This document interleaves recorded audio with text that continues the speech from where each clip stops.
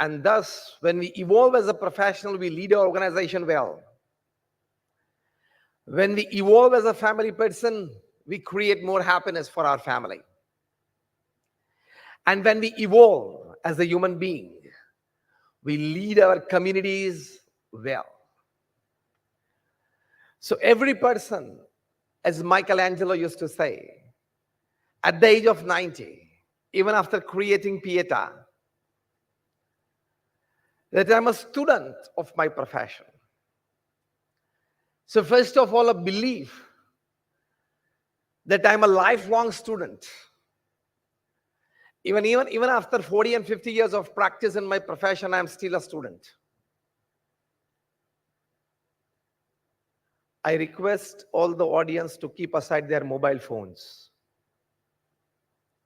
आपके हाथ में से मोबाइल फोन आप अपने जेब में रख दो या पर्स में रख दो. This is not the way to attend a conference. And this is not the way to respect a speaker. Thank you. आप सब प्रोफेशनल्स हो, थोड़ी प्रोफेशनल एटिकेट्स भी आप में होनी चाहिए, प्रोफेशनल समझदारी भी आप में होनी चाहिए. तो एक साथ दो काम नहीं कर सकते. Thank you. ये एटिकेट सभी कॉन्फ्रेंस में और आज की कॉन्फ्रेंस में और 2 दिन बाकी है, मेंटेन करना. आप प्रोफेशनल्स हो, बी अ स्मार्ट प्रोफेशनल. आप प्रोफेशनल हो तो be a wisdom filled professional. तो बात हम ये कर रहे थे कि we are a life long student. Till the age that we live and we work, we can constantly learn. Yes or no?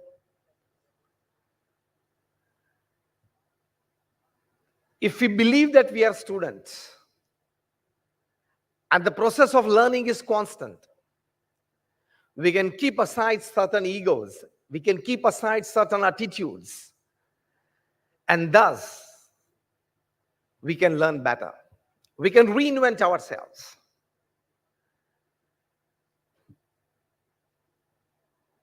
Once on a fine Sunday morning, a gentleman was sitting with his morning newspaper and a cup of coffee. He was interested in some very good article of his choice published on that day.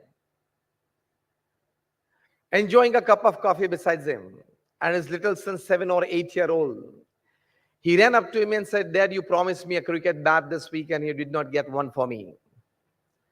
And the dad said, "I'm sorry, my little boy, but I'll definitely get one for you tomorrow morning, Monday. Today's Sunday, the shops are closed." He said, "Dad, you said the same thing last Sunday." And the dad again said, "I'm sorry, but I cannot get you a bat today." The little boy said that today we have a cricket match with our neighboring society, and I've boasted in front of my friends that I'll come with a cricket bat. So how would I show my face? The dad said, "I'm sorry, but I'll get you definitely a bat tomorrow." But still, this little boy was harassing his father, not allowing him to read his favorite column. So the dad thought that I must employ him somewhere, get him engaged in somewhere. He was searching around for some work, and he found an A4 size paper just besides him on which the world map was printed. He got an idea. He picked it up and showed to the little boy and said, "This is the world map. Look at it carefully. I give you time to study. Then I'll tear it into small pieces. I'll shuffle it. I'll give it to you, and you need to get back the whole world map as it is with the help of the sellotape sticked from behind." The little boy said, "Okay." A 7 or 8-year-old, the dad knew that he would not be able to make up the world map again because he has not studied geography, not seen the world map before. And the dad said, "If you can get it right, I'll give you a bat right away." The little boy said, "Okay." So the dad told him, "See, this is India, this is Europe, this is China, this is Russia, this is Ukraine. At least it is there at the moment. Then this is England, and this is North America, this is Latin America." And then he tore it into small pieces, shuffled it, and gave it to the little boy. And the little boy was off with the job. The dad felt relaxed. But to his surprise, the little boy came back in 10 minutes. The whole world map finally put with sellotapes from behind and gave it to dad. See, dad, my homework done. And dad was like surprised. Did you take anybody's help? He said, no, there's nobody in the house. How can I take somebody's help? And he was very surprised. How did you do it? And the little boy, with all the broad smile on his face, he picked up the paper from his dad's hand back and turned it around and said, see, dad, behind his world map was printed of a man standing. I adjusted the man, and in the front, the whole world got adjusted automatically. Behind his world map was printed a photograph of a man standing.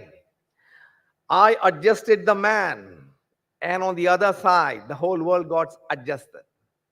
You adjust yourself and your world will get adjusted. You reinvent yourself and you will not have any complaints of life.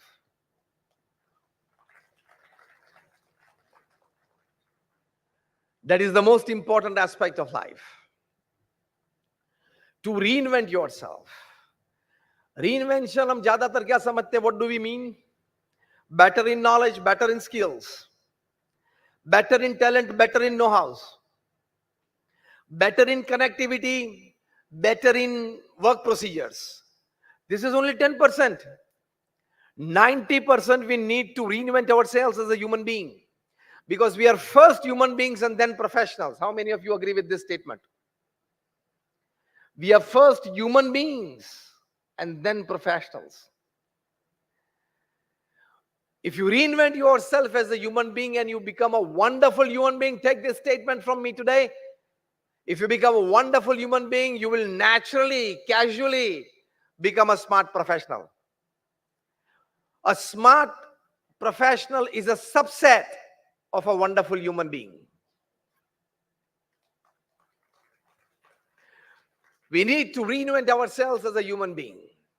That reinvention is, let's talk practical now. We talked all theory, let's talk practical what it is. Redesigning and restructuring your inner self. As I said, not just the outer self. By reinvent, normally we mean redesigning our outer self, more in knowledge, more in skills, more in talent, more in connectivity. It's fine, it's okay, it's needed. But redesigning and reinvention, better I mean, is the inner self. In terms of values, in terms of virtues. If you become a wonderful human being, then being a smart professional is a subset of it. You know, coal, graphite, and diamond are real brothers, rather triplets. All three are made up of carbon and nothing except carbon. But if the carbon atoms come together in a haphazard way, the final product is a coal. If the same carbon atoms come together in the hexagonal structure that we studied in chemistry, the benzene ring structure, the final outcome is graphite, better used. And the same carbon atoms, they come together in a tetrahedral structure, the final outcome is a diamond. So coal, graphite, and diamond are real brothers, rather triplets, but you could see the difference in their market price and value, isn't it? एक भाई छोटा सा है, उसमें दूसरा भाई तो truck भरा जाता है. In a small piece of diamond, you can get truckloads of coal. Why? The answer is design of the internal structure. Outer structure is the same of all three, the carbon atoms. But how well they are placed with each other, how well they are designed with each other, how well the final structure outcome has come.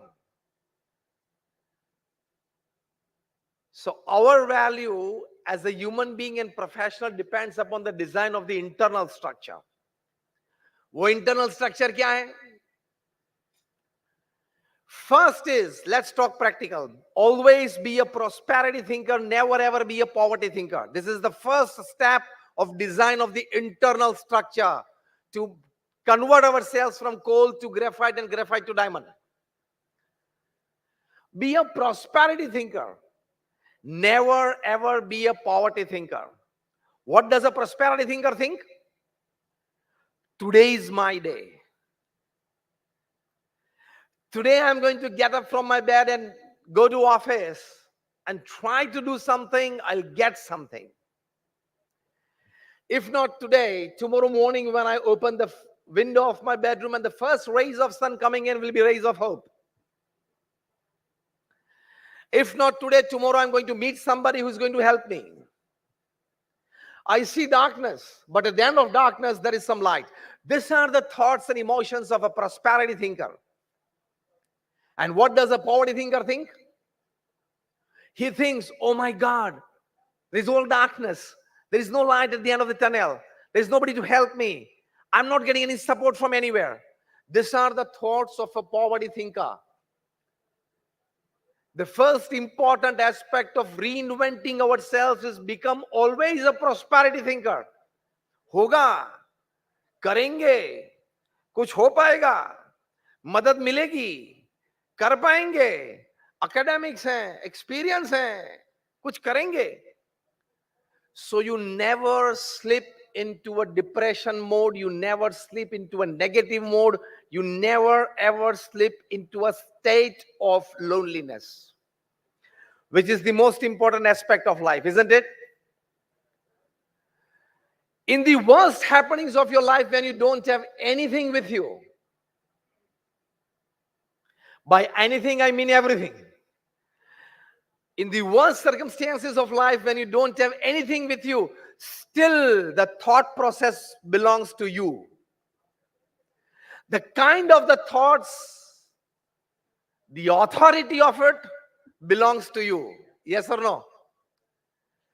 कोई भी कठिन और गंभीर परिस्थिति में किस प्रकार के विचार करने हैं वो तो आपके हाथ में है ना. इमोशंस किस प्रकार के जनरेट होने देने हैं वो तो आपके हाथ में है ना. Am I right or wrong? आपके पास कुछ नहीं बचा तो विचार तो है ना. And do you believe that it is my fundamental birthright that even if I don't have 5 rupees in my pocket, still I have the right to think of a business of 5 crore rupees? Do you believe that you have that birthright? That belief is reinventing yourself. That belief in you, strengthening that belief, is reinventing yourself, and you evolve as a strong-minded, strong-hearted person to face the circumstances and challenges of your life so that you succeed, bring people along with you. Prosperity thinking is important. I come from the BAPS Swaminarayan Sanstha. We are one of the largest organizations of the world with a permanent seat in the United Nations as an NGO. How many of you have been to the Swaminarayan Akshardham in New Delhi? Just raise your hands. Almost all of you. I come from that organization. Our Guruji Pramukh Swami Maharaj, in a span of 45 years, he created 1,300 institutions of social service. So the organization that I come from, we run more than 1,300 hospitals, hostels, schools, colleges, community centers, sanskar kendras, mandirs, and akshardhams. We are directly involved in the administration, in the management, in the HR of all these institutes. So कोई ऐसी बात नहीं है कि 2 page पढ़ के मैं आपके सामने खड़ा होके कुछ बोलने के प्रयत्न कर रहा हूं. We know what is administration, we know what is management, we know what is HR.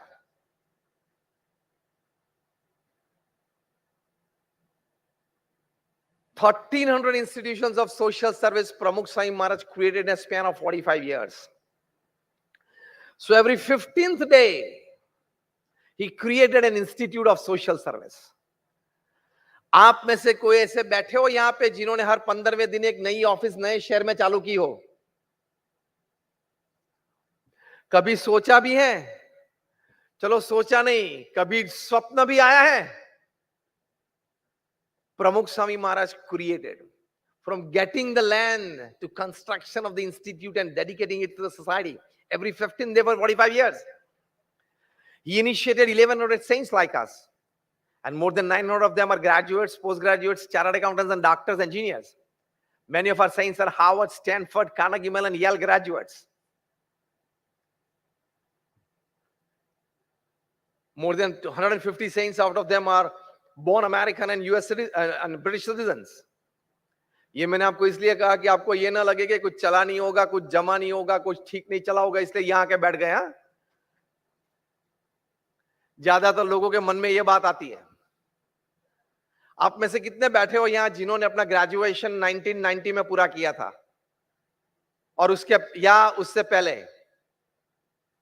हाथ नीचे रखे। आफ्टर 1990 जिन्होंने अपना ग्रेजुएशन पूरा किया आफ्टर 19, रेज योर हैंड्स। ज्यादातर लोग वही बैठे हैं। Let me tell you, I finished my B mechanical engineering before you finish your graduation. So बहुत समझदारी से यहां आए हैं। Why I said this statistics? Because Pramukh Swami Maharaj, he created so many institutions, created 80,000 volunteer force. He traveled to 60 countries and 18,000 villages and towns to uplift people's character, to mobilize social services. He was once asked, which thought remains with you 24/7? He said that the thought of hurting anybody has never entered my mind. This is called ethical working and ethical living. The thought of hurting anybody physically, mentally, or emotionally has never entered my mind. This is reinventing yourself. If you enter yourself in office politics, if you involve yourself in some kind of leg pulling at your office, if you get involved in some time of wrong complaining to the boss of some working colleague, if you try to create an atmosphere of giving less support to a working colleague and creating a group at your office, remain ready for the same treatment after 2 or 5 years. The world is round. It has no corners. So it doesn't have the place to keep your wrongs. Reinvent yourself that I cannot do anything wrong at my workplace and in my social circle. You evolve and you will lead your profession. It is a dignified life. That is dignity of life. ये गौरव है मनुष्य का. I cannot do anything wrong in my life. I live a quality life. If a dog barks, another 5 dogs start barking. Barking तो सभी को आता है. उसमें ये ईगो लेने की जरूरत नहीं कि मैंने जरा जोर से बार्क किया, बाकी 4 को बिठा दिया. Everybody knows shouting. Very few people know to remain silent in a state of wisdom and yet move things. That is reinventing yourself. And then you evolve. Pramukh Swami Maharaj evolved. He was just 5th standard pass, but he lived an absolute ethical life, selflessly for the society. So he evolved as a leader, and it was his dream to come up with Swaminarayan Akshardham in New Jersey, America, that our Guru Mahant Sai Maharaj inaugurated just about a month back. And it is the largest Hindu mandir on 185 acres of land in the Western Hemisphere and the 2nd largest in the world. 12,500 volunteers, they selflessly served there. To inspire people to selflessly serve. There were teenagers and youngsters, boys and girls, who left aside their one year of studies and 1 year of office, put resignation in their jobs to selflessly serve in this project. To create a mass movement of selfless service by inspirations, it comes from an ethical living that our Guruji, Mahant Swami Maharaj, has today. So second aspect is pure and ethical living. Don't compromise with ethics. See, your academics, your talents, your experiences can open any gate for you. But only your character can keep that gate open. The moment you lose out on ethics, whoever you are, whatever you are, wherever you are, you can become zero one day. The hands of law are long and strong. The hands of social media are longer and stronger. कुछ गलत करोगे तो आज नहीं तो कल, कल नहीं तो परसों. It is a principle upon this earth that you have to pay for it.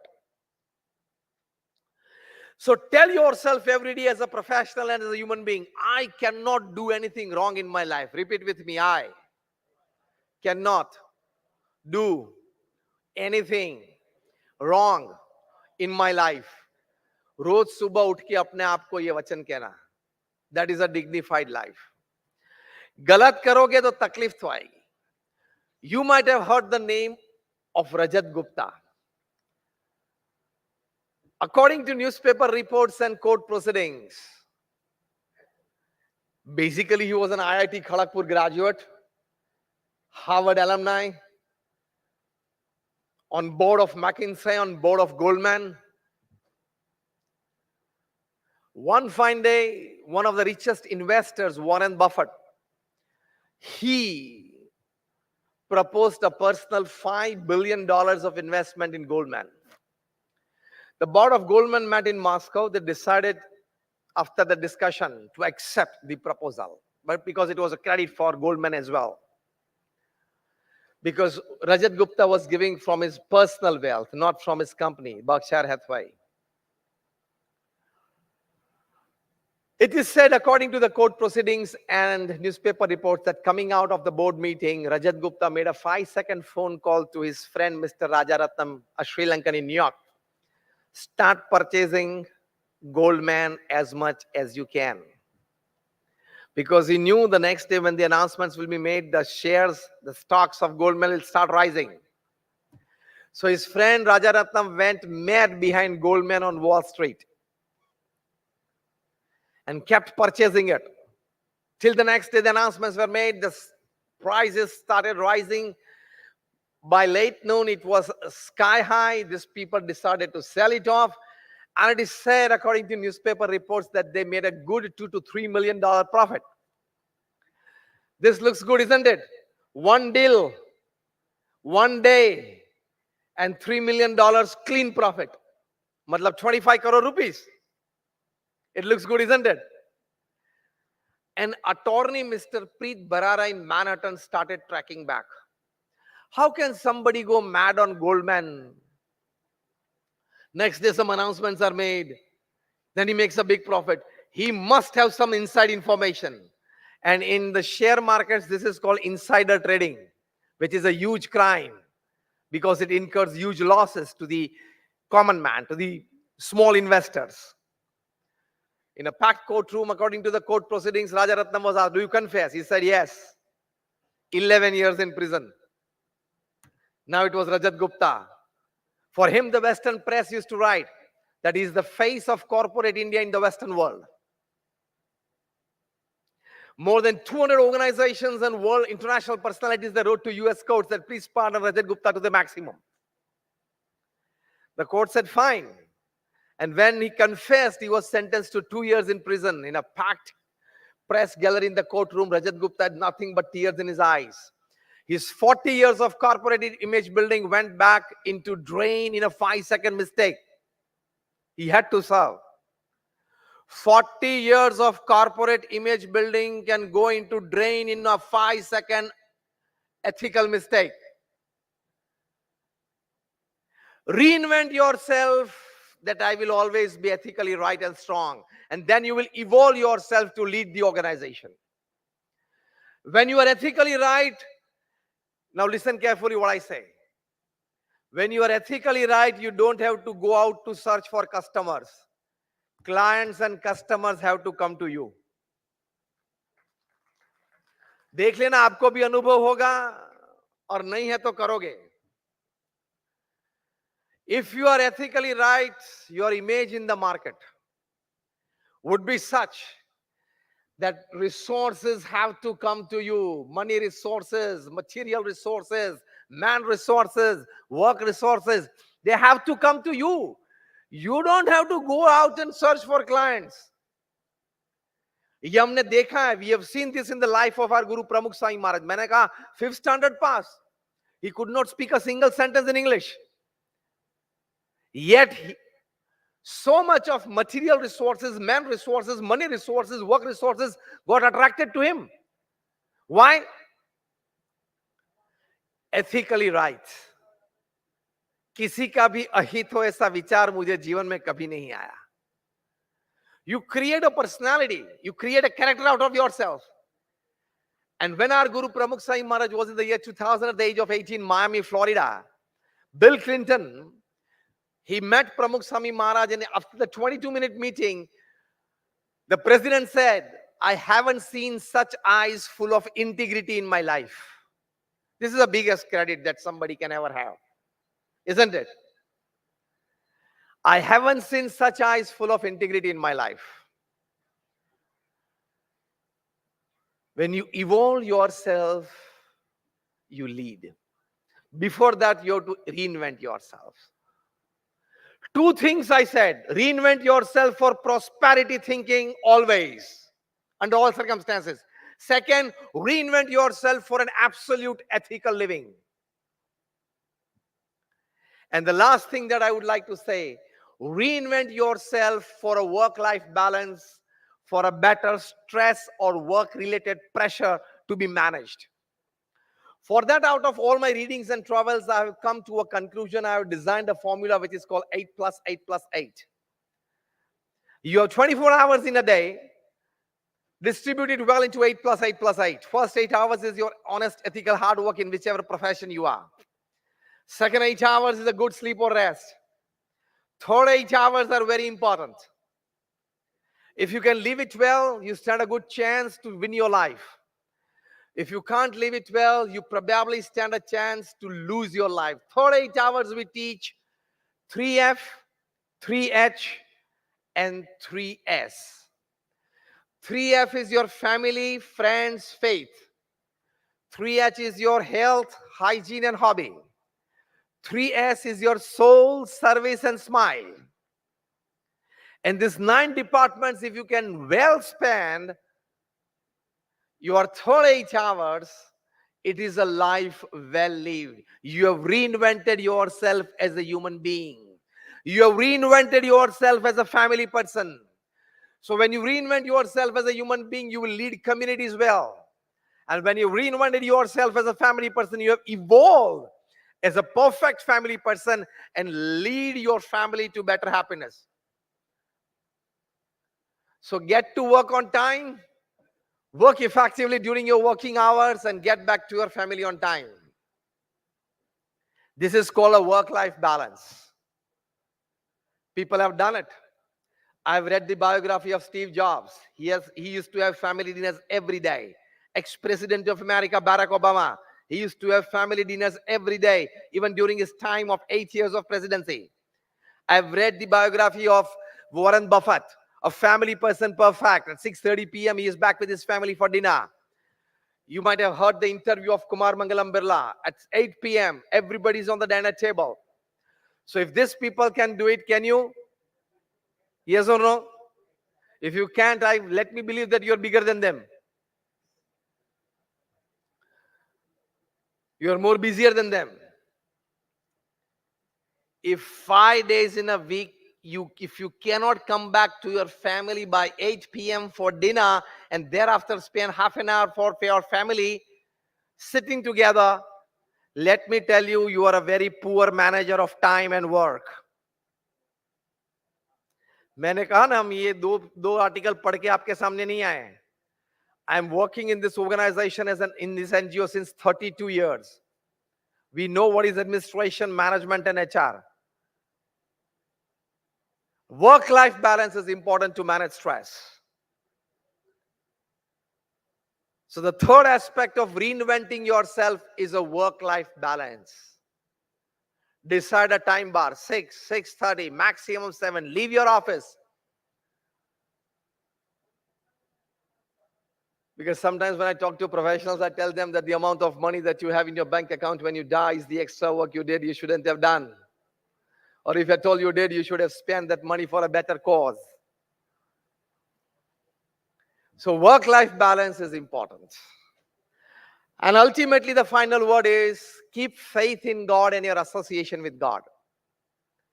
Not just because I'm a person wearing saffron, I'm a saint that I'm talking to you about devotion and faith in God. You hear top-class management gurus, Stephen Covey, Og Mandino, Ken Blanchard, Anthony Robbins, Robin Smith, Jim Collins, all these people who charge more than 25,000 USD and 40,000, 50,000 USD for 1 hour of talk. What must they be teaching to the professionals sitting in front of them? Professionals sitting in front of us, they don't need to be taught systems and HR and networking and work procedures, because you all are doing it efficiently well. These top-class management people that teach what you heard since last half an hour, FOC. Because I don't take any charge for my talks. I do it selflessly. Since 30 years I'm doing it, absolutely considering it as my social service to the people. I'm not charged a single penny coming here. It's my selfless service to society. What must this top class management gurus be teaching to the professionals? Yahi baat sikhate hain.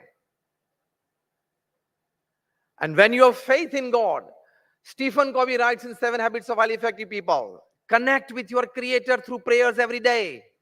Og Mandino writes in his famous management book, The Greatest Salesman in the World. He writes, God does not play dice. He has given equal opportunities to everybody. So these people that teach you faith in God in some association and teach you some association with God, so that chanting the holy name, that prayers, that visiting a temple can make you light and make you distressed and make you detoxified. So reinvent yourself to become a person of faith. So these 4 things you reinvent, you evolve yourself, and you lead yourself, your community, your family, and your organization well. Just a summary. First, reinventing is prosperity thinking, never a poverty thinking. Second, be a man of ethics. Third, a proper work-life balance. And fourth, faith in God. Thank you very much, and all my prayers for all of you.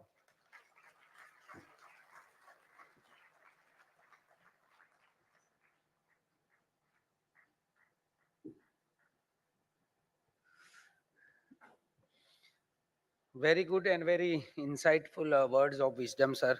And I must salute your time punctuality, though we late in, but you have completed.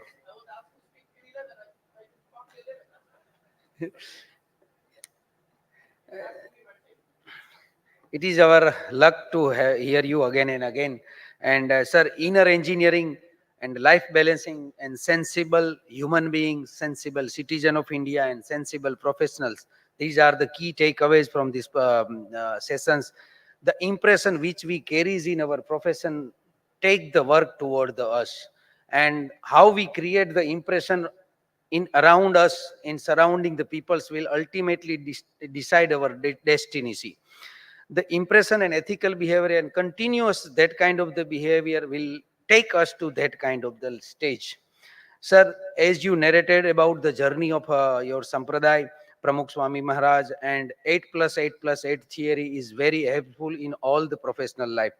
So with this word concluding remarks, I must thank you to the Swamiji and his other Swamiji. I must give huge round of applause for this wonderful sessions.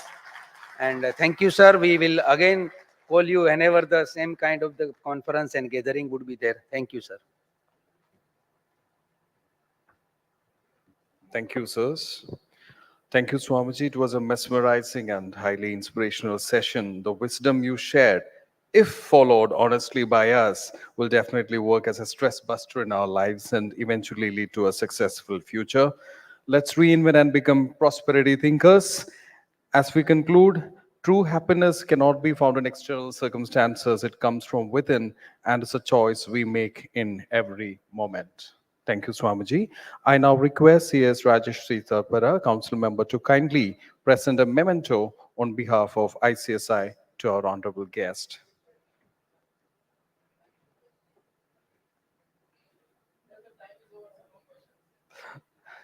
I've been asked to convey that the time is over, no more further questions.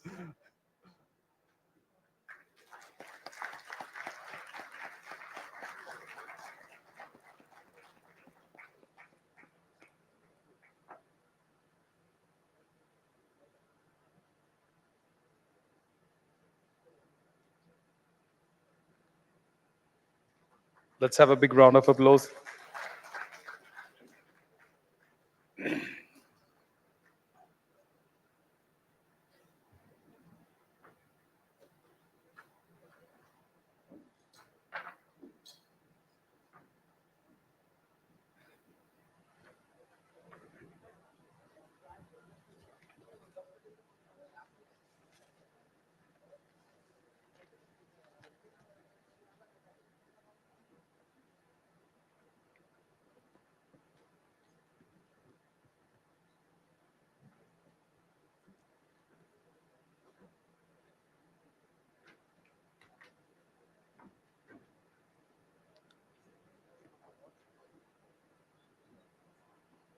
Ladies and gentlemen, we now pass on to a BTB session with NSDL. We have with us Mr. Anurag Tripathi, Assistant Vice President, NSDL.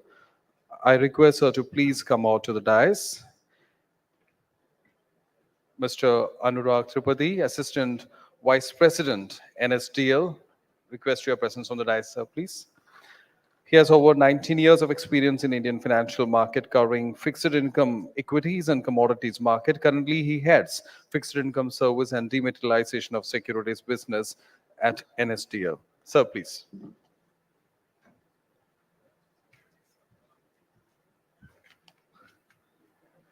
Yeah. Hello, very good morning, everyone. And thank you for your kind introduction. I am feeling honored and privileged to be here speaking in the 51st ICSI National Convention here in Varanasi. So, as you know that NSDL needs no introduction, and so as the dematerialization of securities needs no introduction. But still, I will take you to a small journey on the dematerialization of securities, which we have just seen as a circular coming in from MCA on Friday. And I will discuss on first what is NSDL, and then we will move ahead. So as you know, NSDL is the first depository set up in India in 1986, 96, and we are having a custody of $4 trillion with us in NSDL, which is more than our GDP. 89% of the custody value of India, which comprises of 84% of new accounts opened in HDL having a unique PAN, and 99% of FPIs and 97% of debt securities are held with NHDL. And we are the key enablers to start with T+1 settlement in India, and one NHDL account is opened every 3 seconds. So currently, NHDL offers various services to corporates or issuers who are in India. So some of them are MCA governed, which includes e-voting, e-AGM, I think most of you avails, IPF, unlisted company joining, where you assist your company where you are a company PCS or a CS to get their securities dematerialized. And we also make the stamp, you collect stamp duty payments for any issuance and transfers in the demat form. Apart from that, we have launched a couple of online platforms digitizing the whole ecosystem in the commercial paper issuance space and in the listed bonds using DLT technology to monitor their underlying assets and covenants specified in the prevention trust deeds. Apart from that, our core services, which we are aware of ISIN issuance, which we issue for every securities issue in demat form in India, corporate action, we execute where we allot securities and demat account investors who are holding those securities. And we have a couple of technology-driven or you can say regulatory-driven initiatives which cover system-driven disclosure for investment limit monitoring and corporate bond database, where we cover the corporate bond database, the details of all the bonds issued in India, so that you can look at it and understand the terms and condition. Foreign investment limit monitoring, where the issuer knows how much foreign investors are holding at the institutional level, as a NRI level, so so that they should not breach the limits specified by the RBI guidelines.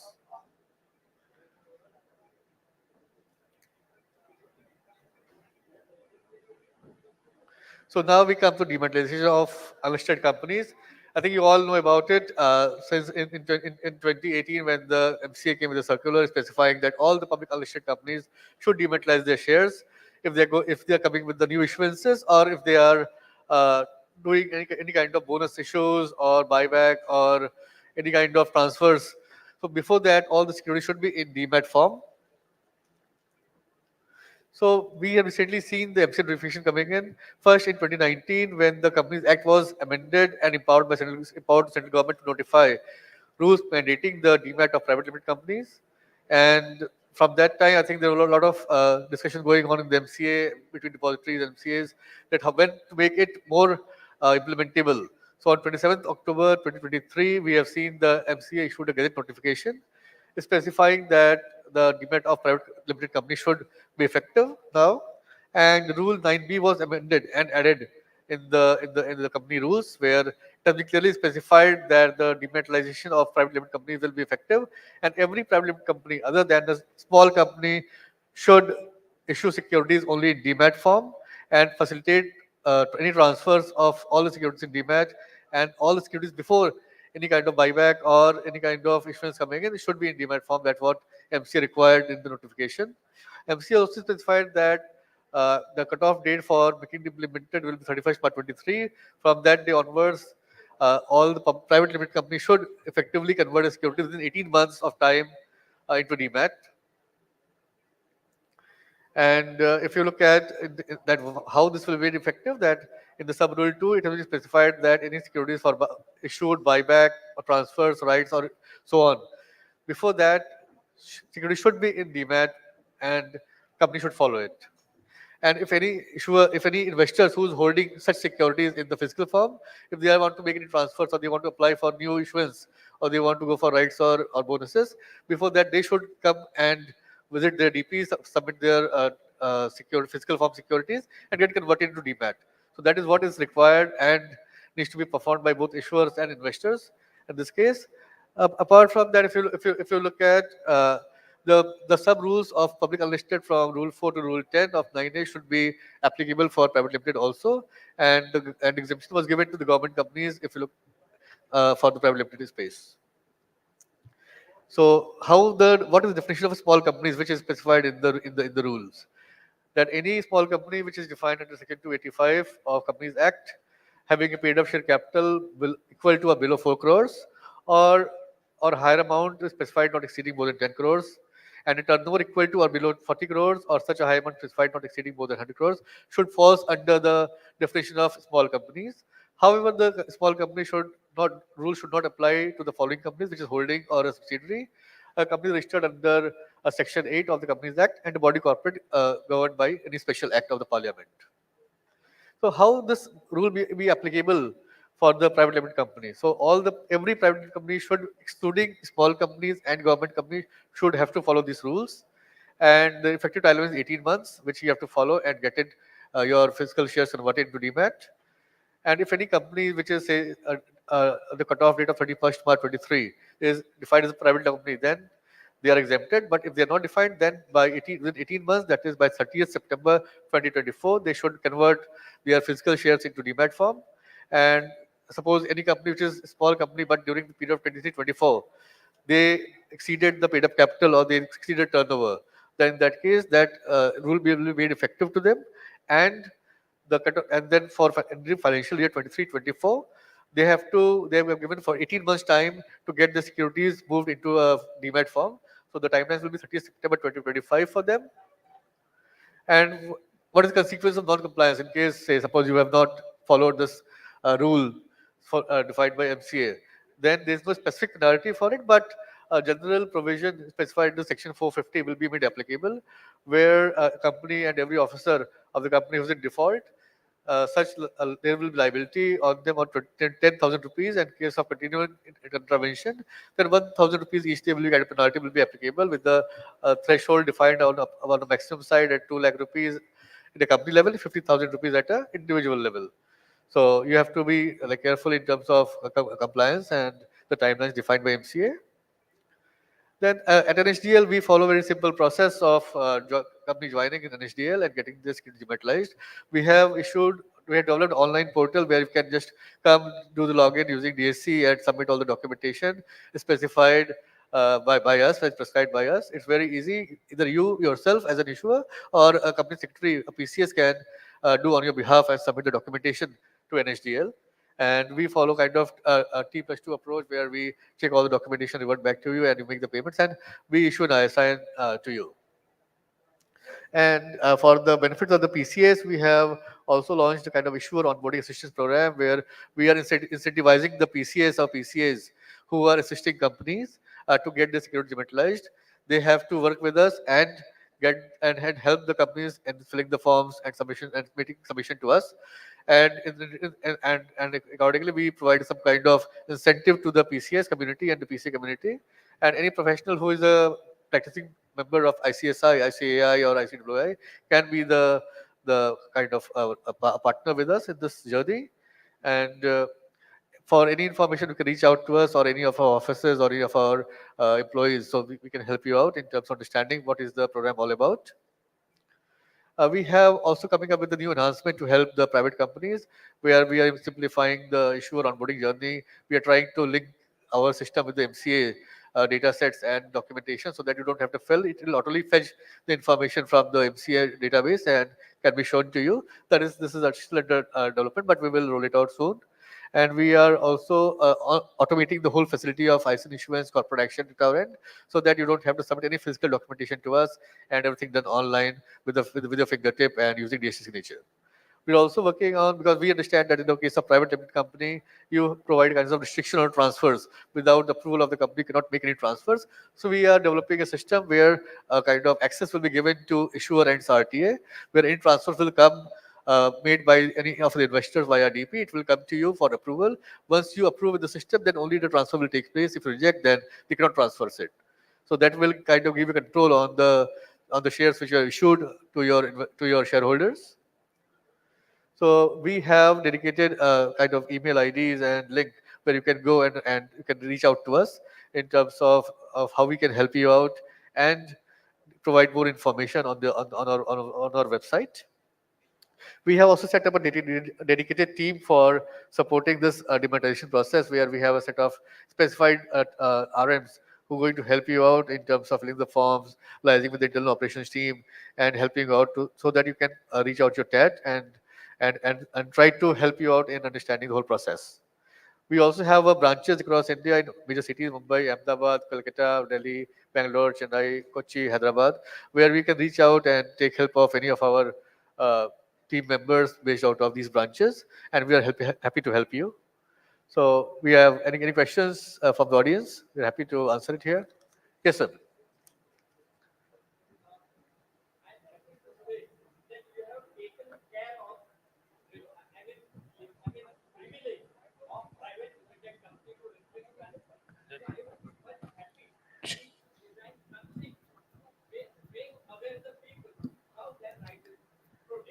Sure, sure. So in this case, I think we will be sending uh, kind of details to you. We will provide the kind of detailed explanation of how this will be made applicable. So just to explain in a brief, so suppose you are an investor, you want to transfer shares. You are holding the securities in private limited companies. You will go to your DP, submit that information to system. They will capture and add that into the system. It will flow to the RTA and issuer via our issuer portal, where you will have a login. You will review that request. If you want to approve it, you will approve. You want to reject, you can reject with reason. Once you approve it, then transfer will take place. Otherwise, no transfer will take place in the case of private limited companies. That system has gone already live, and you can use it going forward. Yeah. Yes, sir. For private limited company, not exempt. For public, still there's a debate going on whether if they are defined as a deemed public company or a private limited company. There's, I think, the nation is, we will reach out to MCA for explanation, because that's still not clear.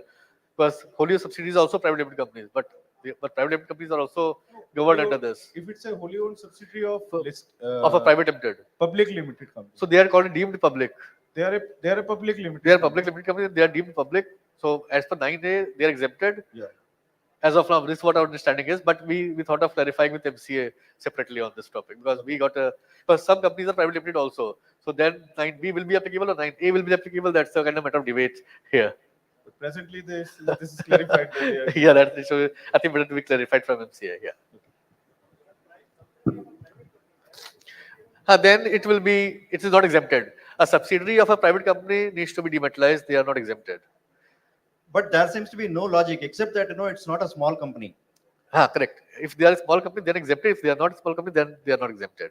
So small company is applicable for whether it's a subsidiary or not a subsidiary. So shares of private limited companies carry a lot of restrictions as far as transferability is Yeah. concerned. All these days, you have been handling transfers where the shares were freely transferable. Correct. How do you create check and balance situation? No, Check so posts? earlier, if we have currently in the NSDL system, we have more than 16,000 private limited companies which are already dematerialized as of now. So we provide a kind of suspension service to them. They suspend the ISN, and if any transfer request comes in, then we permit the transfers based upon the request. So that was the past what we were doing earlier. On the 1st of November, we have launched a new service, kind of electronic platform, where we have linked our issuer portal, which is given to issuers in RTA, and our DP portal, which is given to depository participants, so that the transfer request coming to the DP via investor, it will be flown to you as an issuer and your RTA. And once you approve into the system, then only transfer will take place. Otherwise, no transfer will be made applicable. So that will safeguard your interest. So the job of verifying that provisions of articles of association Yeah. is not with NSDL, it is not with RTA. It will continue to be with the With, board of directors. with the correct, this is board of director. But when you get an ISN, you will send a request to us that your private limited company shares are restricted for transfers because of your AOA.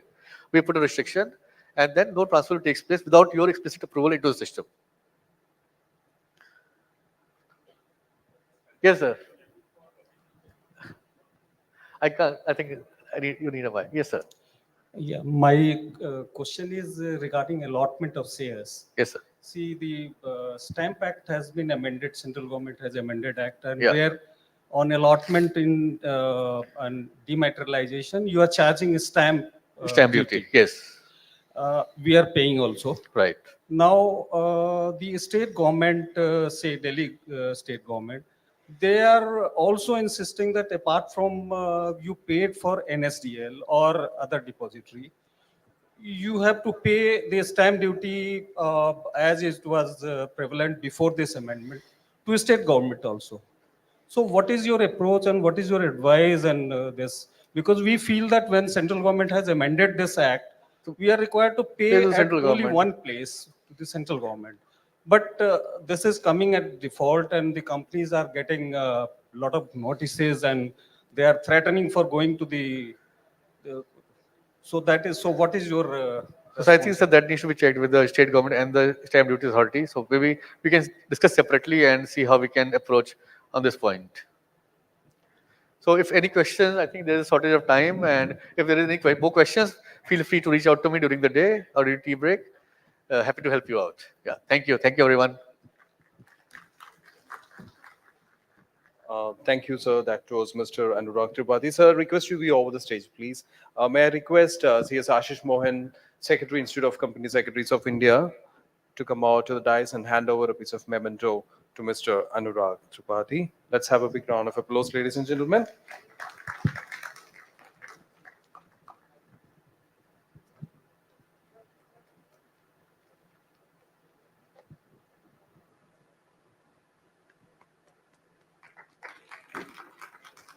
Thank you, sirs. Thank you, sirs. Ladies and gentlemen, let's have a quick tea break of 15 minutes. Let's resume for the second technical session on the sub-theme Startup and MSMEs Engines for Growth. We'll have a 10-15 minutes take break, please. I have an announcement as well. The bus for the sightseeing for spouse, children, and other guests is waiting at the main gate. I repeat, bus for sightseeing for accompanying spouse, children, and other guests is available at the main gate. Thank you.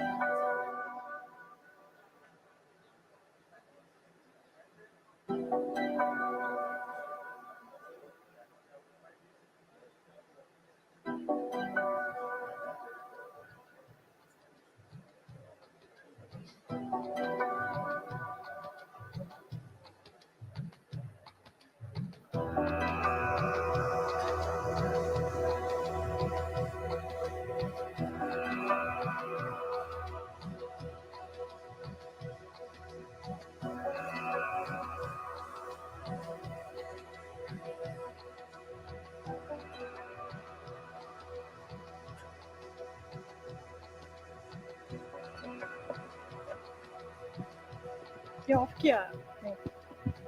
All are requested to be seated, please. We are about to start our session.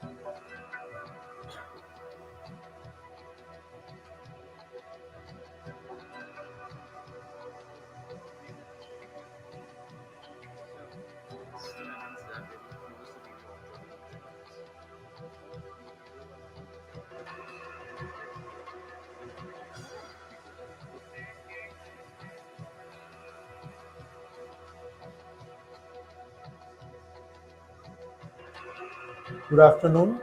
It's an honor to be in front of this august gathering. It's more so because this represents excellence. What this event is about excellence, and what we have noticed is whenever a company secretary is involved in organizing a board or committee meeting, the excellence goes up. The company secretary understands that meeting notice and agenda have to be sent in advance. Documents and supporting documents have to be sent in advance. Draft minutes need to be circulated within 2 weeks of the meeting. Feedback on draft minutes needs to be received within a week or a certain amount of time. Resolutions require maybe 7 days for passing.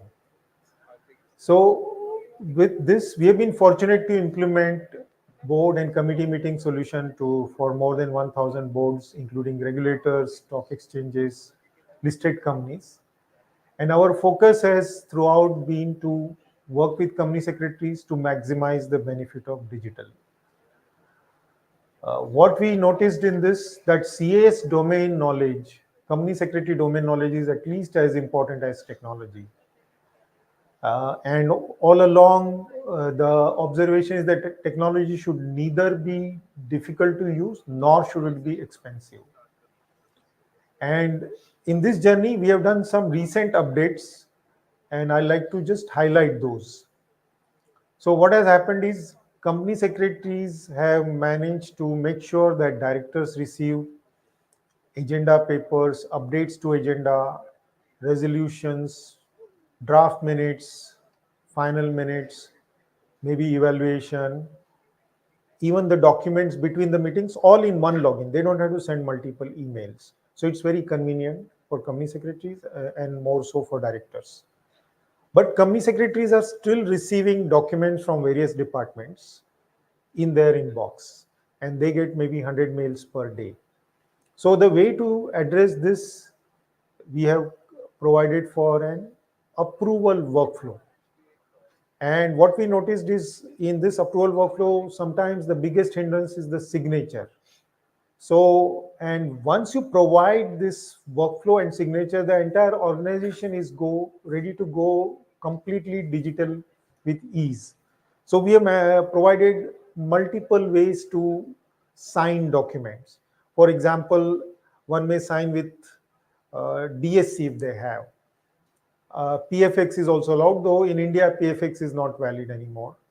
One can sign using device of the, say for example, an attendance can be marked on the device of the company secretary. One can physically sign. And where none of these things is available, one can store signature image against a person's details, or username password can be used to establish the identity. So in short, one way or the other, everybody is able to sign documents, as well as the facilitation of movement of documents can come through a predefined process. So that process can be as per desired process. It can vary from department to department. Of course, departments won't see all agenda papers. They will see only their respective document. So based on this, cue from the initiative by company secretaries and observing it what was happening in board meetings, a lot of organizations have now started building a complete flexible workspace based on this, which is completely digital, easily signed, documents move with great ease. Coming back to our board meeting portal offering, it provides all pre-meeting, during meeting, and post-meeting activities. And in some cases, agenda paper, the size of agenda exceeds 10,000 pages. And one can easily scribble on documents.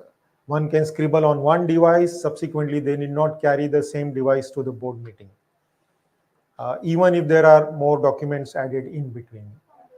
And one can provide access to committees, to agenda, to entities. So for example, if you have an auditor in audit committee meeting, he or she may see only those 5 out of the 10 items. And then it provides a complete dashboard to directors and committee members where they can see all the actionables, that is their agenda papers, resolutions, draft minutes in one login. So using this system, it's very easy to prepare agenda papers, very flexible. One can have multiple ways to upload. Agenda can be created in any file format, and it creates a comprehensive, non-editable document. One can easily navigate that, directly navigate to any page, any item, any attachment from index page or from within the board book. One can easily log in based on the device capability using fingerprint or face recognition. Username, password is always there. One can see everything in one login, that is in terms of the draft minutes, resolutions, final minutes. One can vote on agenda or if any other, say, resolutions, for example. One can track action items. So whether it is committee-wise, agenda-wise, so a complete comprehensive action taken report can be prepared. Board evaluation can be conducted. The questionnaire is completely configurable based on your questions. And the report, the visibility of that report is also, one can maintain adequate level of anonymity and make sure that one can give a granular feedback without revealing the identity of the person. Complete focus on support, ongoing customization wherever required, flexibility in terms of training, hand-holding. So we take pride in that. We are working on a lot of new things. So we are working on additional governance reports, SDD, preparation of RPT, that is related party transaction register involving finance department, providing facility to prepare quarterly, annual, and event-based declarations with minimal data input and provision for signatures. Sitting fees reports, for example, as well. Please interact with us, challenge us, let us solve problems together, let us develop technology with CS domain knowledge in India for the world. Please visit us on our stall. And I look forward to seeing each one of you in another event or at your office, at our office. Jai Hind. So this was DES Digital Meetings, our gold sponsor for the event. And this was Mr. Dilip Ganeriwal, founder DES. So now we are heading towards our second technical session. And the topic is Startup and MSMEs, Engines for Growth. Ladies and gentlemen, it is well said, from a tiny acorn grows a mighty oak. MSMEs and startups have created a ripple effect on the economy of not only our country, but the whole world. Beginning with a handful of MSMEs and startups, we have several unicorns and decacorns offering immense possibilities when considering the economic growth. To dwell upon the intricacies on the subject, we have extremely learned experts. Would request the dignitaries to please come on the dais. CS Parveen Kumar Gupta, Chairman Utkarsh Small Finance Bank. CS Dr. Preetdeep Singh, Chief Analytics Officer and Vice President, Invest India. Shri Rajiv Chawla, Chairman, Integrated Association of Micro, Small and Medium Enterprises of India.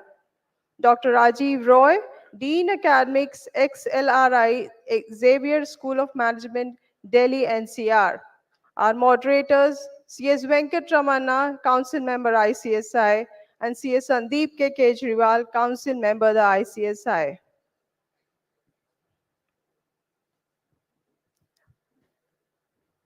I now request CS Venkatramana to please welcome CS Parveen Kumar Gupta, Chairman Utkarsh Small Finance Bank, by presenting him a planter.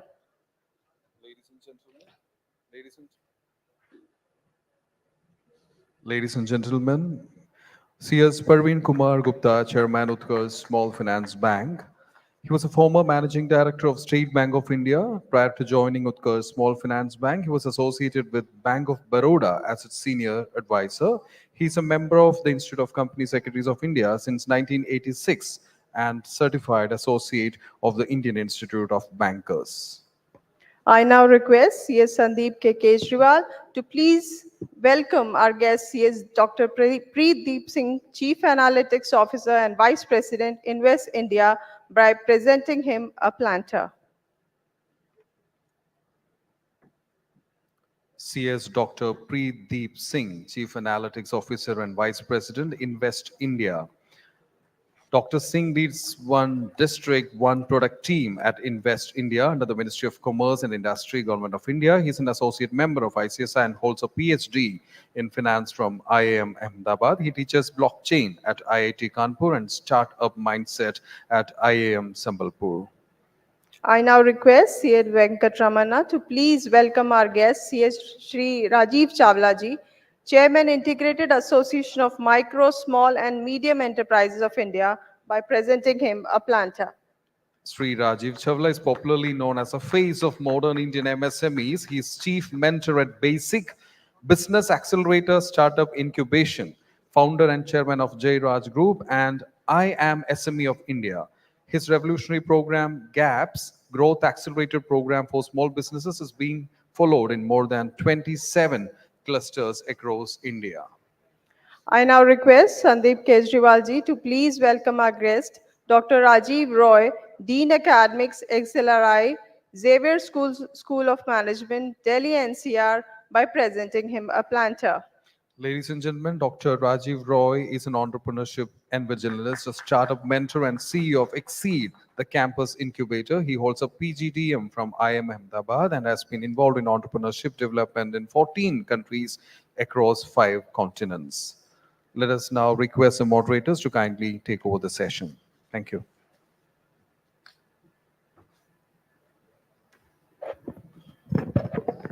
Good morning, नमस्कार, हर हर महादेव। भगवान काशी विश्वनाथ की नगरी में आपका स्वागत है। Friends, our VP CS Beat Narasimhan is not here because he lost his mother couple of days back. Our today's topic discussion is startups and MSME engine and growth. Friends, India is moving towards a small business to smart business, local to global. Bharat है तो मुमकिन है, भारतीय हैं तो मुमकिन है. With these words, we start our sessions. Our MSMEs contributes nearly 30% of the total GDP of the country, nearly 1/3 of the total manufactured output, giving employment to nearly 11 crores, I mean 8% of the total population of the country. With the support of MSMEs, in addition to big corporate houses, we are able to achieve the 5 trillion economy, the dream of Prime Minister Modi ji. Startups and MSMEs are not only supporting the various central government and state government schemes, but also supporting the various big corporate houses, maybe by manufacturing their spare parts, maybe by giving their manpower resources and other things. The scope of Indian startups is enormous with immense opportunities for growth and expansion. A young population, a population residing in the type 2 cities, a thriving middle class, and a rapidly expanding economy are the drivers of the enormous potential. A strength to MSME means a strength to normal society, common society, we common people. One of the key aspects of startups and MSMEs is their potential to foster business growth. They empower individuals to turn their ideas into reality, driving the spirit of innovation and economic self-sufficiency. This in turn creates a vibrant ecosystem that encourages the pursuit of innovative solutions to various challenges. The growing demand for specialists in almost every sphere of the corporate functions has led to emergence of professionals, we company secretary, who can perform specialized skills.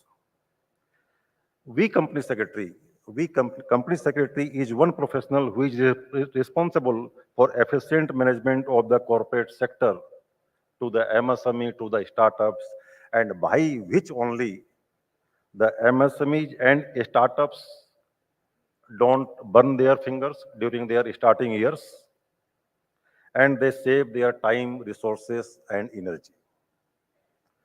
We company secretary are playing or may play the big role in the handholding of the MSMEs.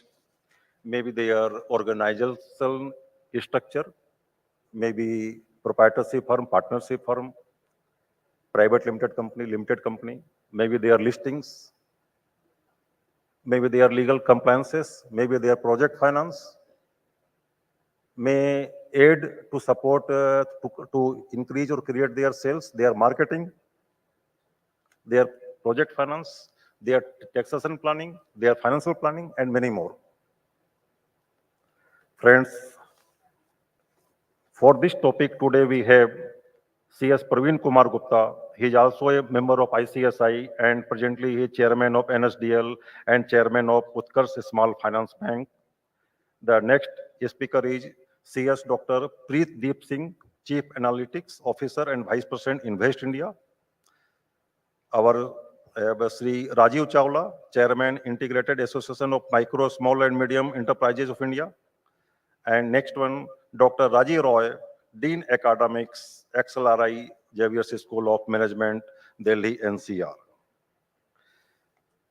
These are the speakers who give us their words of wisdom, how the role of MSME and startups in the Indian economy, and how we company secretary give them handholding to excel their excellence. We welcome you all, sir. I request all the audience to please join their hands to welcome them. All the panelists will give their opening remarks 5 to 7 minutes. And after that, we will start the question and answer session with all the panelists.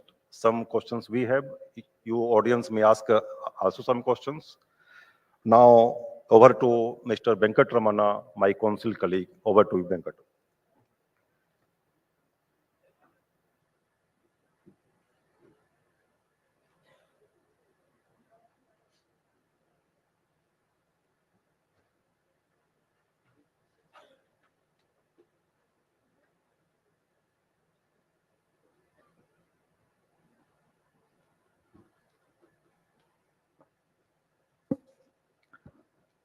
Very good morning, everybody.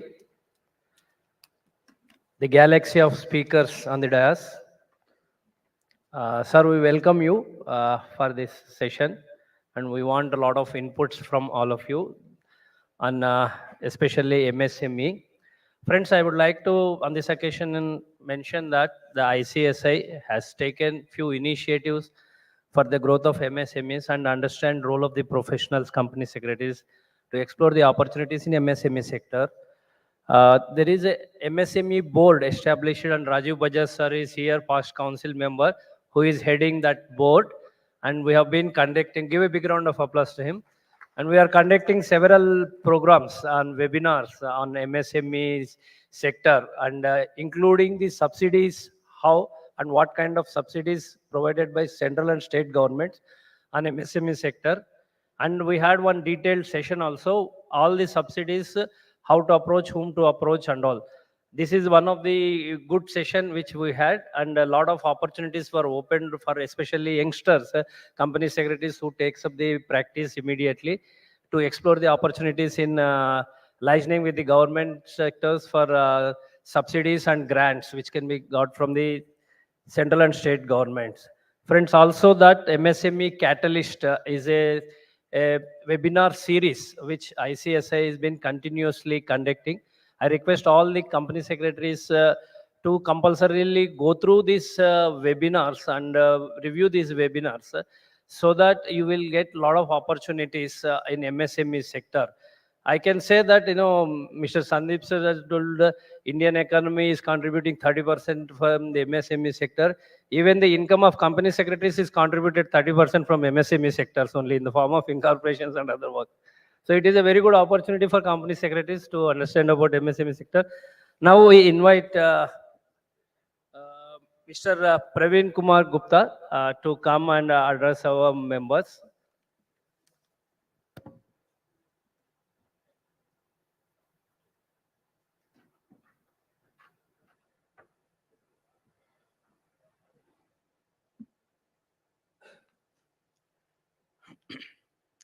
Hi, so a very good morning to all of you.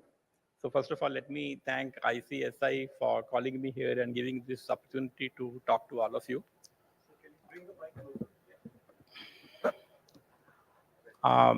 Before I get into the topic, let me just tell you briefly about my association with MSMEs. So I retired from SBI as Managing Director in March 2020.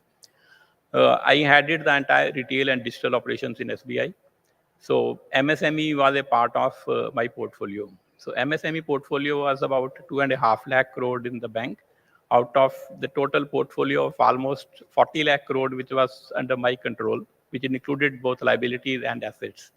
But I think my more time went into handling this 2.5 lakh crore rather than the rest of the portfolio. So that can tell you the kind of problems that MSME portfolio normally poses for the banks. More importantly, I was also a part of the UK Sinha Committee on MSME, which was constituted by RBI in 2018. And that committee submitted the report in June 2019. The good thing about that committee was that, as a part of that committee's deliberation, I went across the entire country. We had meetings at Delhi, Calcutta, Bangalore, Pune, Guwahati. We met cross-section of MSME entrepreneurs as well as the associations to get feedback in terms of what are the problems they face and what initiatives the government or the RBI can take. So we were actually very happy after we submitted the report that most of the recommendations of that committee were actually accepted by both RBI as well as the government. So like changes in the definition of MSME, aspirational districts, definition of regulatory retail by RBI, a lot of other such recommendations got accepted. Some of which were still work in progress. I think you would have heard something called OCAN, which is still a work in progress, which has not yet happened. But the committee did play a very significant role in trying to analyze the problems and recommend suggestions to the government also. Right now, I am associated with 2 startups who actually are doing financing of MSMEs. So all of them have been doing well. So I have some ground level experience now in terms of what the banks were doing and what the fintechs and the NBFCs are doing in terms of financing MSMEs also. See, generally when you talk of MSMEs and the problems they face, everybody assumes that main problem of MSMEs is finance. But our view is that finance is just one set of the problems. The problems, in fact, the MSMEs are much bigger. There are a lot of other problems they face. But sometimes some of those other problems get converted into finance problems, and the finance gets blamed for all the MSMEs going bad. I think already Mr. Kejriwal has spoken about why MSMEs are important. I think their contribution to GDP, to exports, to manufacturing is so huge that for this country, if it has to grow, and it has to generate employment for a lot of people of this country, the MSME have to do well. There is no option for this country but to ensure that the MSME as a sector continues to grow. On the startups also, I think the India is the third largest startup ecosystem in the world. We have 110 unicorns, much more in the making. There is a lot of innovation that is happening there. So there is a lot of support that this ecosystem also requires. Again, banks have done a lot of work, both in SBI as well as in Bank of Baroda. We opened specially startup branches in Bangalore and other cities where the bank staff has been helping all the startup guys to how to take care of various things. See, financing of startups is another thing, actually. I think the purpose of opening these branches were actually to help them to set up the systems itself, actually, and to take care of the systems. When we talk of MSME financing, actually, let me tell you from the bank's perspective what happens generally. You find sometimes the bank's not very responsive, and if you hear the banks, they will tell you that your NPA levels are very high. You don't get information from the MSMEs at time. There is a lot of diversion of funds that happen. So that is one side of the story, actually. But the other side of the story is that the MSMEs do need a lot of support. But what has changed in the last 4 or 5 years, particularly regarding MSME financing, is that earlier the banks were dependent totally on the customer to give you the information. So these days, there are so many information sources that have opened up for the banks to take care of this financing that you don't really need to rely on the customer to give you all information. So starting from you have an Aadhaar where identity verification can be done. A lot of people criticized demonetization when it happened, but I think demonetization ultimately led to a lot more formalization of the economy as well as digitization of the economy. So the increased digitization has meant that a lot of data is available now to the financing banks to extract data and to be able to finance them.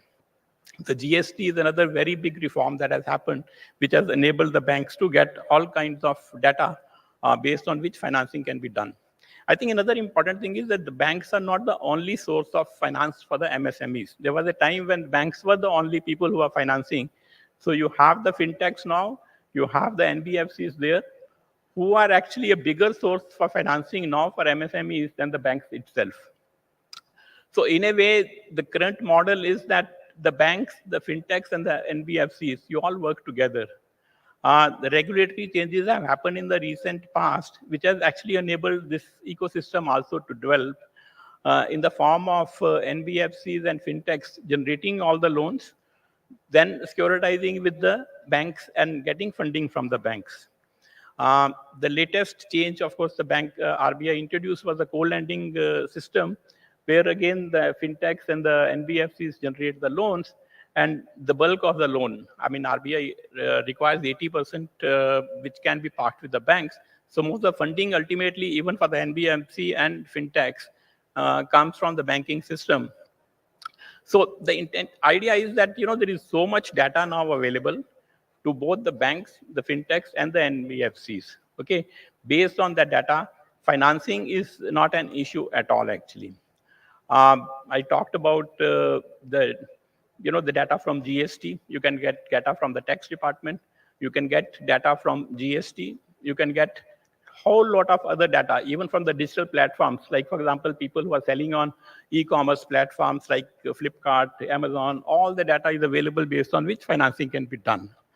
So ultimately, if you have a good business model, financing is generally not an issue, okay? So all the banks and the fintechs also need to ultimately deploy the money which they have got.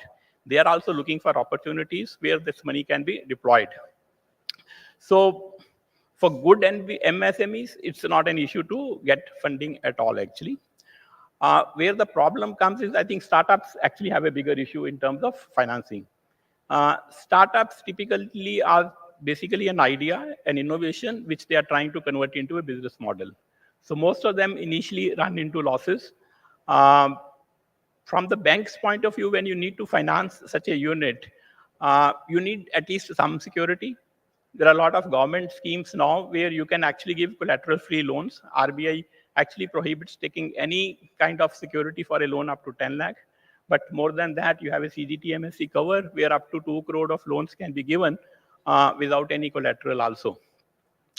But the problem sometimes a startup has is that forget about a collateral, they are not able to give you even a primary security, and which causes an issue for financing startups as far as the banks are concerned. I still remember a case that in one case we sanctioned a limit to a startup, and ultimately we found that he is not able to use the limit. That limit was sanctioned without any collateral security. The only thing is that, all of you would be aware of the concept of DP actually. For the bank to give you a limit, you need to ultimately need drawing power in the system to be able to use that. But then we found that the only expenditure that startup had was some money on IT, rent, and electricity bills, and some wages. So how do you calculate DP for such a person? There was no DP, there was no primary security available, and we couldn't even make available the limits to that startup actually. So generally, startups are funded by either family friends, angel investors, PE investors. There are a lot of people who are specialized in taking those kind of risk. Ultimately, on the startup system, I think one thing which we need to understand is that not all of them will succeed. The failure rate for the startups also is very high. Ultimately, the banks are custodians of their depositors' money. Can they take that kind of a risk or not? I think if the banks start financing a lot of these startups who ultimately fail, then the question will come is what kind of due diligence the bank had done, whether we should have financed that particular startup or not actually. But I still believe that the way ecosystem is developing in the country, the way the government is supporting, there are a lot of schemes which the government has. The SIDBI has schemes where collateral-free loans are given. Even seed funding is also being given by many of the government agencies. There are a lot of funds that have been set up for this purpose. So where the company secretaries can play an important role is that, generally the entrepreneurs are very good in having the idea and executing the ideas. Where they are not very good is in paperwork, in documentation, in being able to submit the data to the banks and to be able to obtain the bank loans and all. The corporate governance is generally another issue with most of these entrepreneurs, both startups as well as entrepreneurs. And that is where I think the company secretaries can play a very big role in ensuring that the documentation is done. They are able to provide all the data to the financing agencies and to be able to obtain finance. So I thought I'll end with this opening comments. So maybe rest we can discuss when we have the question answer session. Thank you. Thank you, Gupta sir, for your words. Sometimes MSME and the startups may not have their good past records, but they need funds. So always we MSME, we the startups gives the eyes of the banks, how the banks are giving support to them. So you have explained everything very well. Now I would like to request Mr. C.S. Preetdeep Singh, Chief Analytic Officer and Vice President Invest India, to please give him opening remarks in 5-7 minutes.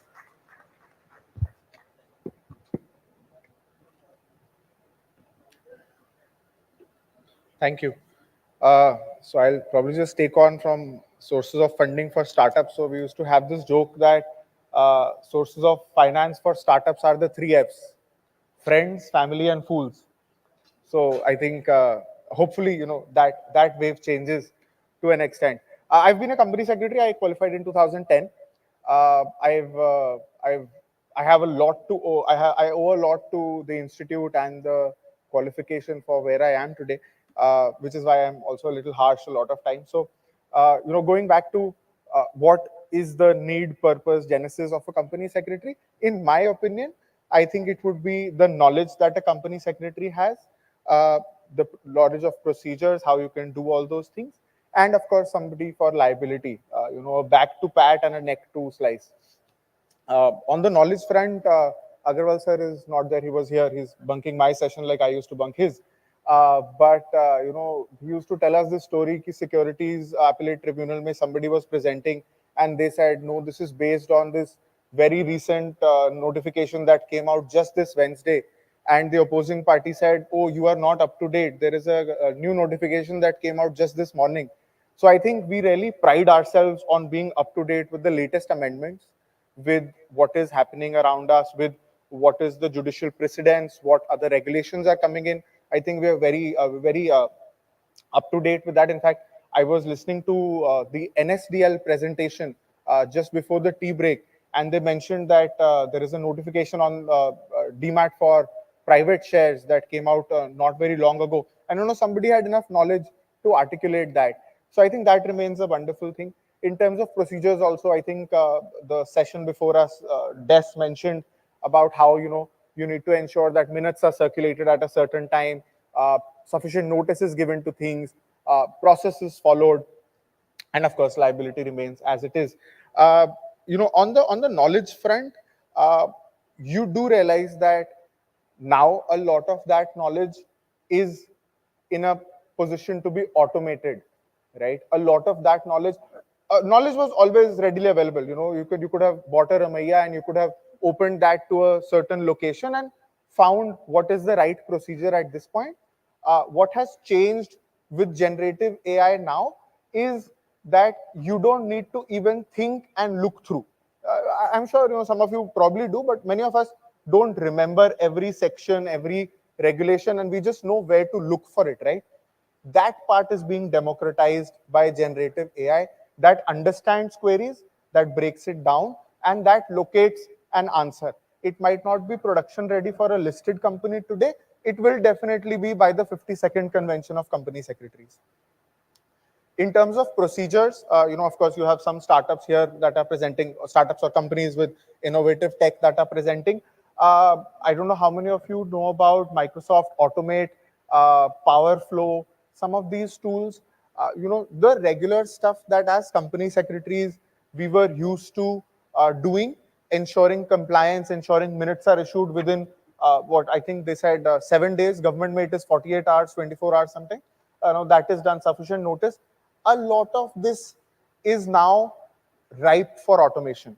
So much so that I don't know how many of you use Microsoft Teams, but Teams has this free feature of Otter Pilot, which is an AI device that just an AI program that just listens in on those meetings, and it circulates the minutes maybe within a minute or so of the meeting ending. It also summarizes and tells you at what point who said what, categorizes things, can give you analytics and a lot of those things, right? I am sounding a little alarmist to my own self right now, but what I wanted to get back to was, the knowledge that we pride ourselves on should not be restricted to just the few compliances or so many compliances that we were taught during our education and that we are much more comfortable with. Clause 49 amendment, all of you would be so happy to read it and maybe come out with a thought paper the next day. I remember Pavan sir from Corporate Professionals, unke website pe there used to be so many thought leadership articles, knowledge frontier articles on what is happening. I haven't seen as many. I'm sure some of them are there. I haven't seen as many on how automation changes the role of a company secretary. I haven't seen as many on educating our brethren on what cryptocurrencies are. Thankfully, because of the Sam Bankman-Fried trial, he was sentenced yesterday. It is again in the news to some extent. There are many startups that are working in the crypto, AI, blockchain space. I've already mentioned that your compliance knowledge might not be what gets you further. It got you here, won't get you there. If as company secretaries, we will be restricted to things that are not cutting edge, it is easy to imagine that we might stay behind, right? If you are not going to be the person who is going to discuss with a startup founder that, I see this as a potential risk, but there are these 3, 4, 5, 7 things that we can do to counter these risks, you will never break in to get a seat at the table.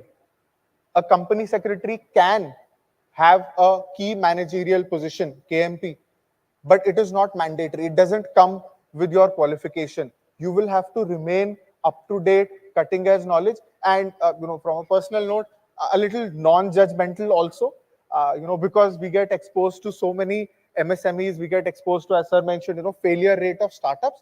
It is very easy for a company secretary or any professional for that matter to write off a founder and say, "Arey, ye nahi chalega."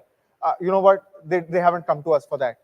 We could keep our judgment aside and look at problem solutions for them just based on our knowledge. In terms of innovation, how important that is, I'll just maybe give you one sentence.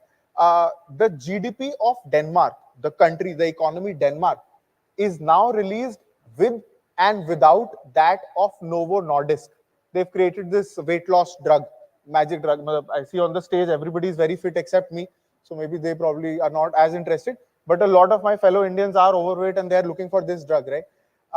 The GDP of an economy is being released with and without the revenue of a company. So that is how important innovation becomes, right? And if we are not at the forefront of bringing in this to our shores, I don't know who else is. I was just telling my non-company secretary colleague that the amount of knowledge that we all have is just amazing. The amount of spirit that we have. So I lead this program called One District, One Product program. आप सब अलग-अलग जिलों से होंगे. हर जिले में there is either a set of industries. For example, Faridabad, you've got auto components. There is something that has a GI tag, Kolhapuri chappal. There is something that is just synonymous, Patiala Fulkari. How do we promote that?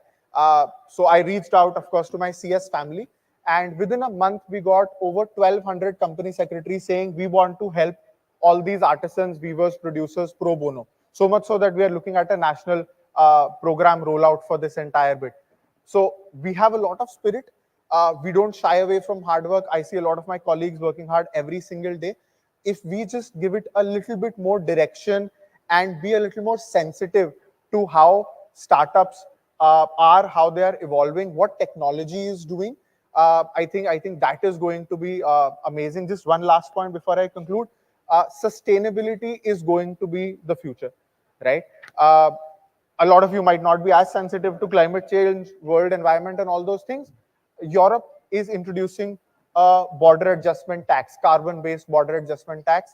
Sustainability is going to be key for US and European markets. Your MSMEs, your listed companies, your startups, whenever you have to sell to these markets, which of course, you can't ignore, you will have to be very carbon conscious. We'll have to get there. I'll be here. I'd love to take questions after this entire session, but all the best to all of you. Thank you. Thank you very much, sir, for your insights into gearing up for the startup by the company secretaries. Now I request Shri Rajiv Chawlaji, Chairman, Integrated Association, Micro and Small Medium Enterprise of India, to address.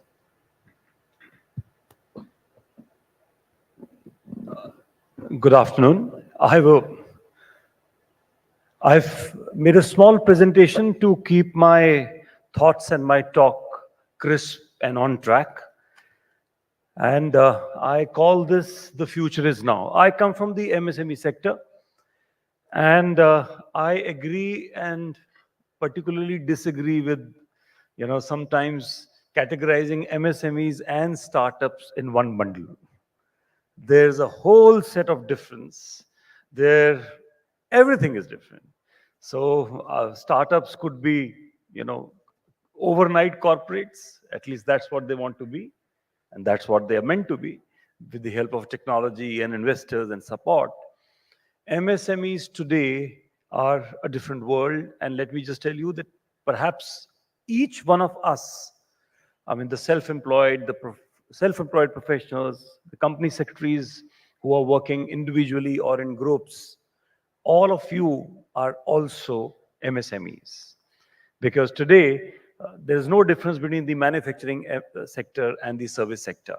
So if your turnover is less than 250 crore, so you too are MSME. And therefore, we must understand what's there in the ecosystem for all of us. And I say that the future is now. India today is, as we all know, one of the fastest growing large economies. We are already, in terms of PPP, third largest. By 2030, in any case, we'll be the third largest economy. By 2050, second largest. That's what India is positioning itself at.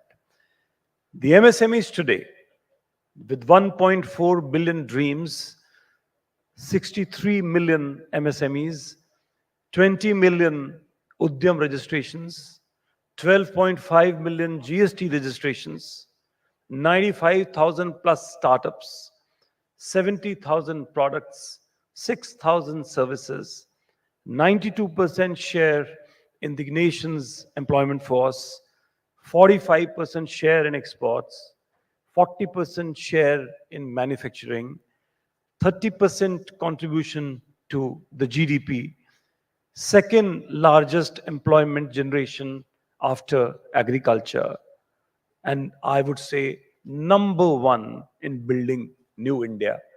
And that is what the MSME sector, in short and crisp, today is.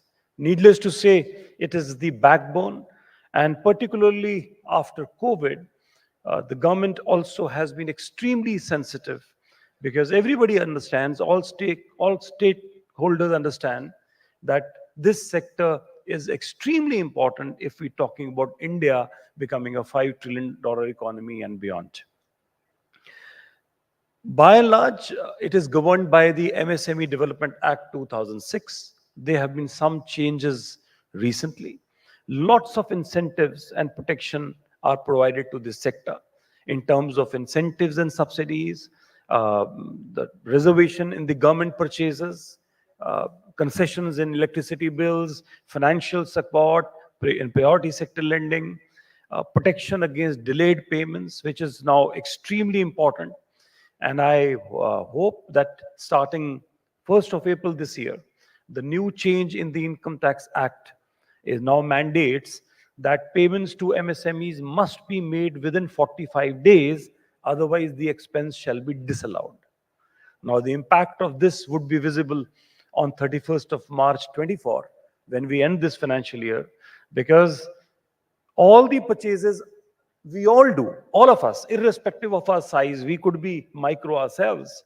So, but anything that we buy or use from the MSME sector till 16th of February 24, make sure that you make all those payments by 31st of March 24. Otherwise, the entire expense would be disallowed, and you and we would be liable to, pay income tax then thereon. So a lot of protection mechanisms there. There are facilitation councils to implement the special laws in India, where 3 times the bank rate of interest is levied upon the delay period. So these are some of the things which have really changed the landscape of the MSME sector. And the number of things. There are different states now supporting the MSMEs. For example, I come from Haryana because I have my industries there.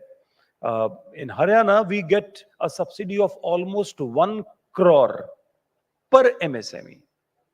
And so now the challenge there is different. The challenge there is that with all these schemes that the government sometimes makes and announces, there are very few professionals who can handhold MSMEs and bring those subsidies and incentives to their desks. And that is why I mentioned this role particularly, because I believe that you are one of the best workforce that this nation has ever produced. The kind of professionals that you are. And yet, मेरी एक बहुत बड़ी शिकायत है आप सबसे, और वो शिकायत ये है कि मुझे लगता है कि ये जो प्रोफेशनल जो the greatest learned force that this nation has created, it is the most underutilized. Mark my words, you haven't yet realized, a few percentage points of your entire potential. So look at the MSME sector. I believe that every MSME must have a guru. सबके एक द्रोणाचार्य होने चाहिए. और the first choice should be you. So जब एक MSME बनता है, जब स्टार्ट करता है, जब पहली बार अपना कोई करंट अकाउंट खुलवाता है, तो उसको उस दिन आपका ध्यान आना चाहिए और आप फर्स्ट डे से उसको हैंड होल्ड कर सकें और आगे ले जा सकें. I think this is my dreams and one of my dreams, and I'll tell you later why I say this. So it's a very fast changing world of business, we understand. Over the last few years, we all understand there have been major reforms, digitalization, जिसको हम demonetization भी कह सकते हैं, the GST and its implementation. Then post-COVID, the Atmanirbhar Bharat movement. All these have brought huge changes. In fact, the government already has been fairly focused on ease of doing business, minimum government, maximum governance. And every state is incentivized to implement these things.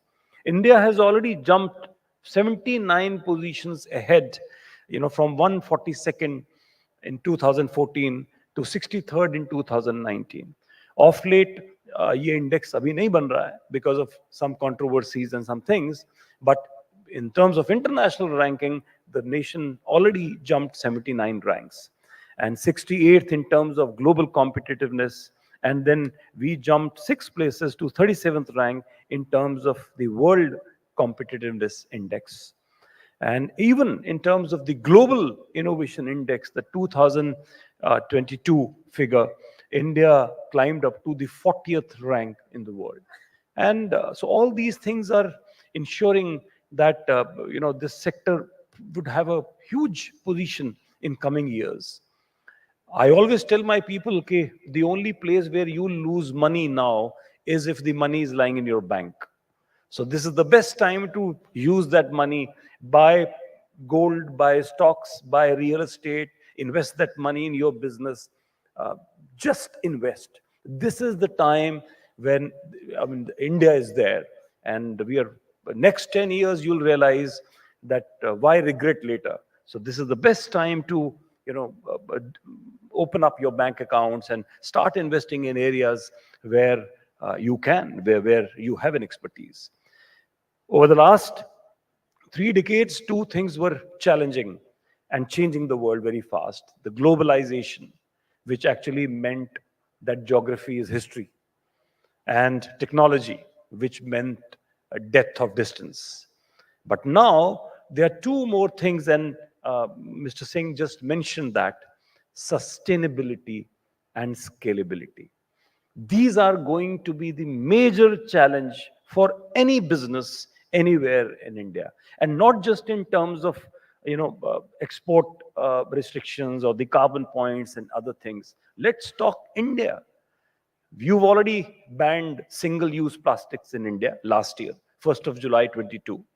Complete ban on single-use plastic.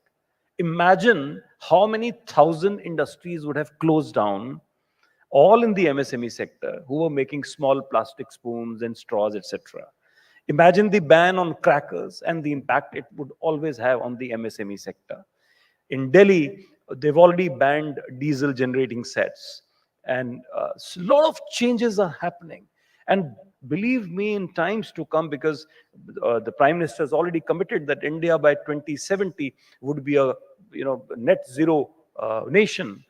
Many more sustainability laws would be coming into picture. It's not just ESG for some of the listed companies today, but at the MSME sector, the impact is so huge, and yet we are hardly looking there because we're still talking about sustainability index and ESG returns and other things which are of more interest to you today.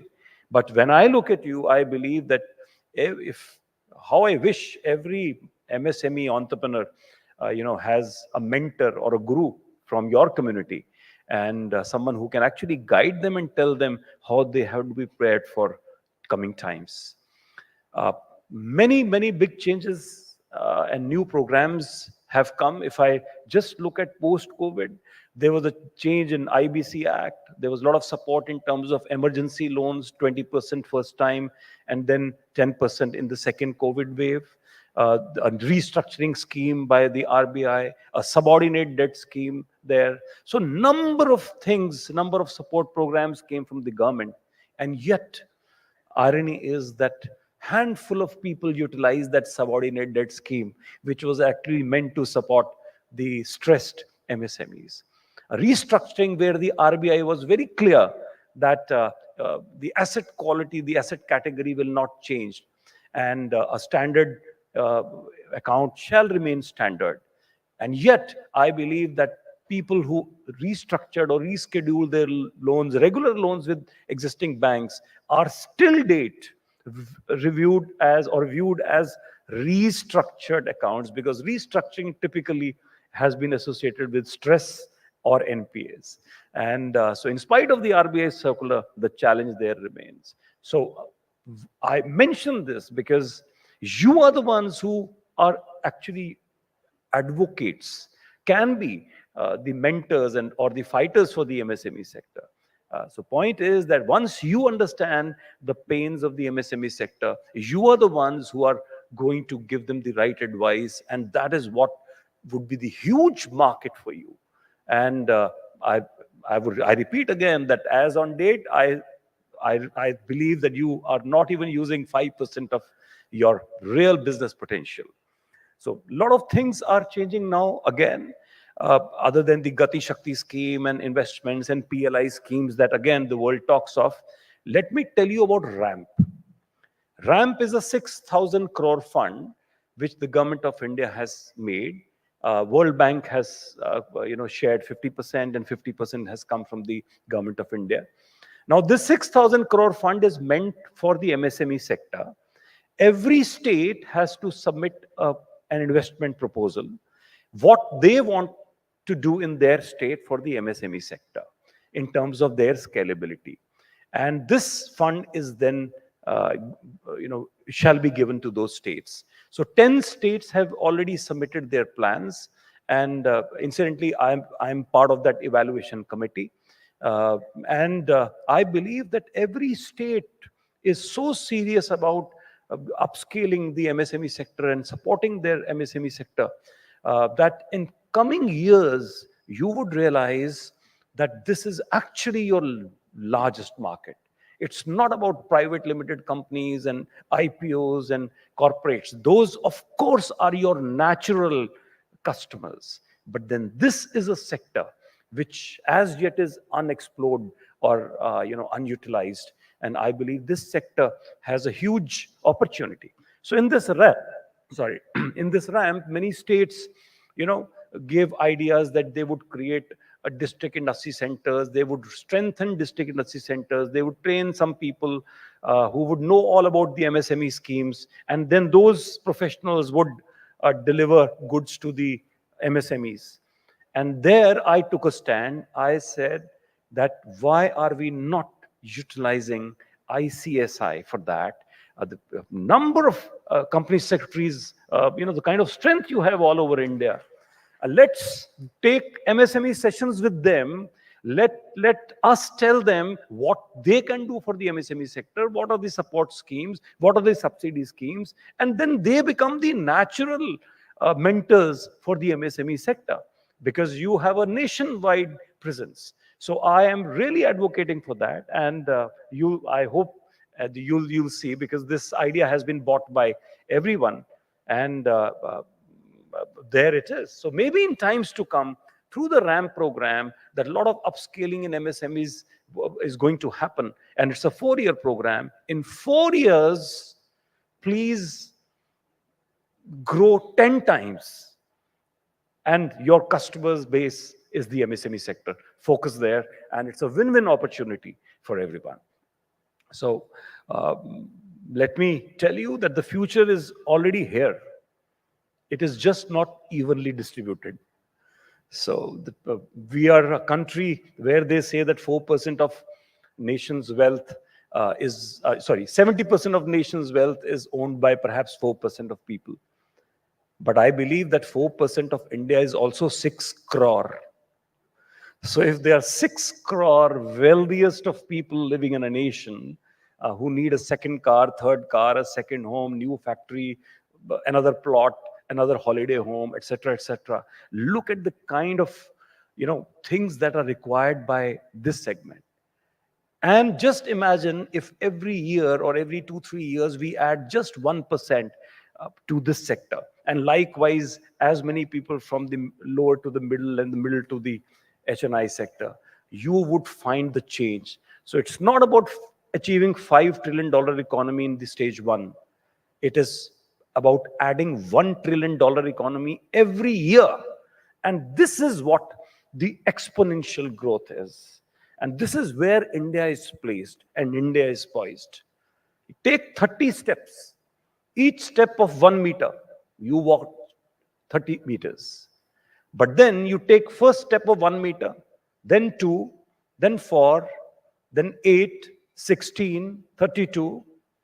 By the end of 30th step, you would have traveled the circumference of the earth 14.5 times. This is the power of exponential growth. And India is poised for this exponential growth. Supported by you, I believe this largest force of work professionals can become knowledge partners to the MSME sector. Thank you. Thank you, Chawla ji. Thanks for your kind words of wisdom. आपने MSME के बारे में explain किया, and as well as you have also explained the role of a company secretary, right from the applying to the bank for opening a current account. We company secretary should be there right from applying PAN card before applying to current account. You have also mentioned the 1.4 billion dreams. It means every house, every family of the country is expecting a small business by supporting to the Indian economy. Thank you, Chawla ji. Now I would like to request Sri Rajiv Rai ji to please address us with your opening remarks in 5-7 minutes. Rajiv Rai sir.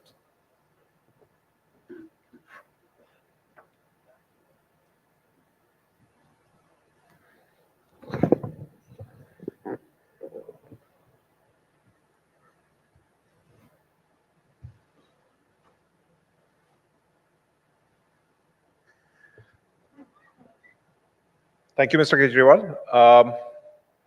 In the back, can you hear me? Okay. I'll start with a small question. What do you think are the main problems being faced by entrepreneurs and startups in this country right now? Anyone? You have to be a little loud. Anyone?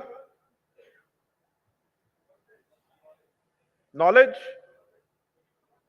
Governance? Equity? You have to be a little louder. Capital, okay. So I've done this small little exercise. I end up meeting about 300 to 500 startups every year. There are two questions I ask them. The first one I'll ignore. The second question is, what are the problems you're facing? And these are the top 3 problems that I have been able to identify when it comes to startups. Number 1, whether they like it or not, they have not been able to zero down on the right market need. I have met a startup out of Nagpur who has developed a search engine. Why would I want to do something other than Google was the question he could not answer to me. He had already spent about 80 lakhs of his father's money in building that startup. I have met a startup from Guwahati who had come up with a very interesting pen. It was a pen with a lipstick on top of it. I asked him, how many women have you talked to before you came up with this one? He said, no, I have not talked to any woman. So do you intend that men should be using the lipstick? So anyway, that is one of the major problems that we have. The second problem that we have is that of technology. Startups are not able to understand technology, nor are they in a position to understand how to leverage it. I know of startups who are AI startups who would probably not know the difference between AI and ML. What is analytics and how is it different from big data? I know of analytics startups who will not be able to make the distinction. There are people who have gone into technologies and are dependent on a third-party vendor to make sure that the very core of the enterprise is actually carried out perfectly. Now I come to the third one. The third one is the entire problem around regulation and laws. People ignore that in the early days. Simple things like an agreement between founders is not done correctly. The foundations, the structure of the enterprise is not done correctly. One blockchain entrepreneur I met, he said that I have registered my firm in BVI. First, I had to ask, what is BVI? I was good in geography, but I had to ask, what is BVI? Then I figured out it is British Virgin Islands. Then I asked him, why there? He said, no, there are 5 other people who have done the same thing. I said, that's an amazing reason to do that. But there must be some other reason why you have spent about $100,000 in registering yourself over there. He could not come up with one. Startups will always be at the cutting edge of regulation. That is the nature of what they do. Look at something like the entire gaming industry right now, facing a lot of problem. New laws have come up over there. Look at the entire blockchain industry. Similarly, they are also trying to flounder around and figure out what the problems are. Even look at industries which have been here for more than 10 years. I'll talk about ride sharing. Ola, Uber, Rapido have still not figured out where they are regulatorily. There are still a bunch of problems that they have to counter. E-pharmacies, I've got a student who started off pharmacy. That take it easy policy doesn't work anymore when it comes to pharmacy. They're now crying all the way because, again, variety of reasons, regulation is also one of them. These are the main problems that they're facing. And what is the place that they go to sort out these problems? Right now, there are 2 kinds of resources which are available to startups. One is an incubator, and the second is a mentor. I'll add a third one over here, which is a professional who helps them out. In the case of regulation and in the case of technology, they can go to professionals who can help them out. Technology, somebody who knows that. In the case of regulation, someone like you, a professional like you who can help them out. But when I come to the primary ones, the mentor and the incubator, these professionals are not very well connected with either.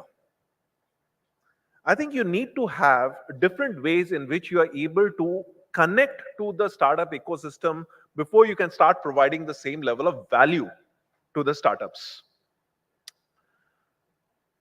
Incubators. About 5 years back, there were just about 100 incubators in the country. Right now, we are 600 incubators and counting. Huge growth in the last few years. Since 2016, when we had the launch of Startup India, there has been a tremendous growth in the number of incubators. But the incubators seem to be following a system which is Western and not appropriate for where we are right now. An incubator is a brilliant, beautiful looking space, usually inside a university. None of the startups want space. Since 2020, 2022, we have figured out that work from home is as good as working from an incubator. Nobody needs space, and all the investment is going into space. What do we need? We need good connect with technology. There might be about 10 incubators in the country which can connect you to technology. And I'm not counting the incubators in the IITs over there. They might be inside the IITs, but they have no way of connecting you to technology. Other is connecting the startups to the right professionals who are going to help them set up their enterprise. There again, I see a lack over here. What do we have? We have one logo somewhere of an organization. Vakil Search and Lawyer are doing a great job, but that is inadequate. You know it is inadequate. That is not enough advice to a young company to start off. We need somebody sitting across the table from them and advising them on how to go ahead with it, and that is currently not there. Next, I'll come to mentors. Many of you would want to be mentors. Some of you have started your own enterprises. Many of you would know of 1,000 other enterprises who have done well. But here I want to add something. Mentorship is not about putting somebody in the right direction by showing them the direction. Mentorship is all about asking questions. Believe me, a mentor is not the one who gives answers. It is someone who points them in the right direction. That is a mindset you have to develop. So for example, if you're on the side of a road, your mentee is on the road and there is a truck coming hurling down, you don't get into the road and pull him out of the road. What you tell him is, see that thing? That's a truck coming. If that person does not have the intellect to get out of the way, then it is good that the truck comes and hits the person. That is how you have to be as a mentor. And we need professionals such as you who are going to be mentors to these enterprises. The speakers before me have talked about capital, money, as something which startups need. Many of you have pointed out capital and equity as well. It's not a problem. You just need good enterprises over here. Let me tell you something about the appetite that we have in this country. We have 5,000 people who do angel investing. Each of them has the appetite of, on the average, 5 deals a year. 25,000 deals are possible. How many end up happening? About 1,500. You just scratch the surface. Why are they not investing? Nobody wants to put money in the bank and get post-tax 5.5%. Nobody wants to put money in national savings certificates or PPF or any of those.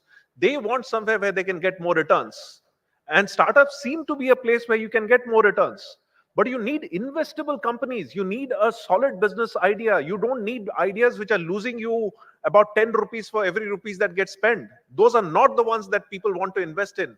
We need a quality of ideas over here. And that can only happen if more and more people get connected to the entrepreneurial ecosystem. And this is a good time actually for entrepreneurship to take off. I have a feeling that this is going to be a watershed year when it comes to the number of enterprises. One, what has happened is the entrepreneurial ecosystem has woken up to the fact that there's no continuous tap of money. You just show turnover and you get money, doesn't happen anymore. Now you have to come up with a good idea, you have to show profitability before you get idea. Second, jobs are going to get turned off this year. I come from a B school, I'm already seeing it. There are no jobs available at the same level that we had last year. Economy is not doing badly. We are still headed in the right direction. But the reason the jobs are coming down is because of generative AI. Who are the largest employers from my institution? The consultants. Anderson Consulting, Bain, McKinsey, all of them have now got their proprietary AI assistant. Where they needed 3 consultants, now they need only 1. That is happening across industries. That had happened in manufacturing about 20 years back. That had happened in marketing about 10 years back. Now it is happening across every function. So there are going to be lack of jobs. So what are people going to do?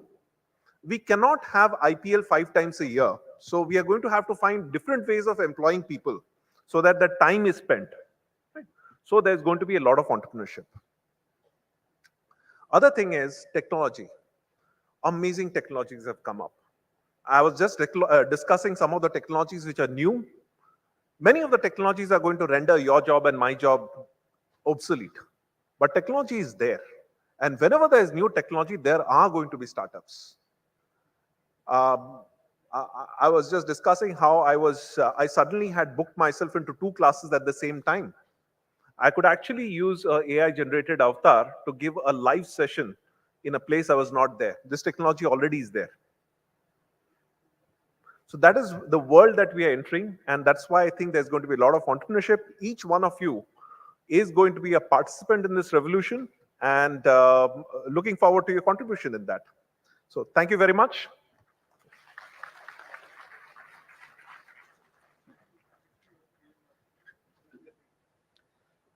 Thank you very much, sir. Definitely incubation centers and mentorship both will help and handhold the MSMEs to grow further. Friends, let us move with few of the questions with the panelists because it is a right opportunity for us to know from them. Sir, first question is to Raju Jawla, sir. How can regulatory framework or policies, because you have already explained what are the schemes and subsidies available for the MSME sector, policies adapted, streamlined to create more favorable environment apart from the subsidies and grants, what will be the policies which will help the MSMEs to create a more friendly environment? See, a few things. First of all, for example, typically when I look at the MCA and the laws related to it, by and large, I found that if there's a mistake, same penalty would be levied on Reliance Industries Limited, same penalty would be levied on a micro private limited company. So the penalties and things are, way different. Similarly, for example, the new Privacy Act. where they say that the data leak can attract penalty of up to 250 crore. I mean, it is 250 crore. So what about a micro or small company where the value itself is less than 1 crore, but the penalty is 250 crore? So I believe that, some of these things, the MSME sector needs practically a different hand. Second thing, of course, in terms of ease of doing business, one point I wanted to highlight, and I'll mention here, succession and succession plan. In COVID, I found, and we are a very large network of entrepreneurs in India. A few hundred entrepreneurs we lost in our community. A good company, 200 crore company, proprietorship, and the proprietor died. And so a 200 crore company would, let's say, running on a CC limit or of 15 crore, some term loan, a home loan, a car loan. In 3 months, by the time the wife and 2 young daughters, they could get out of the tragedy of the key person's death, it was already an NPA. Just imagine you not giving any time to a proprietorship or a partnership firm just because the bank knows that the proprietor has died, so the bank account closes, all payments getting collected and getting adjusted in the CC limits. Who will pay the next month's electricity bill or worker's salary or the GST or any other compliance? And by the time the family would come out of the tragedy, the firm already would have hundreds of cases around it. So they need this kind of a thing. So not every business entity is a private limited company or a different where a new director can take a charge. What about a proprietorship?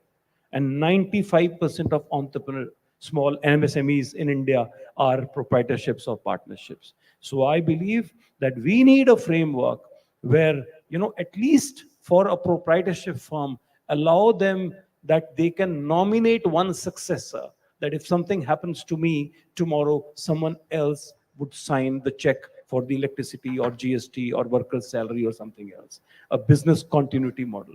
So I believe that yes, some of these frameworks need a change. There are hundreds of things. For example, from banks, I expect, why should there be a foreclosure charge? An MSME, maybe I'm selling my car because I cannot pay my EMI post-COVID, and my bank is still trying to penalize me 4% pre-closure charges, foreclosure charges. So, horns get locked, growth gets locked. If I, for example, in emergency took a loan at 12%, tomorrow another bank is willing to take over at 10% or 9%, the existing banker would levy a 4% foreclosure charge plus GST, which is staggering. I know of cases where banks have collected 5% foreclosure charges even on non-fund limit, like a bank guarantee limit. So I believe that some of these things, in different arenas need a change. Idea is that professionals like you, when you understand these pains, because you get the eyes and ears of the policymakers much more than a small enterprise somewhere. So that is why I believe that this synchronization is extremely important. So Thank you, sir. Sandeep ji. Yeah, friends, let me share all of you that ICSI under the leadership of our President Manish Gupta ji is trying to connect all the MSME department of all the states of Bharat. And presently, we have a MOU with NEDFI Assam and with government of West Bengal. We are going to enter and sign MOU in this month only. And in Madhya Pradesh also, President has given the draft MOU to the Chief Minister and going to be signed very shortly. In other states also, we are trying to connect the MSME department of that ministry to get MOU with that ministry for giving hand-holding by the company secretary to the MSME of that states. We have separate MSME board also. The chairman is Rajiv Bajaj, who is also sitting here. And the two of the panelists, Chawla ji and Mr. Deep, is also member of the MSME board. Hope our MSME board under the leadership of our President Manish Gupta ji will do well and will create a new avenues for all the company secretaries in near future. My next question to our youngest panelist, Mr. Deep, that how can international trade and export opportunities be leveraged by MSMEs and startups to stimulate economic growth on a global scale? Mr. Deep, please. Right. So international trade, I think there are two, three major hurdles that I currently see. One is lack of information. What is being demanded where, right? Just one or two examples on this. US buys about, I don't know, 10, $15 billion of coffee. They don't buy as much coffee from us. Tunisia is one of the world's 10 largest importers of silk. They don't buy silk from India. So one is lack of information. Second, quality standard delivery.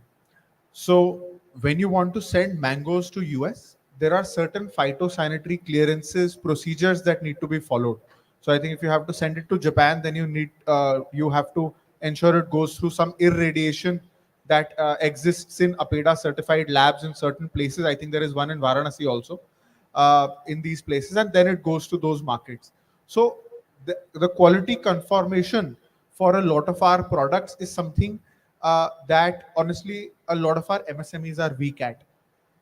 Third, a lot of products that we produce, branded products that we produce, or packaged products, the packaging that we give for any B2C commodity is not at par with expectations. And I love to give this example.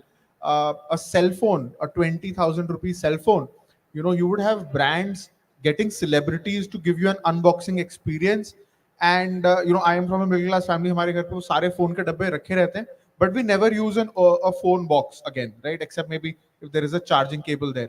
But there is an experience in unboxing it. You buy a 80,000 rupee, 2 lakh rupee pashmina, it is likely you will get it wrapped in a newspaper or in a plastic bag. And you use a pashmina for maybe 2 weeks in a year, 3 weeks, a month, right? Something that you store most of the time does not have good packaging. Something that you will never store again has such wonderful packaging. If you look at these three aspects, information, quality standards, and packaging, I think that becomes key. If you look at the IPO for what Good Earth Mama that just came out, the sort of packaging ideas, the sort of brand positioning, quality standards, I think anybody who follows two or three of these things is in for a wonderful treat. In terms of lack of information, I think our company secretary profession is wonderfully placed. We understand a lot of this data. This data is freely available, by the way, on Ministry of Commerce Industry website. You go there. If you could guide some of your MSMEs where these things are happening, there are so many buyer-seller meets happening practically every week, depending upon sector and region. But this information has to percolate to the right audience. So I think these three things, CSK to Thank you, sir. My question to Pradeep Gupta, sir. Sir, as the government of India announced 3 lakh crores MSME collateral free MSME loans, how can the access to the finance or capital can be improved in MSME sector startups, and what are the incentives and policies that can be implemented to support their growth?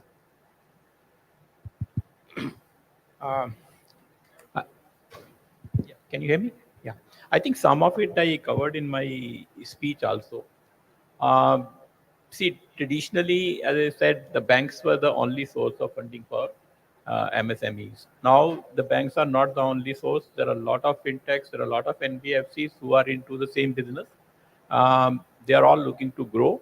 And the options available to the MSMEs to get funding are now much wider than what they used to be. And secondly, with the more data being made available, and I think a lot of processing and analytical abilities that most of the banks and the NBFCs have built, I think getting a bank loan for MSMEs is not as big a problem as probably it used to be. Ultimately, of course, the funding is dependent on what kind of a business model you have, how sustainable that business model is also. I think generally the complaints are about the service from the banks. Mr. Chawla talked about, somebody not happy with the bank account. He wants to actually transfer that loan to another bank. So In fact, this question came up for discussion when we were having this UK SINA committee deliberations on what can really be done actually. And in fact, it'll be very interesting if you go to that report of the committee actually recommended that we should allow portability of MSME accounts. If a SIM card can be ported from one service provider to another service provider, why a customer, particularly an MSME customer, if is unhappy with the service he's getting from the bank, not be allowed to actually port his account to another bank? But I understand there are a lot of practical difficulties in implementing it. It's not very easy to do it. Even RBI did consider it, but probably they felt that it's not the right time to implement. But I guess that will probably happen at some point of time. Um, startups have a bigger problem, okay, because the banks will typically need some kind of security before they fund, actually, okay. So as you said, friends, family, and fools, so they are the people who fund. It's not fools. I think Mr. Roy again addressed that issue. He talked about so many angel investors. There are a lot of players who are looking to invest, but ultimately the idea has to be investable. Unless you are able to convince the lenders that this is an idea which has potential to grow, there is a sustainable business model. So even amongst the ecosystem of the startups you have in India, even the very large ones which are commanding very high valuations, ultimately they are still making losses actually. Okay, and losses have to be funded, and particularly I think for the banks it becomes a little problem because they ultimately need to mark to market. They have this requirement of being able to collect interest 90 days. Again, there are RBI rules on that actually. So there is not much leeway that is available to the banks. But at the same time, there are a lot of other things that have actually happened. See, CGTMSE loans, okay, you don't need collaterals for that. So that can be funded. The SIDBI schemes are there, where again, even the seed capital is being provided by them. The funds the government created. Many state governments, including Odisha and all, have also created funds which can provide the equity capital to the startups as well as to MSMEs. So I still believe that it's not so much of an issue. Where the problem comes is that I think somebody talked about the delayed realization of receivables. I think that again in the SINA committee deliberation we found that is the biggest problem actually. So typically what happens is that the own capital or the own financial resources of most of the MSMEs and startups are actually very low. Their ability to withstand any kind of financial stress is very low. The moment they have a debt which doesn't get paid, they need to keep their operations running. They need additional funds. Okay, so even if the banks actually gives additional loan to them, ultimately even that has to be serviced. Interest has to be paid on that. Then you find that their ability to service that additional loan itself actually compromises on the viability of the unit itself. So we have seen a lot of units, MSME units particularly, go bad, not because they had less funding, but they had excess funding, which arose mainly on account of delayed realization of receivables. I think the MSME Act change, which again Mr. Chawla referred to, and I think if that gets implemented, see, in the past there are so many changes that have been made. Even in the balance sheet, every large company is required to declare how much of dues to MSMEs are there. But obviously, that has not had as much impact because people have simply been declaring but without paying. Even when the TREDS platform started, so that again was a very good system for realization of receivables. It has taken off. I think still probably the volumes can be much larger. I think adoption by the larger companies for TREDS platform also can go a long way. But I think if the expenses start getting disallowed because the MSMEs have not been paid on time, I think that could be the biggest deterrent, and that can actually help the flow of finance to the MSMEs. Thanks, sir. Thank you very much, sir. Gupta sir, a small question from my side also. If a MSME approaches you for a bank loan and he has no experience of that industry in the past, he has no good financial background, how will you will see it? See, ultimately, first of all, it's the idea actually. Okay. So, how good that business proposal is. And that is where I think the company secretary's role comes into play actually. So right now, if an MSME guy comes, he is not able to articulate what he is going to do, what the business model is, from where the revenues are going to come, what are the sources of raw material, what are the markets, how he is going to do the marketing, technology, competition. See, there are a lot of questions which will be asked by the bank. And unless you get a satisfactory response to all of these questions, it probably is not even advisable for the bank to finance. But the problem is that the person has an idea, but he is not able to convince the bank. And that is where he needs some help. Yes. And that is where the company secretaries can play a role. So my next question is with Dr. Rajiv Roy.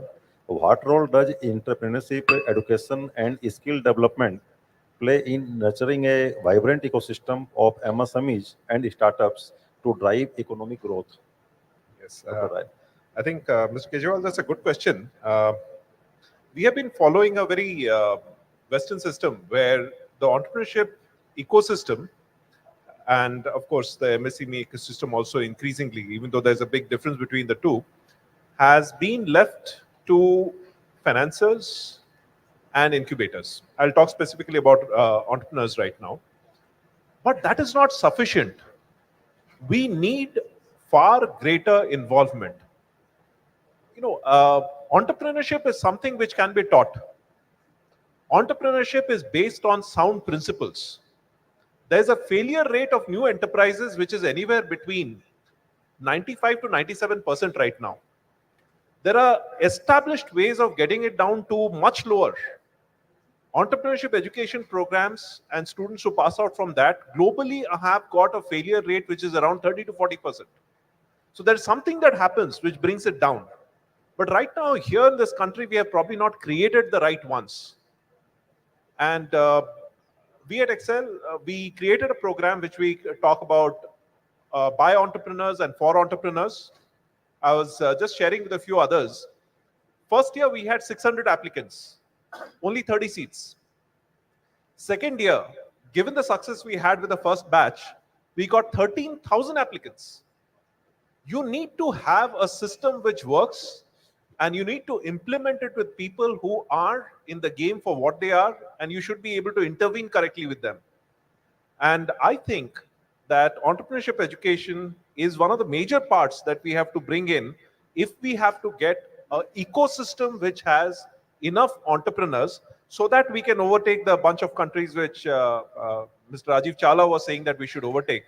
See, as a child, I had not as a child, as a young professional, about 10 years back, I had these 3 countries on my radar that India should overtake them on per capita. I have a different measure per capita.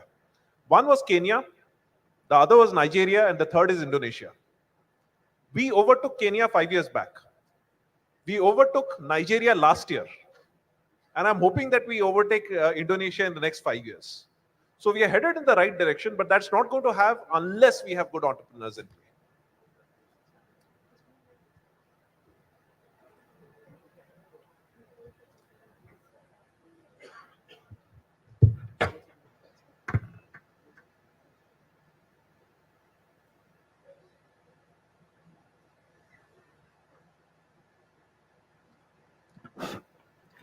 Friends, we had a wonderful session, having a lot of inputs from the 4 speakers, panelists on MSMEs and the role of company secretaries, professionals, how we should help and mentor the corporates to grow further.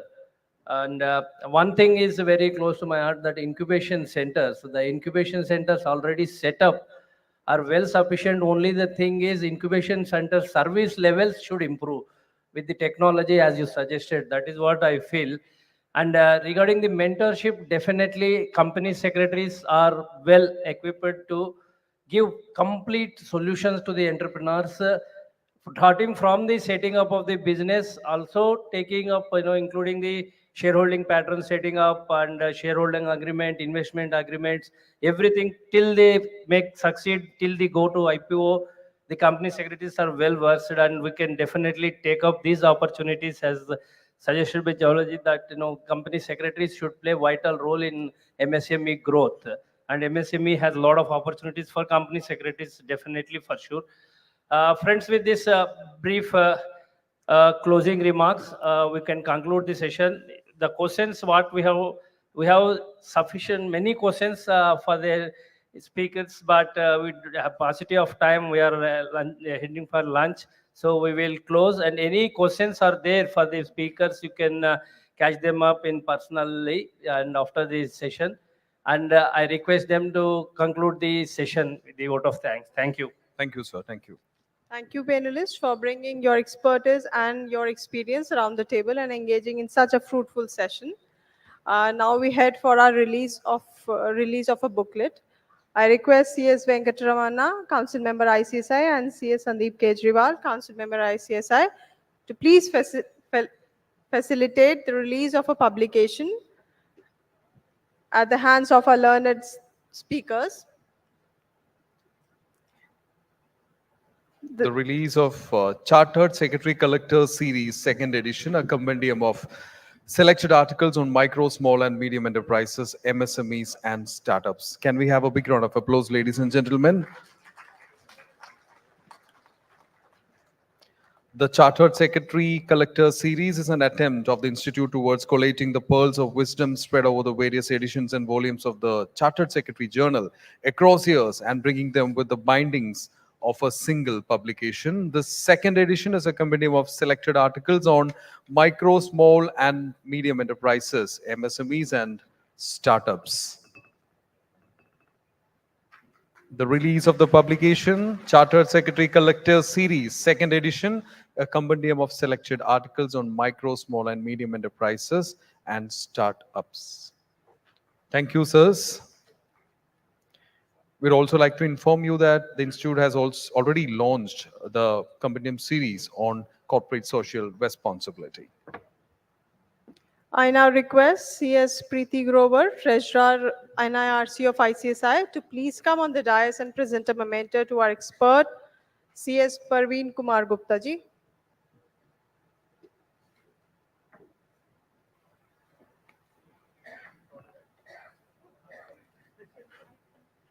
Let's have a big round, ladies and gentlemen.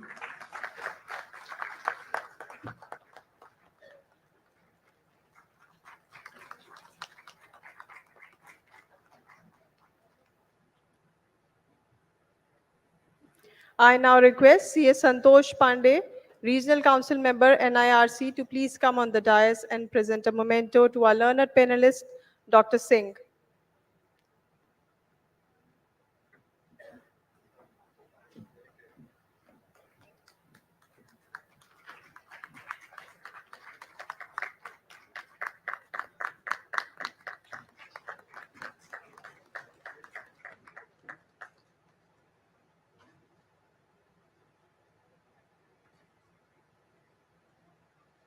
I now request CS Himanshu Harbola, Regional Vice Chairman NIRC, to please come on the dais and present a memento to Shri Rajiv Chawla ji.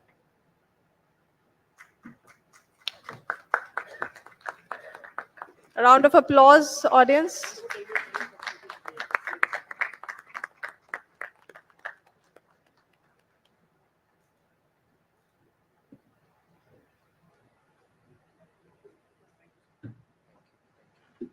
I now request CS Arjun Tyagi, Regional Council Member NIRC, to please come on the dais and present a memento to Dr. Roy.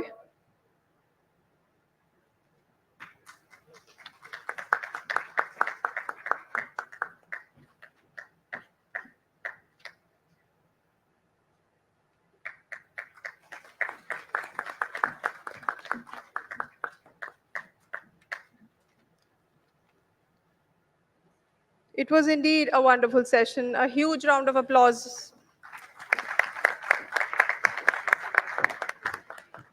Thank you, sirs. We shall rejoin for the third technical session on ESG, creating value and sustainability for future, after the lunch break. The session shall commence sharp at 2 p.m. The lunch is arranged both at the first and the second floor. I repeat, the lunch is arranged both at the first and the second floor.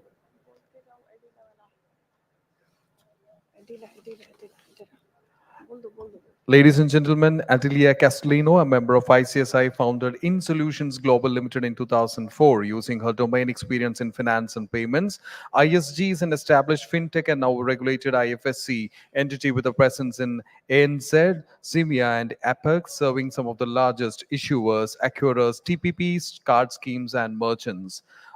Adelia has used her proven knowledge to create a global footprint, strategically partnering with world leading networks and payment operators with a competent team of payment experts who are focused on innovation and customer experience in these regions. Let's have a short video. Transforming world of finance, technology is critical in redefining the way financial services are delivered. ISG is at the forefront of this transformation, providing innovative solutions by offering a range of solutions for issuing and acquiring endpoints, payment processing, switching, and reconciliation for various payment channels, end-to-end card issuance and management, risk management, and compliance solutions. ISG is transforming traditional transactional practices, ushering in a new era of digital financial services. Established in 2004, ISG has been supporting clients across North America, ANZ, CEMEA, and APAC by making legacy services cloud-enabled, optimizing performance, enhancing scalability, and building hyper-personalized customer service. Powered by 1,700 plus employees, ISG has provided solutions for 85 plus global fintech organizations. It has enabled 28 billion safe transactions per year and counting. Ever aligned with regulatory compliances, ISG has obtained in-principle approval from RBI to operate as a PAPG and PPI. Backed by one of the largest international acquirers, ISG has deployed its cloud-based acquiring platform in 4 countries and counting. ISG is creating a safer, more memorable, and a seamless payment ecosystem for banks, governments, merchants, and people.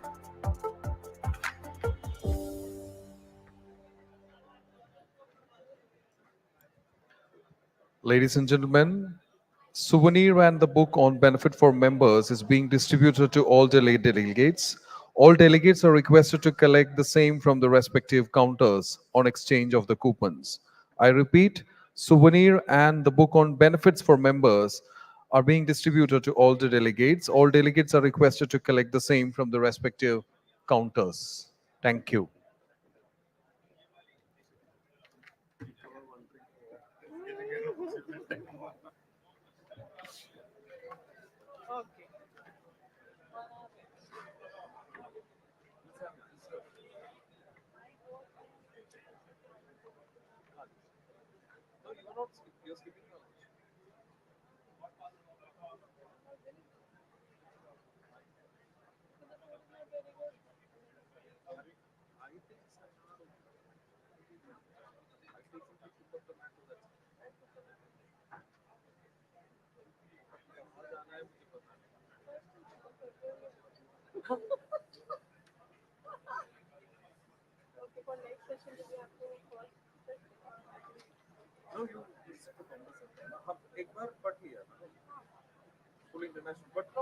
Allocation थोड़ा करते हैं ना same है ना sketch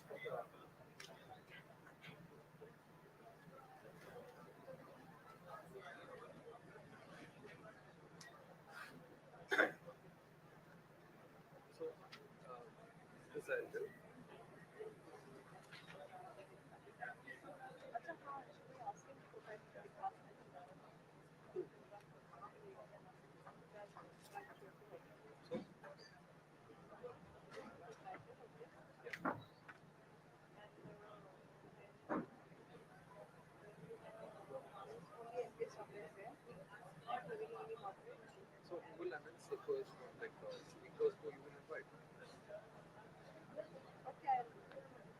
As you prefer. Then do what let's do this. You read this. I'll invite the speakers. Then introduction. As normal. So as normal, profile and read. Introduction. Profile and read. Introduction. Profile and read. That's it.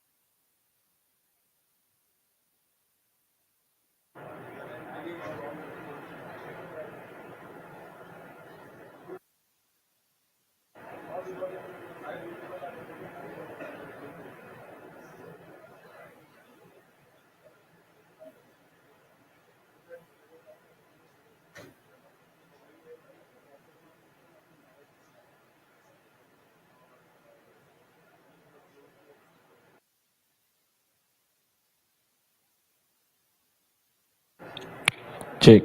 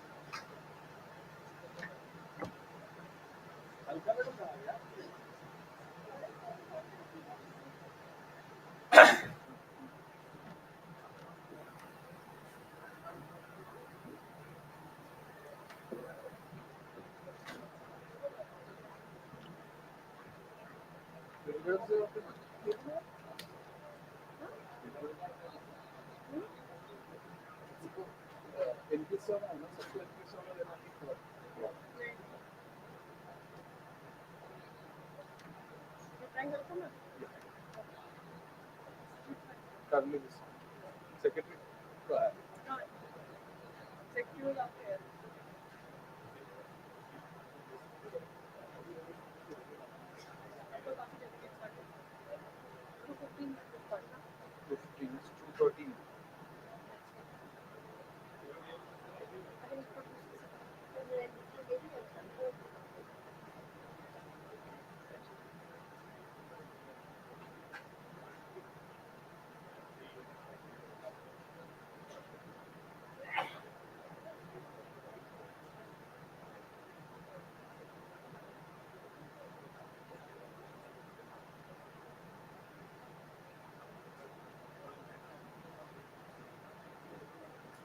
She's not.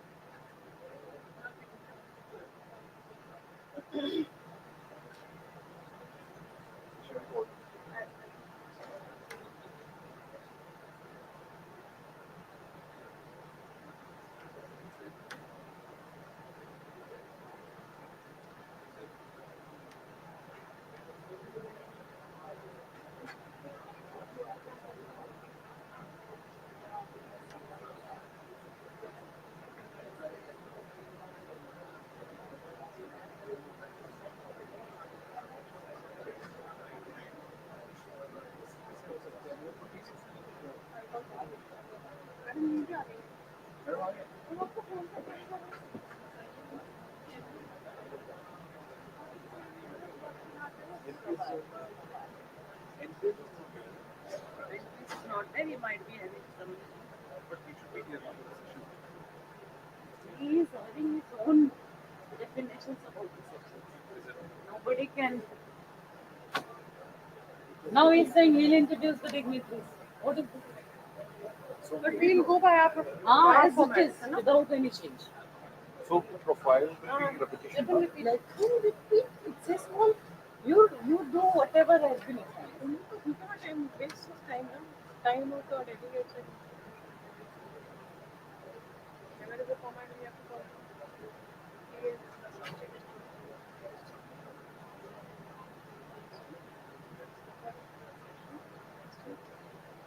None of the regional council is there. President has said, now what's the matter? Nanda Shukla even said to call people from Gurgaon chapter to Prince Daddy and Ramsai and told you particularly. Otherwise, ये रामसा इसलिए तो बैठा पहले बैठे थे इसके corner पे भी बैठा ये रामसा है he is vice chairman Gurgaon chapter that is for past persons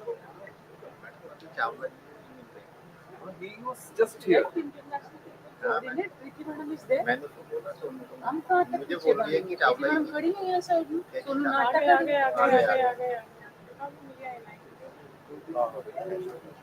So what should we do? Let him give membership to everyone. I mean, platter to everyone. Why should we take the headache? ये NIRC Awanish Srivastava लिखो अवनीश श्रीवास्तव लिखो एक पहले चावला जी से दिलवा देना पहला ठीक है फिर Avnish Srivastava regional council member NIRC Test. Avnish Srivastava regional council member NIRC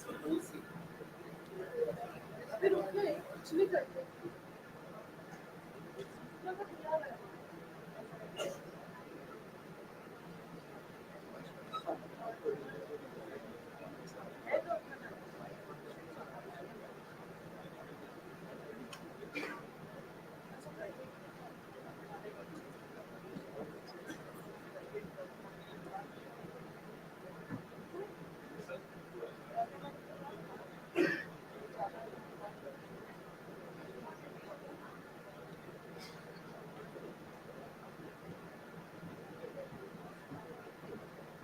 Overseas Centre, Singapore, is organising its third international conference, 5th and 6th April 2024, in the Lion City, Singapore.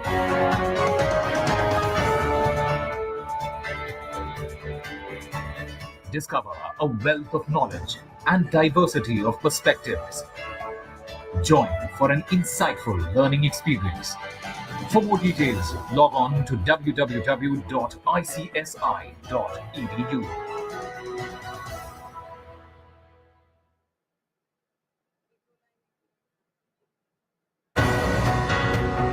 The Institute of Company Secretaries of India, in association with ICSI Overseas Centre Singapore, is organizing its third international conference on 5th and 6th April 2024 in the Lion City, Singapore.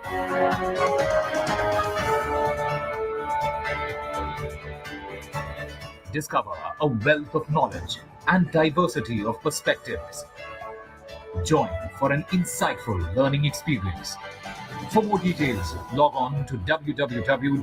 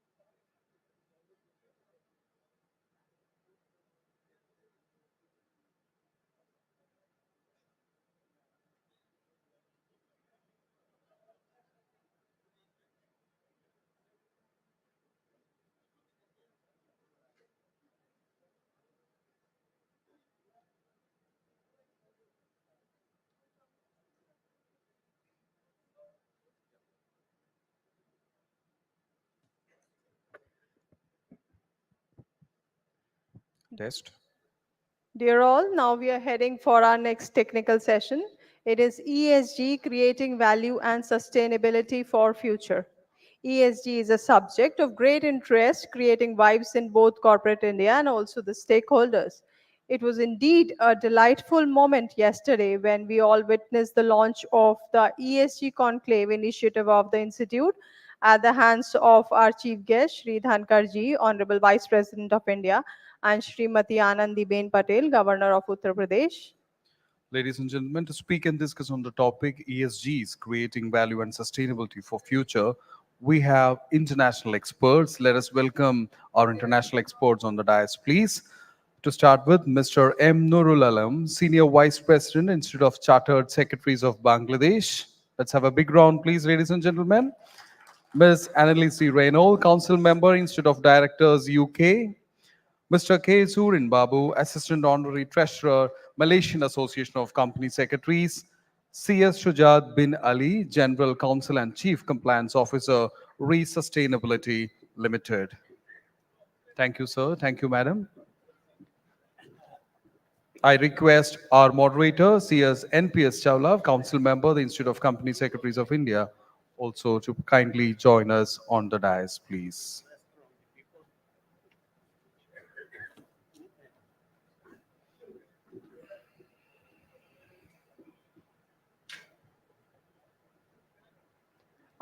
I now request CS NPS Chawla, Council Member ICSI, to please present a memento, a planter to Mr. M. Nurul Alam, Senior Vice President, Institute of Chartered Secretaries of Bangladesh.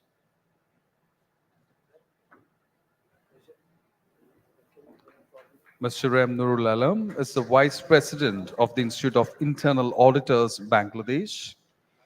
He is Chief Executive Officer at M&A Associates, Corporate Compliance Consulting and Outsourcing firm as well. Thank you, sir. I now request CS Dwarika Naji, Council Member ICSI, to please come on the dais and welcome our next guest, Ms. Annalise Renhold, Council Member, Institute of Directors, UK, by presenting her a planter. Let's have a big round of applause, ladies and gentlemen. Madam is based out of Dubai and is an independent non-executive director, general counsel, tech sector, angel investor, and an advisor. Thank you, sir. Thank you, madam.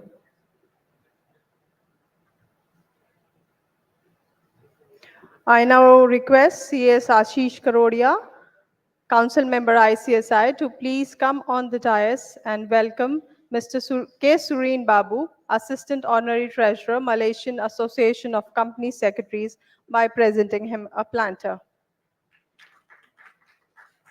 Mr. K. Sureen Babu. He's a highly experienced corporate professional with over 25 years of expertise. Presently, he holds the position of Chief Executive Officer at Amara Group of Companies. Thank you, sir.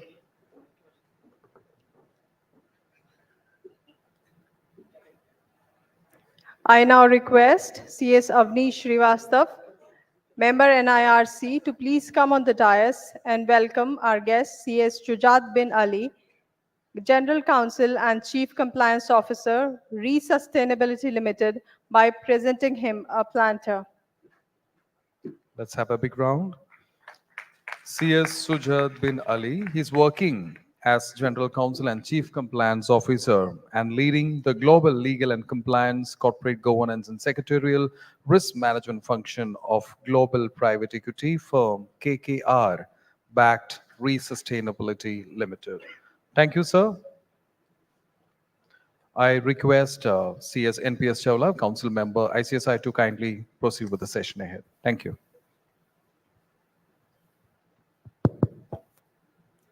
Thank you, Premjit ji, for this wonderful moderation which you have been doing since yesterday. It's the most difficult session, I would say. On the second day, post-lunch, this is what in our pre-panel discussion, in fact, my learned friend said it's the graveyard, for the panelists, because there'll be hardly anybody sitting, but I'm thankful to people who are already here. So thank you to all our panelists. This session, in fact, let me share with you the background of this session. How we thought of organizing this, and the credit goes to our super dynamic brand expert, our in-house Preeti Kaushik Banerjee, and our Secretary ICSI, Mr. Ashish Mohan. I am Chairman of International Affairs Committee of ICSI this year. During our discussions in the beginning, February, March sometime, we discussed that we need to have some G20 conclave. Then Preeti gave this idea on the sidelines of our national convention. We have international session where we'll have panelists from different countries, where we'll talk about G20 and relation to some topic which appeals to company secretaries and has a global relevance. So which we found obviously is ESG, and no other topic would be better than that. When we connect G20 with global scenario and the role and the opportunities for company secretaries. So the credit for this goes to honestly Preeti and Ashish ji. And then President gave this idea to have the experts from different countries whom our President have recently met also on his visits. And let me share with you one very interesting thing, which I realized in our pre-panel discussion just now, that today we'll have experts sharing their views on at least 8 to 10 different countries, at least 8 countries. Bangladesh, Netherlands, Egypt, Australia, UK, Dubai, Malaysia, and India, obviously. So big round of applause for the experts. And I'm sure curious and notorious colleagues and members like Ashish Bhai sitting here would ask me, NPS, you are wrong. The panelists are 4. So how can the expertise come from 8 different countries?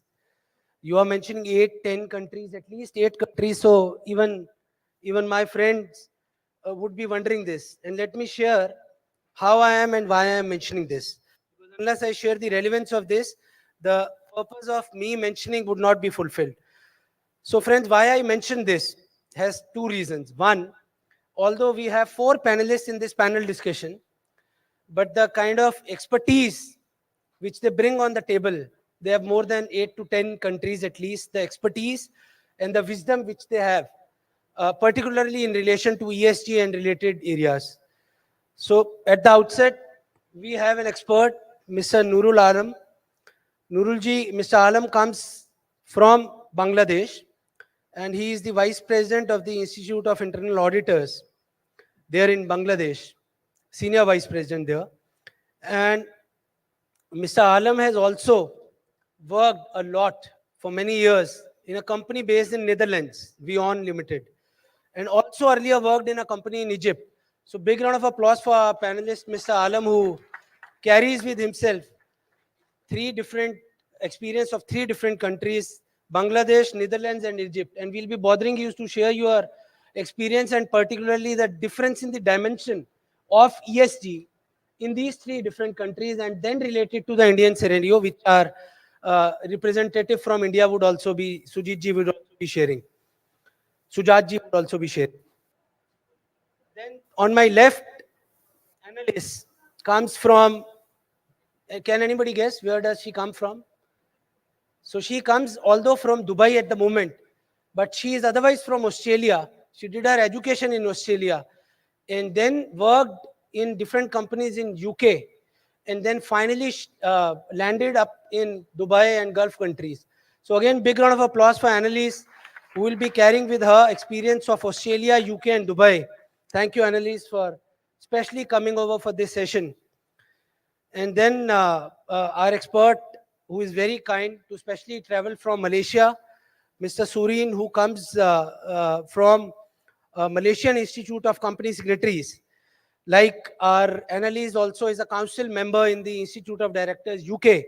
Sureen is a honorary treasurer in the Malaysian Association of Company Secretaries. So big round of applause for Sureen. And the last but certainly not the least, our home Sujat ji. In fact, he's a wonderful orator. I have got the opportunity to hear his session in the Institute of Directors events earlier. He is leading the global legal and compliance corporate governance functions in re-sustainability. He has earlier worked in some big four organizations. And the most happy thing for me when I read his profile, for which he really deserves a big round of applause, is that he was also the chairman of our Hyderabad chapter of ICSI. So big round of applause for intellectual people like Sujat ji, who take out time and take care of our institute and the chapters there. So thank you all the panelists for you to be here especially and share your wisdom on ESG. Now friends, when President gave me this opportunity to moderate this session, my immediate reaction ESG, I don't work on ESG, so why you asking me to why you asking me to moderate this session? And then they said no. There's a saying, whoever brings an idea will have to spearhead, will have to take it forward. And since this idea came to our mind in the International Committee Affairs discussions, we thought that we'll start and they'll give me this opportunity. So thank you, President, for considering me worthy. Now, ESG friends, yesterday was talked in the session by Mr. Regd, in the special session, and he spoke wonderfully well. Environmental social governance.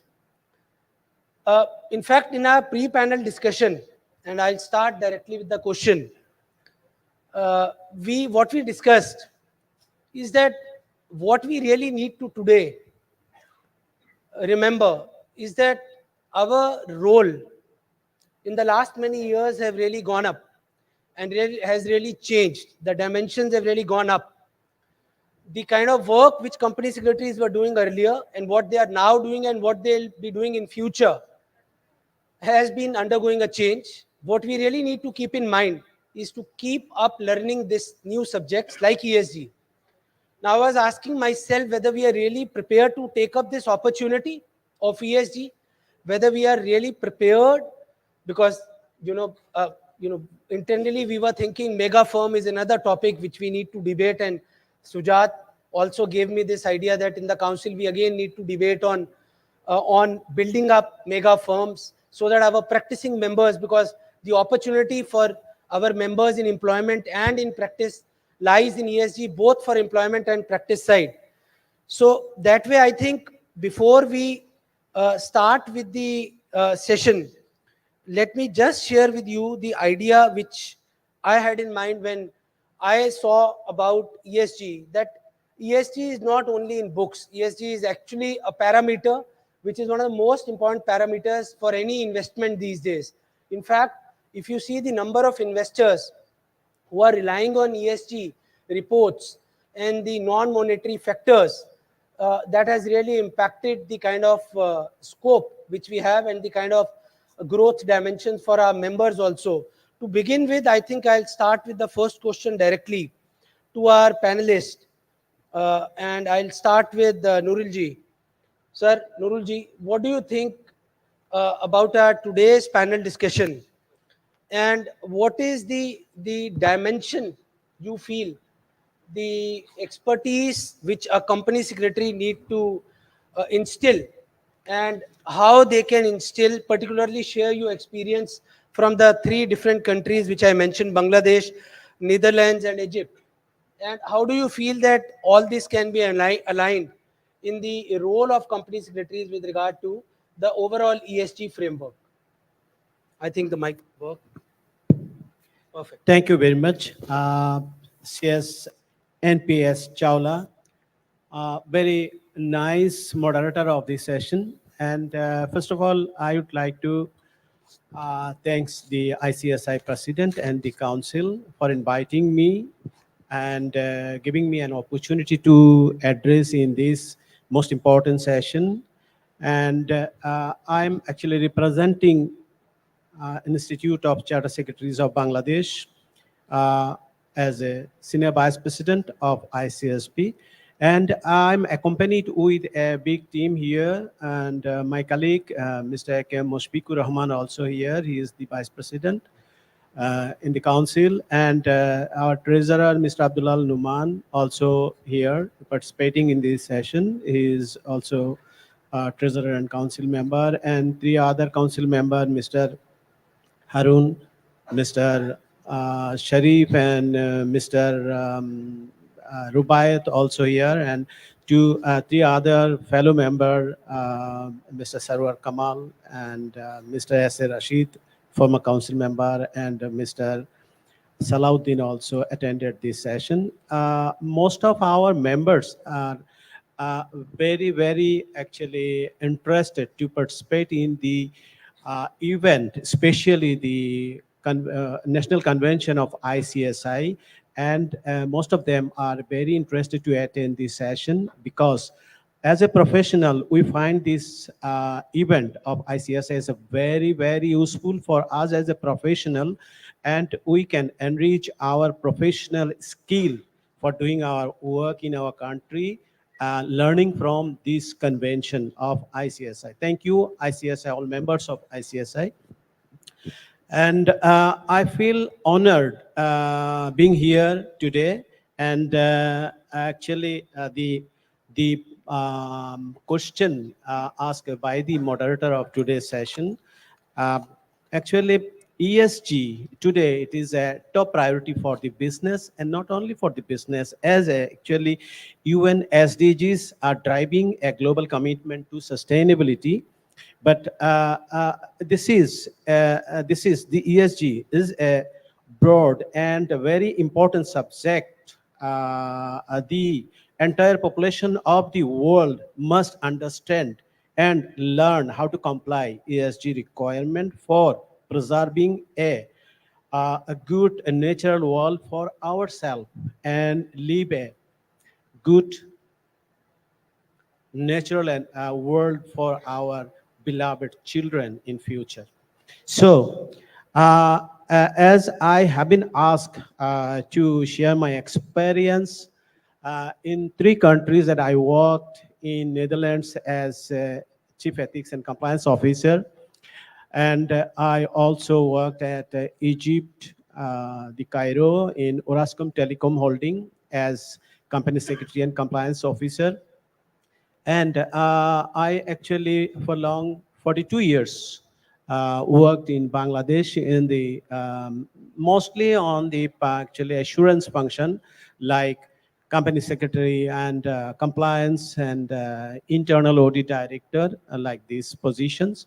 So I got the opportunity to experience a lot of area in the assurance functions.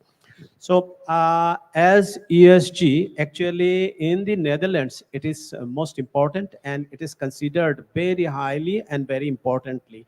And the country Netherlands is a very compliant country, you know, and they comply with the requirement of each and every aspect of ESG, including all other regulatory and legal requirement. But ESG in Netherlands is got actually top priority. We all know that the Netherlands is actually love organic everything or organic things, and they don't like to go for the artificial thing. Even we have seen, we have observed sometimes that for the medical treatment, the cesarean for the delivery of child is not allowed in Netherlands. It's totally prohibited. Normal delivery is allowed there. So actually, from the perspective of Netherlands experience, ESG is actually got the top priority in Netherlands, and in Egypt it is growing, and the corporate are actually thinking about the compliance of the ESG. In Bangladesh, I would say that in Bangladesh, so although there is no specific requirement for ESG reporting or sustainability reporting, but Bangladesh Central Bank has issued a guideline for the banking companies and non-banking financial institution to report and by their corporate social responsibilities every half yearly, and mandatorily in their annual report they must disclose what they are doing for the environment and how much they are spending for the environment. It is mandatory for reporting, disclose their ESG requirement reporting in the annual report. But uh, there is still no framework and no form how to report ESG requirement or sustainability report. In Bangladesh, actually, the people are still actually getting aware of the ESG requirement, but some of the corporate house already started reporting ESG. For example, I can actually give you an example of 7 Bangladeshi companies make it into Bloomberg sustainability list. You know that the Bloomberg actually published the sustainability list, and these 7 Bangladeshi firms Bloomberg ESG rating score, and these companies how they actually included in this report, although there is no compulsory or no compulsion for any corporate house to sustainability reporting or ESG reporting.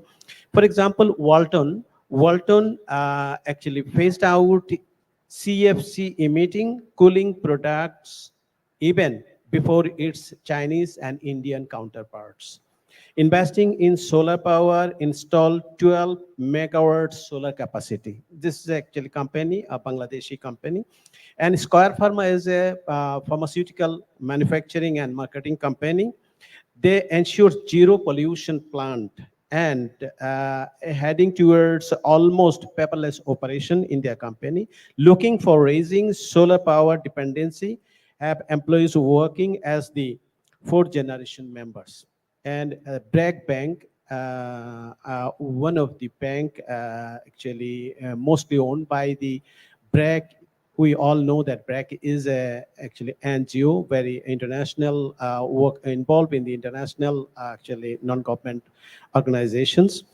They actually does not lend to shipwrecking and tobacco companies. This is their policy, and this due to environmental and health hazard. So for which reason they have been actually included in the list of Bloomberg ESG listing. And IDLC is a non-banking financial company. They signed 30 commitments in the ESG space, prepared sustainability roadmap for 2021 to 2025, discloses updates every yearly following global reporting initiative standard format.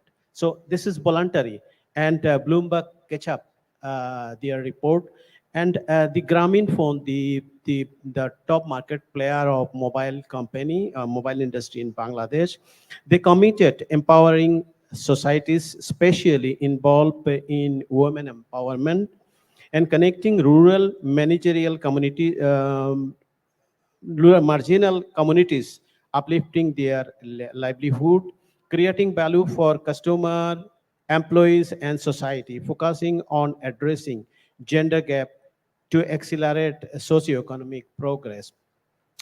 ESG rated ESG rated actually companies attract global investors.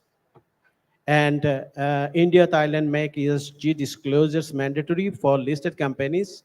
European institution making ESG a mandatory criteria before investing. Sustainability reporting still voluntary in Bangladesh, although some of the companies are voluntarily reporting ESG and reporting sustainability, and out of them, 7 companies have been included in the Bloomberg's list. So Bangladesh, from the corporate sector, is very much aware of the ESG requirement and working on the ESG. Thank you.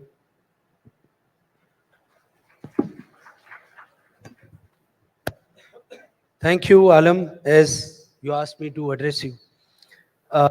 This entire discourse and also the comparative status of the adaptability of ESG in Australia and Bangladesh also. So one thing which is the takeaway for me is that voluntary disclosure is the requirement, I feel. That should be the norm. Because unless if a policing is to be done, I mean, then that becomes a mandatory compliance. That's how we say that when we talk in Ministry of Corporate Affairs, and I see our past president Nisar sir sitting here in the front, and we talk in ministry, and the Secretary MCA keeps telling us that compliance is non-negotiable. You should tell your members that the company secretaries should tell the clients, should tell the corporates that compliance is non-negotiable. So I think in the times to come, ESG will also be non-negotiable. Now also it has been non-negotiable on the basis of voluntary disclosures also. Sureen, my next question to you. You bring a different kind of experience onto the table, and particularly from Malaysia's perspective.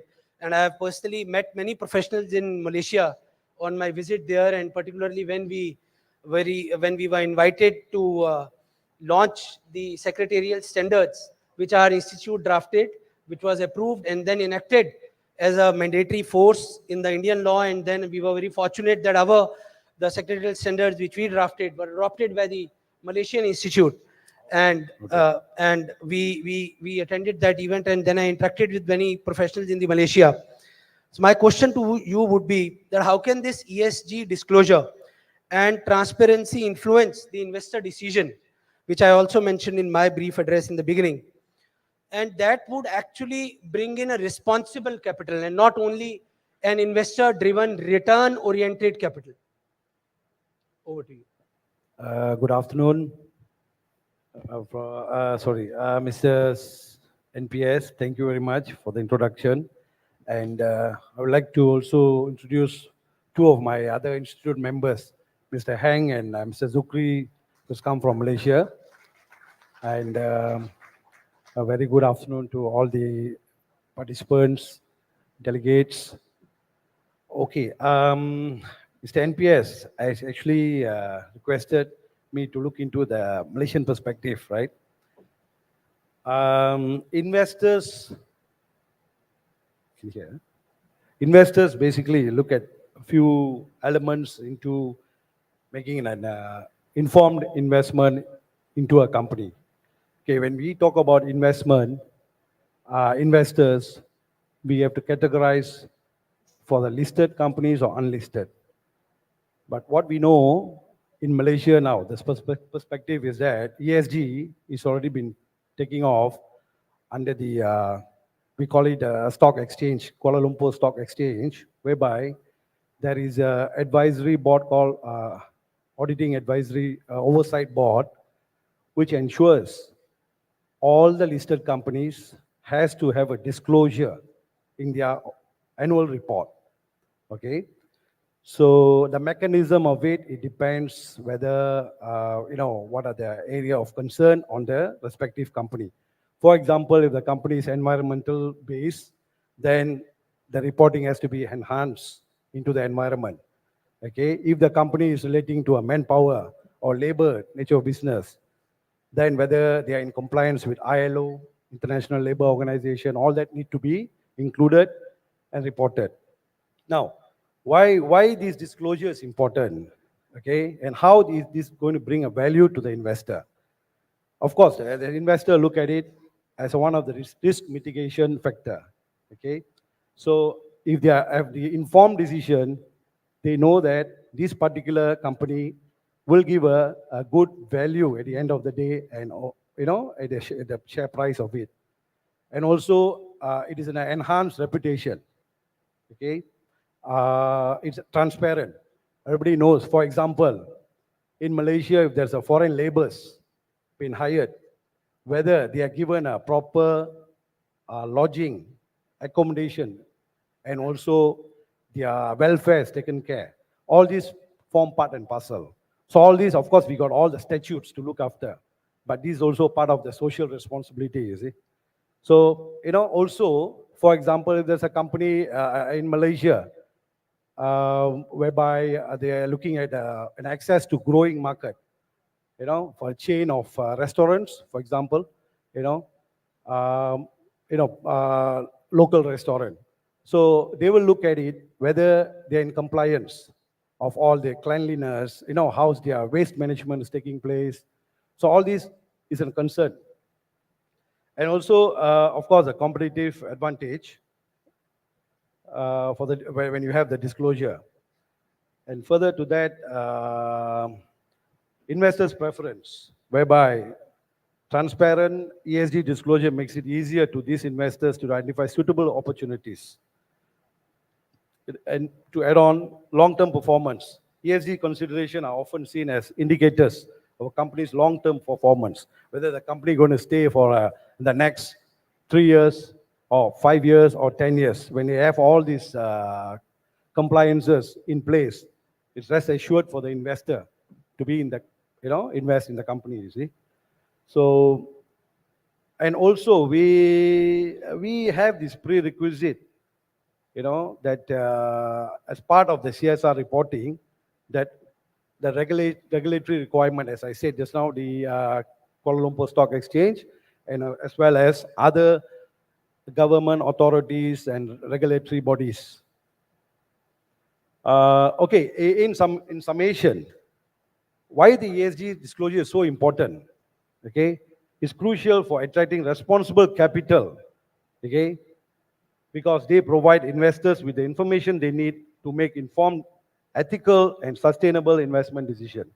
Companies that embrace transparency in ESG issues are more likely to meet the demands of a changing investment landscape and benefit from the growing interest by investing responsibly. That's all for now.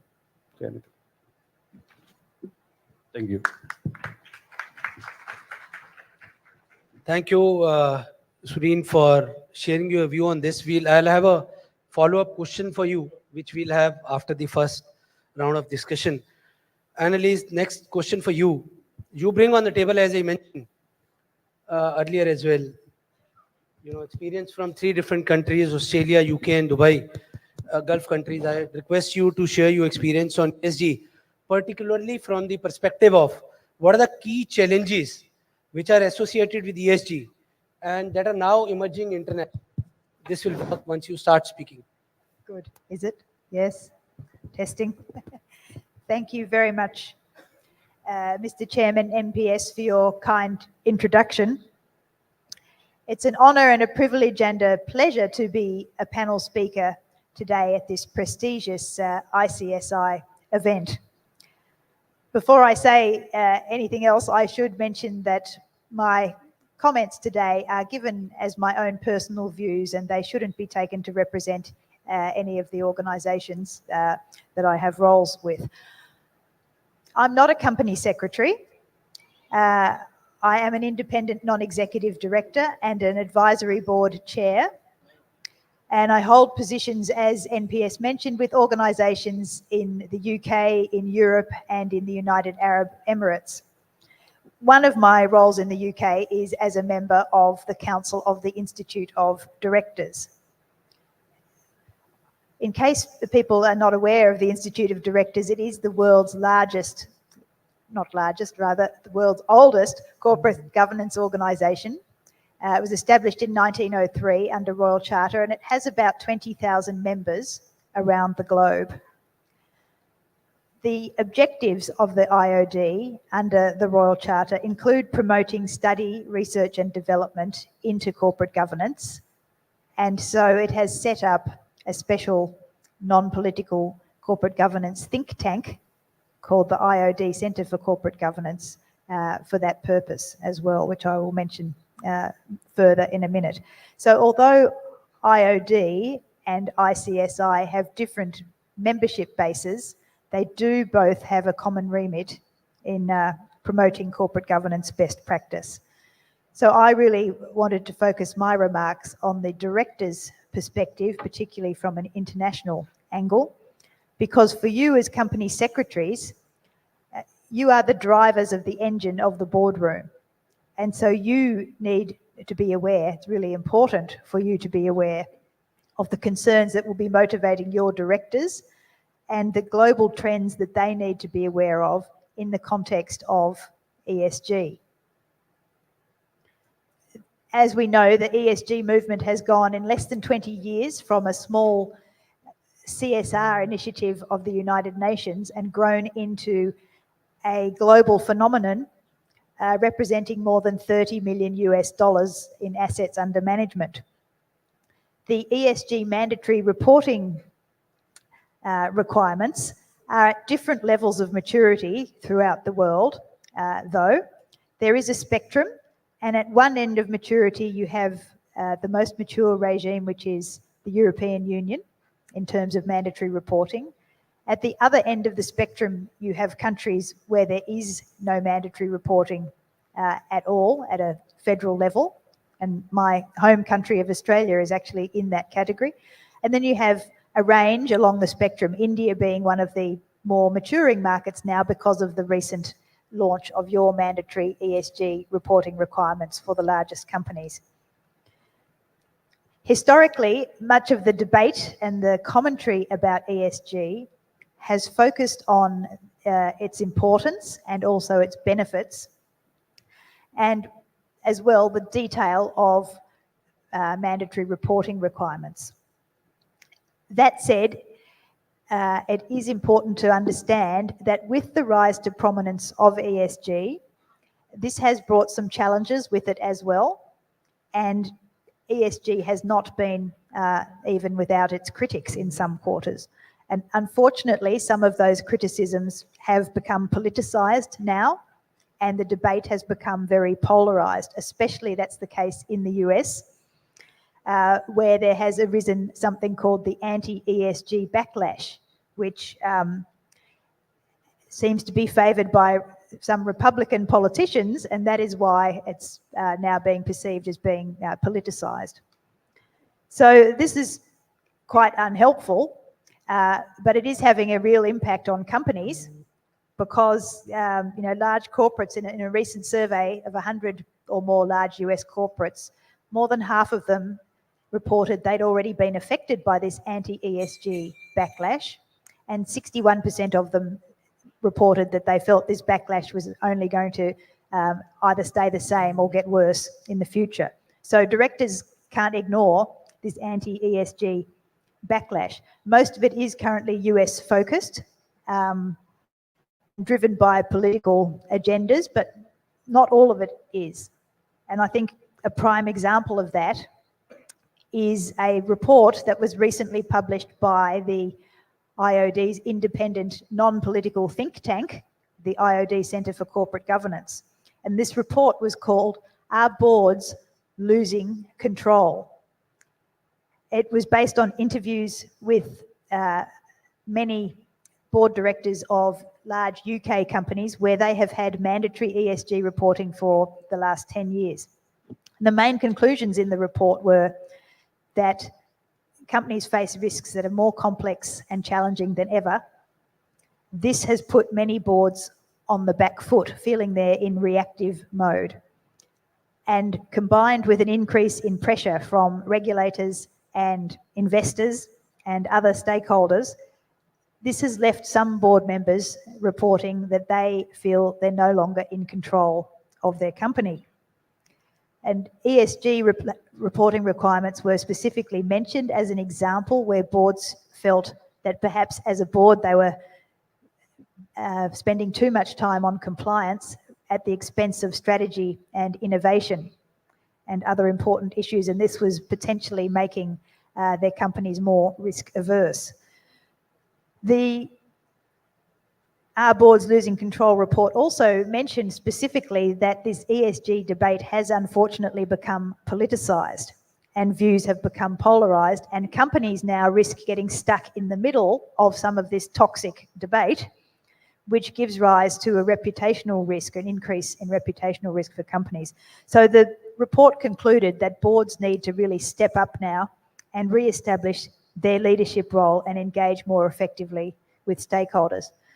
So why I mention this in a company secretarial conference is because you are the drivers of the engine of the boardroom. You really need to be aware of the concerns and challenges that could be coming down the track for your directors in relation to ESG and the global trends that could be affecting them, especially now with mandatory ESG reporting being introduced in India this year. There is a risk that some of these types of challenges that boards in other parts of the world have faced are going to make themselves felt here. So at least if you have these issues on your radar screen from an early stage, you can help your boards to mitigate the risk that they start to feel that they are losing control of the companies that they serve.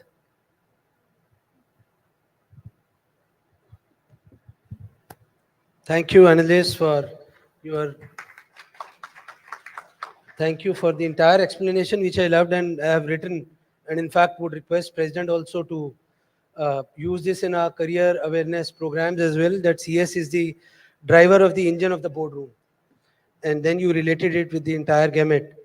I do have another question for you, which I'll ask you in a minute's time. And then first, let me ask Sujat, who will give the Indian perspective of ESG. And in fact, he's an expert in ESG and many of the initiatives taken in relation to this. In fact, Sujat, how do you feel whether the companies here are actually, how many companies, what percentage, what is your experience, whether people are actually accepting it, whether people are actually adapting it, and what are the challenges which we face here considering the Indian scenario? Over to you. Thank you, NPS. Quick disclaimer, I'm a student of the subject, just like all of us. I'll take a step back, before we're talking about how the companies are adopting or pursuing ESG. I always give this example, to make it a little bit personal.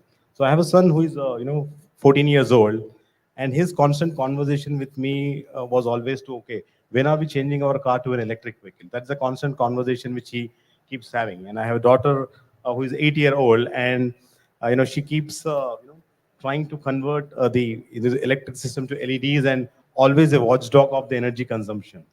And I also do have some conversations with my wife around waste management, how dry waste and wet waste. And of course, sometimes some tough conversations as to what should be the compensations of our housekeeping. If you see some of these elements, we're all talking elements around E, S, and G as well. And the reason I give this example is it's all about today's generation, right? The current generation and the future generations are the future, and they're really worried about the sustainability, really worried about the natural resources, really worried about the future. And they take those careful choices, whether with respect to the companies they're working for, whether what kind of a purpose the organization is, and also in terms of the consumption of the goods. I think that is the biggest driver in terms of ESG, right? And before we even talk about the organizations and as well, other aspects, I think as the individuals, we need to really adopt what is our thought process and why do we really believe E, S, and G is it really creating value or sustainability. Now, if you see from a company standpoint, what I've seen in my experience, uh, the way the companies perceive are very different because the maturity level is very different. For example, there are some companies who still believe, ESG as a tick box or a compliance perspective, right? Because we have to comply because these are regulations. There are companies, who are thinking it as from a reporting standpoint. Okay, we need to report along with the financial reporting. So their mindset is more from a reporting standpoint. There are, of course, companies who believe that, okay, for the industry we are in, there are some specific ESG risks. So identify those ESG risks and try to manage those risks. So they're thinking ESG as a risk management, approach. So we see variety of aspects. But yes, there are some organizations who strongly believe that ESG is a value creator. They want to make this as part of a strategy. They want to make it as part of a value. So as we see different organizations, they perceive ESG in a different manner. And again, there are some drivers. I mean, we call pull approach, push approach, right? So right now, companies in India are struggling between either the pull approach or push approach, right? Pull is because their consumer wants, right? Pull is because the community which they are in, they are really, wanting the social practices to be best. And of course, the consumers and the next generation. And of course, the push factors which we talk about is the regulators push, which is there. And more importantly, in terms of financial institutions, private equity and venture capitalists. I think so. They are really bringing in, those elements of push by virtue of diligence or by virtue of a contract. And taking another perspective, I mean, if we see, there are global multinational companies in India already, right? So what I see is, all those companies have already started, since way back, some of these approaches. So the selling is not that, difficult. And of course, Indian multinational companies, like big companies, which we know, they're already following those approaches. And the listed companies, of course, the BRSR, aspect, the 1,000 companies, I think they're moving towards that, journey. But if you see startups, right, startups or the new age companies, they are really trying to attract the capital from private equity and venture capital and all. And from their standpoint, I think the ESG aspect becomes important because, I mean, we all heard about due diligences, legal diligence, commercial, tax diligence. But I am seeing a trend, uh, particularly started called ESG due diligence in several aspects. So I think before making those investments, there is a diligence element. Similarly, from a funding standpoint, whether you are trying to get a multilateral bank funding and all those aspects, I think you see contracts which are asking a lot of elements around ESG. I mean, if you see you're trying to bid for a contract or bid for a funding, you see number of specific questions around ESGs, and the companies at that point of time to talk about, okay, do we have a ABAC policy? Do we have a supplier code of conduct? There's a lot of realization at that point of it. So, I mean, these were, the various aspects of, the journey. So different companies are at a different maturity level. And, specifically companies who are looking for exports and all. I mean, I was there in a conference the other day, which was only talking about the impact of EU regulations on supply chain. Of course, even in BRSR, we're talking about, in a couple of years, the reporting value chain upstream, downstream would be, important. Same way, I think as the companies start exports, already there in US and UK and all, the European regulations are going to be so strong that they have to, do a disclosures of the scope 3 emissions as to call, right? So from that standpoint, the supply chain management in the companies in India has to be really, upgraded to that level. So that is going to be one big impact. So I'm talking about another kind of companies, which is SMEs and MSMEs. They really have to be geared up, if they really want to work with the, the companies in Europe and US and all. So I think this is just a kind of a flavor, as to, where the companies are in at this point of a time. And you also asked about the challenges, right? I mean, broad challenges. I think the number one challenge, would be the mindset or the approach, how we want to take this ESG as. I mean, we want to put it as the way we want to do business, or do you want to have a compliance mindset or a risk management mindset or a pure play reporting mindset? I think that, really can be addressed only when the board and the management really put a strong tone at the top. Again, every company may have a different approach. So that's number one, aspect of a challenge. Two, I think, in terms of uh, people aspects, I think we really need to have some strong people. Ultimately, any program, it's people, process, technology. So people become important element. And in any of the companies which we see, you don't find a ESG department. You have environmental factors taken care by different departments. Social, you have a CSR team, you have a HR team, and so on and so forth. And of course, governance, which we all are responsible for. So again, there's a lot of initiatives, a lot of policies, a lot of programs happening in a siloed environment. So that is another challenge which some of the companies do see. And third and fourth, which are the technology. I mean, how are we really adopting technology to really aid the ESG aspect? Because going forward, the kind of a data which is needed to do all those reporting needs a proper processes, proper technology. And I think, of course, data is a bigger challenge, because today the reportings are happening because we don't have a assurance yet. But going forward, once the limited assurance and the full-fledged assurance starts in, it becomes a real liability issue. So I think these are some of the challenges which I see. I mean, of course, I will add some more thoughts. I just want to rotate the mic. Thank you, Sujat, for beautifully covering the ESG aspect and the perspective which the Indian companies have. In fact, again, compliance has a cost. Similarly, ESG will have a cost, said, but it depends whether policing is required and if, again, pull and push approach. So till the time it is policing, when it becomes policing, then the cost will not pinch, because then it will be a cost, but will have to be followed. Next question to you, Mr. Alam, again. In fact, there's a question from my side. I was a jury member in one of the award functions. There were different companies which were shortlisted. Without naming, the company which was very strong on the ranking was one of the companies which were very, very, very high rated. The share price was booming and the returns they were giving was extraordinarily high. Everyone was happy. But then when you see it and compare them on ESG parameters, I doubt, because they deal with tobacco. So my question to you is, how do we relate the returns with the ESG mindset?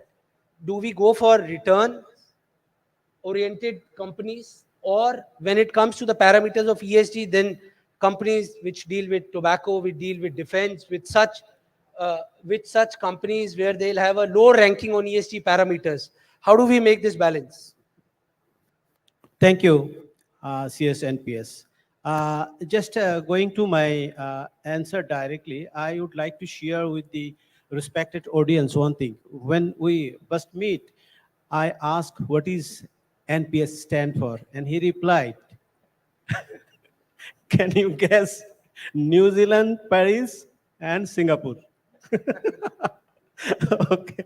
So, and he asked me to call him NPS, not Chawla. So my beloved actually moderator of today's session, thank you very much for asking this question. This is very relevant and very good questions. The ESG is applies to all, as small, medium, or large. It's no matter.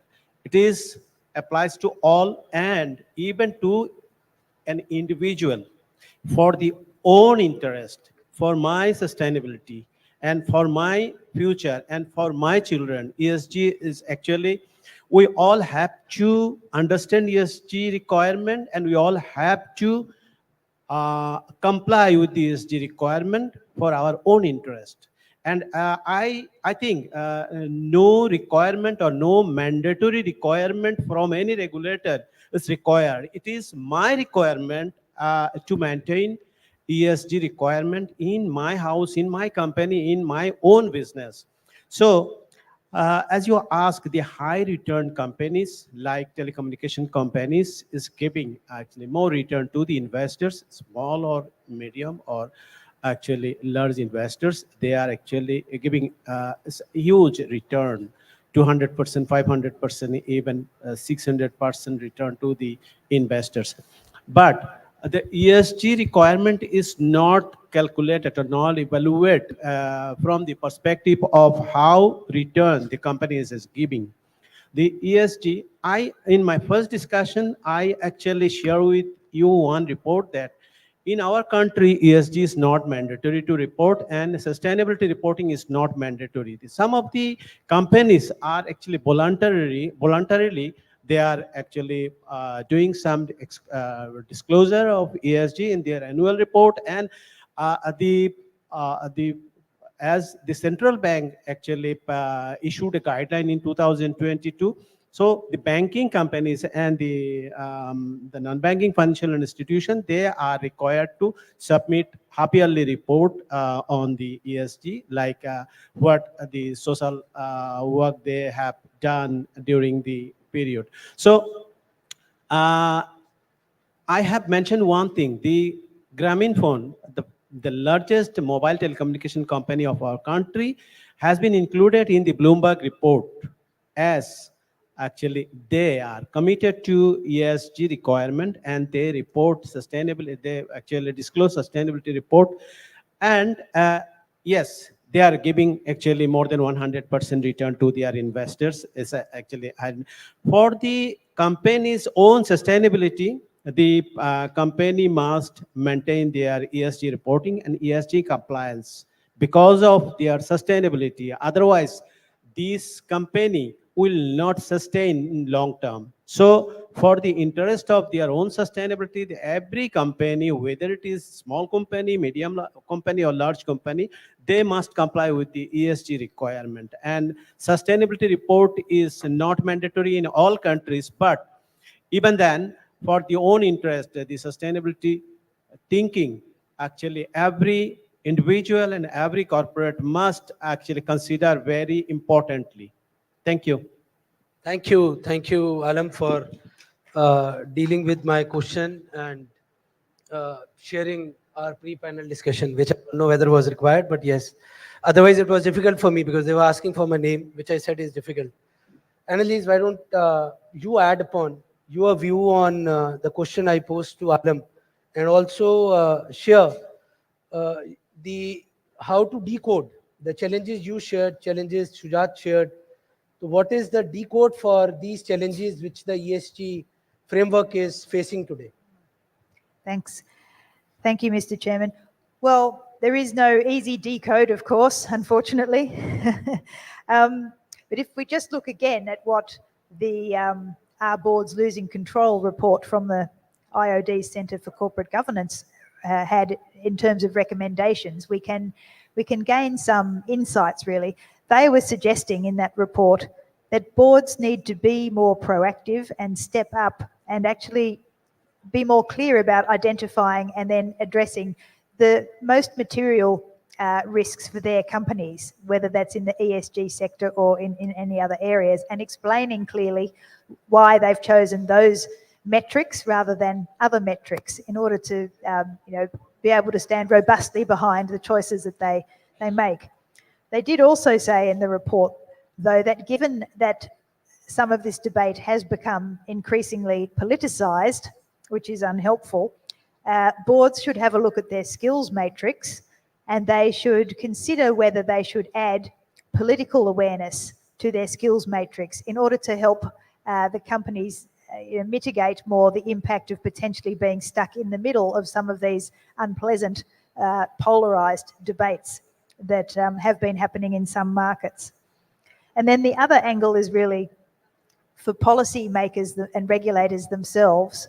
The report was recommending that when making policy, policymakers need to make sure that their policy-making processes are not inadvertently deterring innovation or deterring risk-taking. So, it is important for regulators to go back to first principles and remember that when they regulate, they need to do so in a way that is proportionate and takes costs and benefits into account. Thank you, Sujat. One question I have for you, which I'll ask after I ask this question to Sureen, and because that question is very relevant for members sitting here and members who have joined us from the virtual remote.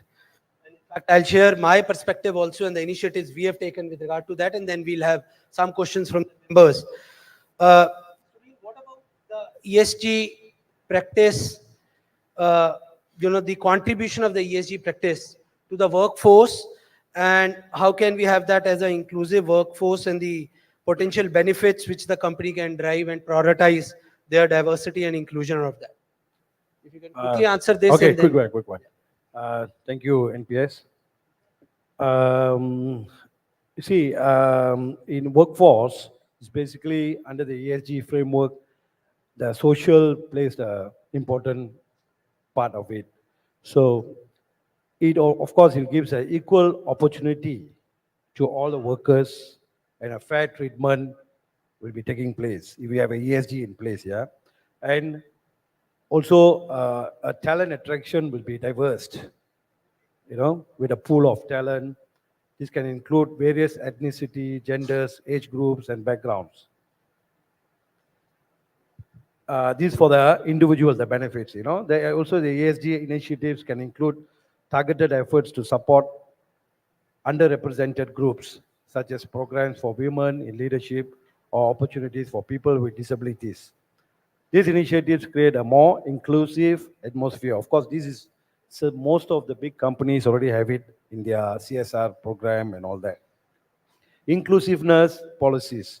ESG practices encourage the development of policies and procedures that promote inclusion, such as flexible work arrangement, like during the COVID, all of us, had gone through the entire, new norm, you see, working from home and all that. Yet, no one knew that this can take place, but it was very, very productive. Okay. And most companies in Malaysia are still continuing with that, and all over, I suppose, even in India. Okay. Okay, this is for the individual, the benefits, yeah. So for the companies, what is their potential benefits that they get? Of course, it's the creativity and the innovations gets enhanced, by you having that ESG framework in place. People look at it, or investor or other, the outside of your stakeholders will look at it that, oh, this is where I should do this, with whom that I should do business with, because everything is in place, and also, again, it also attracts the millennial and Gen Z younger generations to come in, to be part of the, corporate and all that. So I think it was a very quick one. I will just pass on back to Mr. NPS. Thank you. thank you. Thank you, Sureen, for sharing your views on this. Sujat, as I mentioned before, we ask the audience for their questions. What is our role? What do we do? How company secretaries, because I shared in the pre-panel discussion that we got a call from a client that you need to do this ESG audit.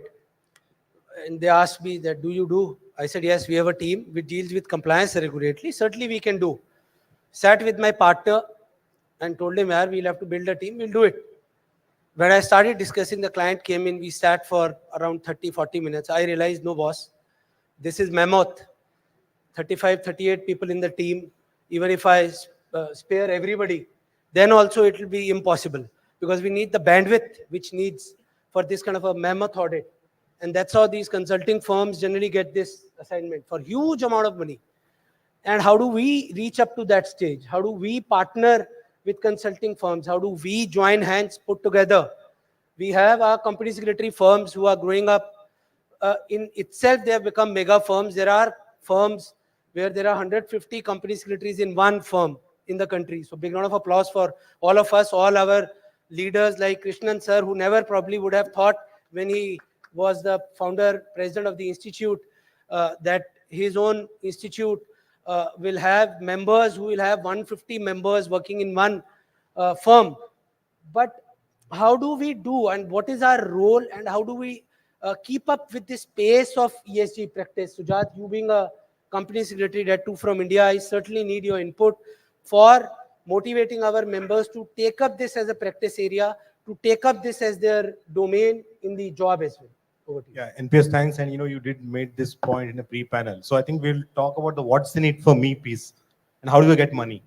How do I enhance my value? So let's straight away talk about that point, because ultimately we all talk about all these concepts and all, but as a professional, how I'm adding value to myself. So before we get into that question, I think it's absolutely important for all of us to really take a step back and see where we are today, right? when we talk about ESG, see, governance, we are already, we are already there, and we are the champions in the governance, and of course, there's a lot of work to do. The S aspect of it, yes, from a CSR and other aspects, I think we are done. The E part is something, which we definitely need to work a little bit more. But if you see the overall aspects, I think it is absolutely important for all of us to enhance our capacity. So the capacity building is most important. And from that standpoint, I think whether joining any courses or certifications, including the ones organized by ICSI, I'm glad that there is ICSI conclave on ESG which is coming up. Not only that, there are a lot of certifications which are there all across the world. I think today in the edtech world, there are a lot of free resources.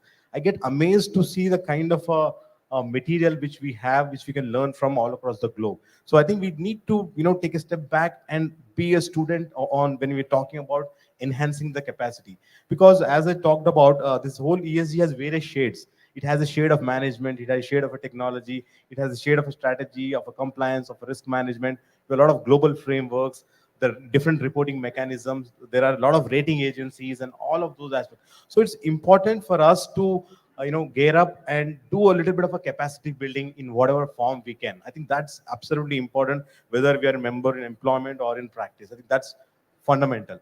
Next, coming to the opportunities. So I think this is a buzzword, or you may call, or a new topic. Everyone is grabbing on, whether it is law firms or big fours or consultants, or all of them are really pitching it well. So I think it's absolutely important from a company side in employment or practice. We'll talk about both the elements.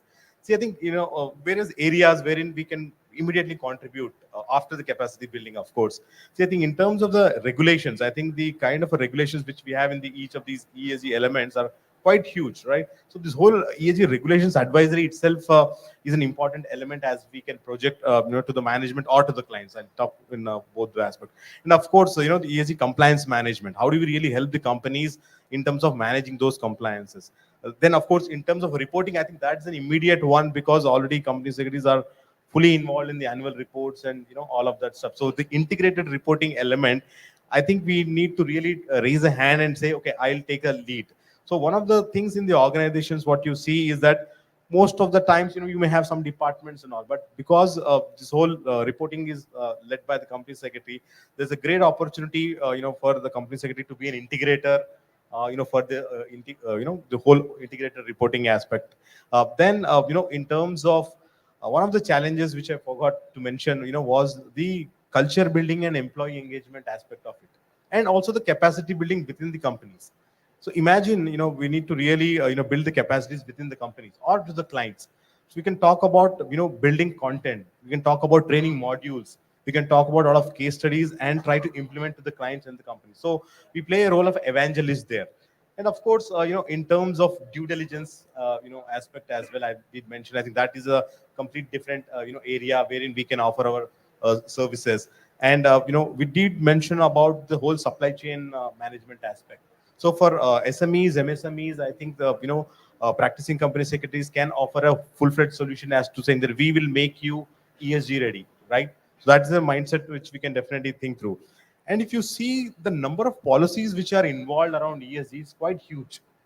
For example, you need to have a human rights policy, you need to have a safety policy, you need to have an ABAC, code of business ethics, and DEI, so on and so forth. So now again, from that perspective, whether it is in employment or in practice, the whole element of drafting the policies, of course, suiting the company's business and all those aspects, and also keeping in the global approach. So that is an area. And the whole contracts, I think we will see that as an leaders, we need to have a draft contracts around all these elements. So going forward, we will definitely see situations wherein all these elements of ESG will come to the organization as part of a various contracts, including in share purchase agreements as well.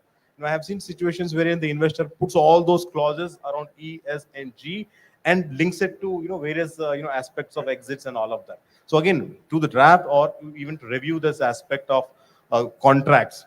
Then of course, when you have contracts, there will be disputes as well.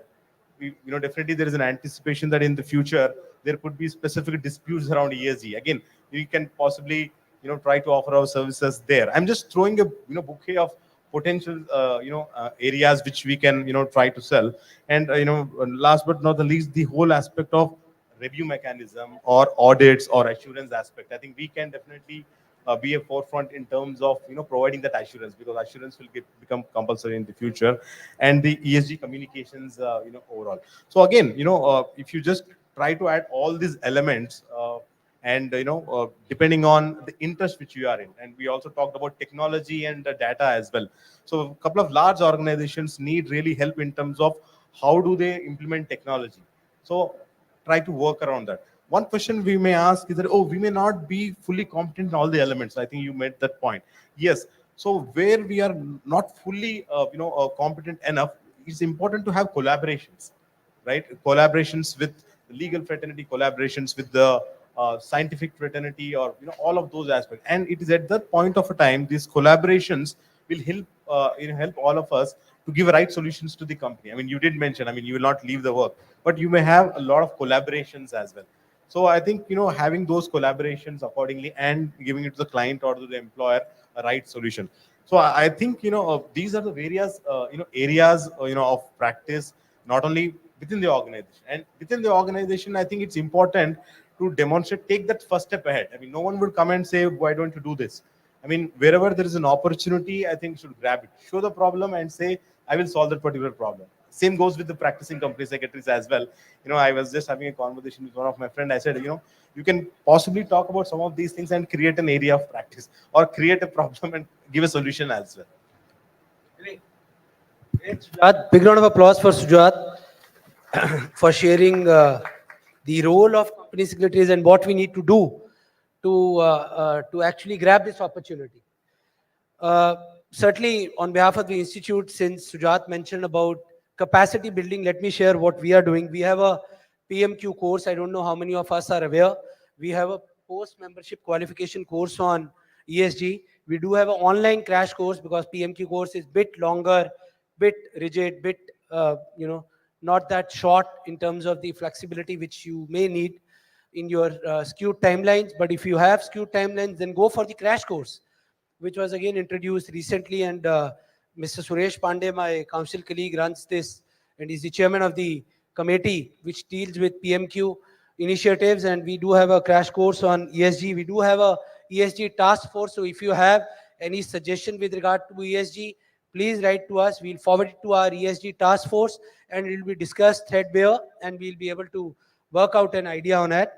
We do have, and let me share with you. That's how I said, your institute and your council is not stagnant, certainly.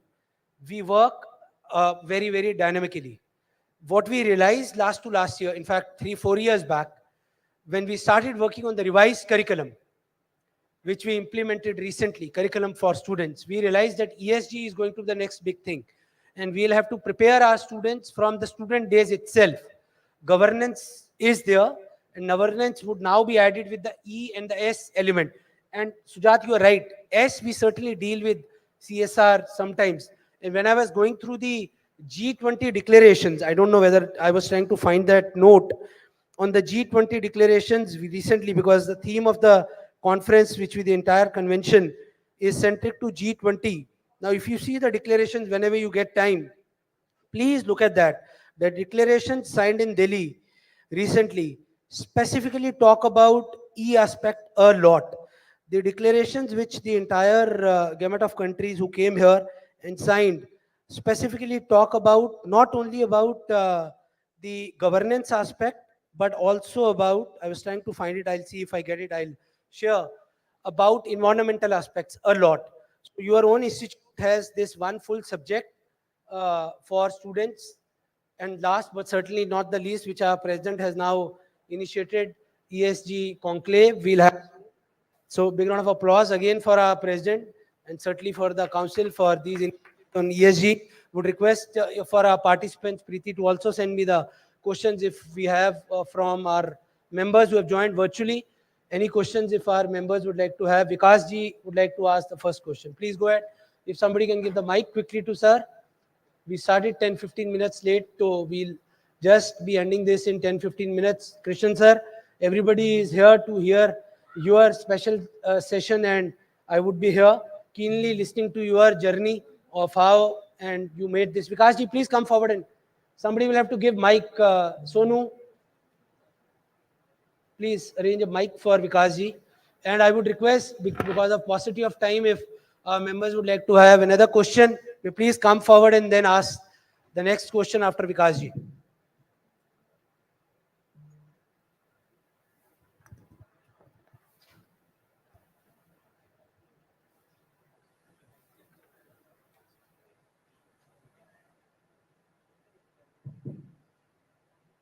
Thank you. My question is, probably, Siddharth, you have touched upon that question in the last. It's about that ESG is not possible without the employee engagement, without the high level of tone coming from the top. I would like to know, especially from my foreign participant and delegate here, what is the practice they have observed in engaging employees and getting a very high tone from the top on this subject. Without that, probably ESG may not be effective. So if briefly they could touch upon this issue.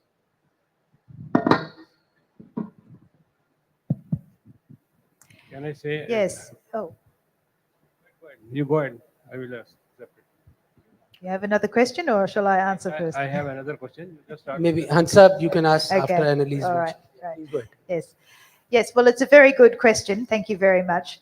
And as with any, in jurisdictions where the reporting requirements are mandatory, then ESG eventually becomes a compliance issue. And as with any compliance issue, the tone from the top is critical. So organizations where management has really bought into the concept, obviously it's going to be easier for compliance to happen. And in organizations where management is not as committed to compliance issues, generally there are going to be problems. So I think it really, the answer is pretty similar to the situation with any other type of compliance issue where you are in a market with mandatory reporting. Just to supplement, if I please. may. So I think, as you mentioned, employee engagement, I think, companies can have policies, frameworks, all sorts of fancy reports and all that stuff. But ultimately, unless and until we really, impact the people on ground, I mean, they really need to understand these terms, what is environment, social governance, why it is really important. So from that standpoint, a lot of effort has to be made in terms of make it little easy. When you're talking to a, floor man or, the project heads and all, try to, explain all those concepts in a much simple, easy, engaging manner with a lot of a gaming approach. I mean, you use creative approach, use arts or whatever it might be. There are a lot of companies are trying to do different elements to make the employee engaged and, make it a little bit of fun and learn together. And more importantly, understand the why piece of it. I mean, oftentimes when we do safety related aspect, when you try to understand and explain the emotion aspect of the personalization, why it is really important. I mean, for future generations, when we try to use all those examples, I think that really makes a lot of impact and also the employee engagement. That's a very important point. Actually, I've worked in a market where we had mandatory ESG reporting. The company did a very nice sustainability report every year, yet we as employees had no visibility until that report was published, really, about what was in it, which was a pity because when we read it, we could think of other examples of good things the company had done in relation to sustainability that could have been put into the report, yet we didn't have the awareness about the reporting requirements. So I think communication is really key to the employees so that you can get the best out of everybody in the organisation and the company can benefit from that in whatever reporting it's doing. Yeah, thank you. Thank you. Second Answer. question can you ask? Yes. You see, in order to better appreciate the policy ESG, we know all that. Whatever we are doing in India for implementation of ESG, what other countries are doing, is there any different? What are the differences in implementation of in other countries like in Malaysia, in Singapore, whatever we are following? If you can better appreciate that.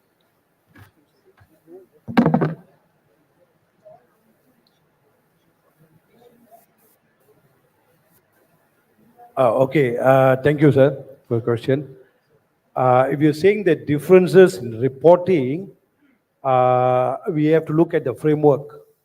Based on in Malaysian's perspective, we have a preset framework on the ESG reporting that at this current juncture, this reporting is basically undertaken by an accountant, auditors, external auditors, you see.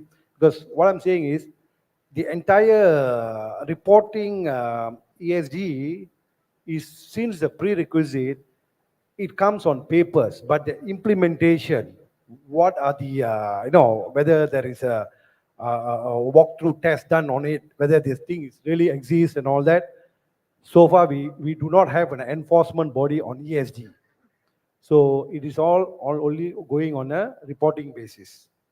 So for now, but when time comes, I think like everything else, they will start to have an enforcement unit, body, will be undertaken by certain ministries and all that. So hope I've answered your question. Thank you. Thank you. So from my perspective, from Bangladesh perspective, actually, I have already, in my first discussion, I have shared with you that some of the companies in our country, voluntarily, they are actually complying with the ESG requirement. For example, I have actually mentioned the Walton. That company actually phased out CFC emitting cooling products even before their other foreign counterparts, and investing in solar power installed. Right now, they have already installed 12 megawatts solar capacity. So in other companies, I also have actually mentioned that a banking company, they have actually approved a policy not to lend to the tobacco manufacturing company and sheep breaking company for the actually cause of the environment. So and some other company, for example, IDLC, they have actually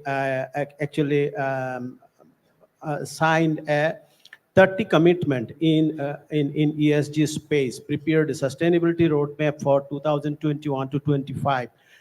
These are the actually voluntary requirement and voluntary disclosure. So there is no hard and fast actually requirement for reporting, but they already 7 of these company from Bangladesh included in the Bloomberg's actually ESG list. So most of the company in Bangladesh, they are complying with the actually. If I mentioned actually additionally that the company secretary in such a position, in such an important position in the decision-making process of a company, they must understand very clearly ESG requirement and keep learning for understanding, update themselves for making board understand for compliance of the ESG, for actually to ensure the sustainability of the company. So this is an actually growing opportunity for the company. The ESG compliance, I must say, the ESG compliance is a growing opportunity for the company secretaries everywhere, in India, in Bangladesh, in Malaysia, everywhere. So we must be keep ourselves very relevant and very up to date with the ESG requirement.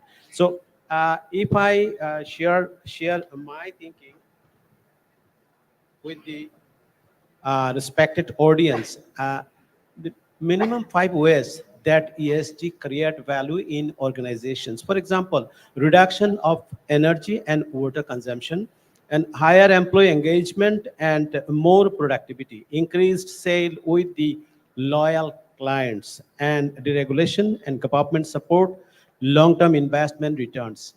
And other way, how does investing in ESG increase the company's value? Improving reputation and brand value, attracting and retaining top talent, improving financial health, improving transparency and openness. So ESG is most important and getting top priority for all the corporate houses to comply with. Thank you. Thank you, Thank sir. you. Thank you. Thank you, sir. Sir, one more thing only. Like in India, only 1,000 listed companies are covered. Is there any threshold limit in other countries also? For implementation of ESG, only 1,000 listed companies are covered for the time being. Is there any other limit, is similar limit in Malaysia or Singapore? We have to just know the threshold limit. Sujat, no, we are not able.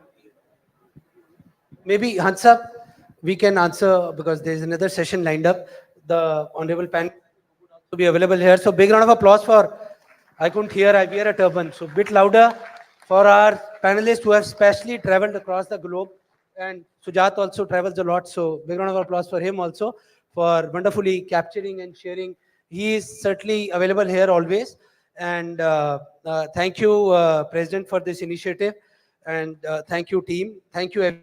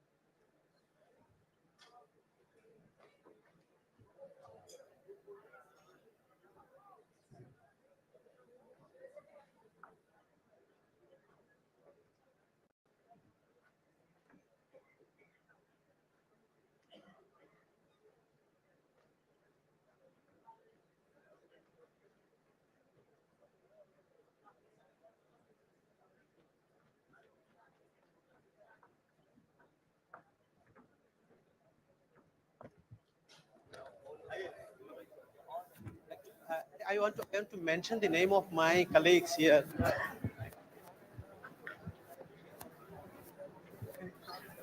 Sure. Thank you very much for giving me this opportunity to actually announce the Bangladesh team here. Myself is Nurul, and I am accompanied with my respected Vice President, Mr. A.K.M. Mushfiqur Rahman, and Treasurer of the Council and Council Member, Mr. Abdullah Al Mamun, and the Council Member, respected Council Member, Mr. Harun, and Mr. Rubayat, and Mr. Sharif Hassan, and we have also our fellow member and past council member S.A. Rashid, and Mr. Salauddin and Mr.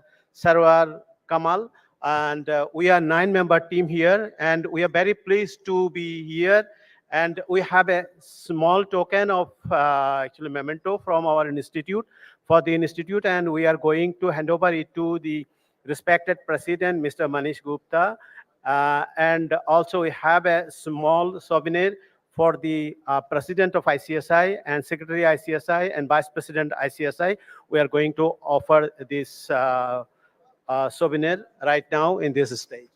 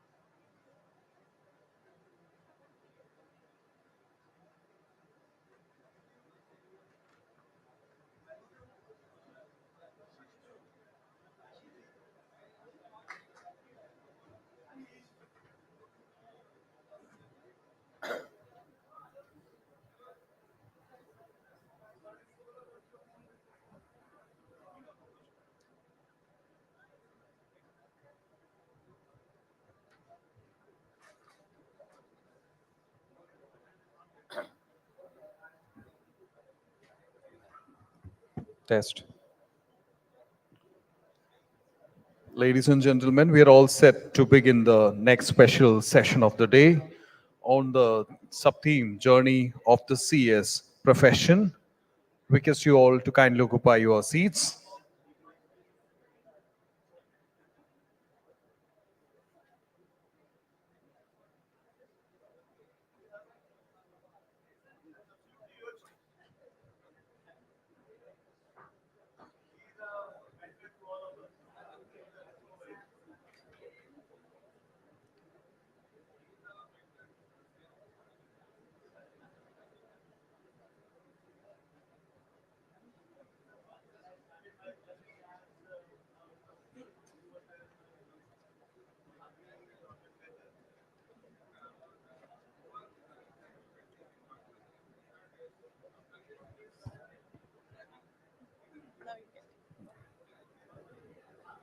Request you all to kindly occupy your seats.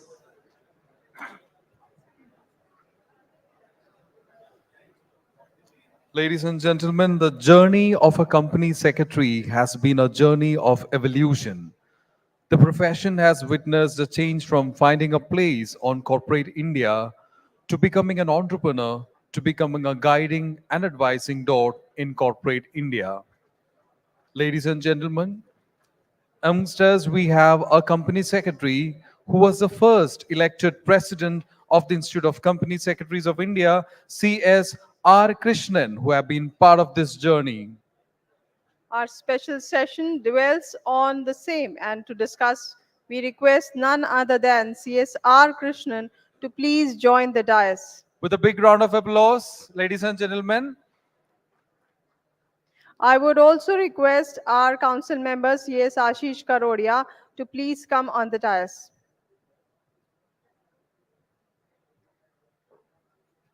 Thank you, sir. I request CS Manish Gupta, President ICSI, to please come on the dais and welcome our guest with a planter.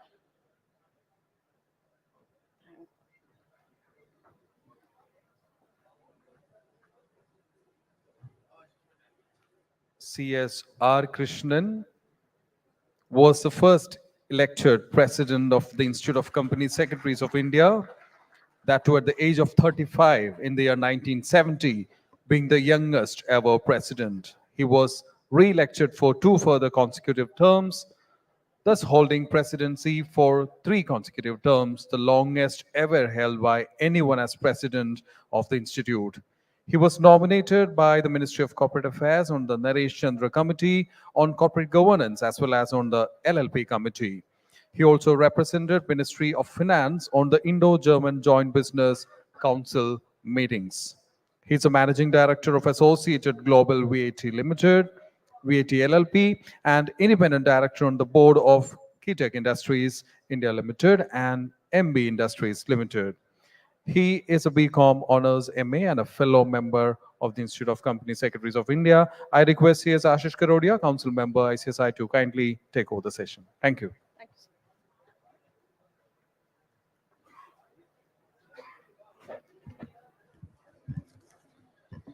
Good afternoon, everyone. It's a proud privilege for all of us to be part of this 51st National Convention at Varanasi.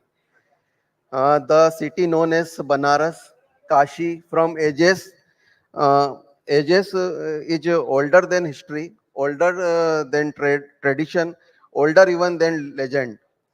Like Banaras is a historic place from ages. The remarkable journey of 55 years of ICSI is not though older than ages, but have traveled miles ahead and received a very remarkable position today.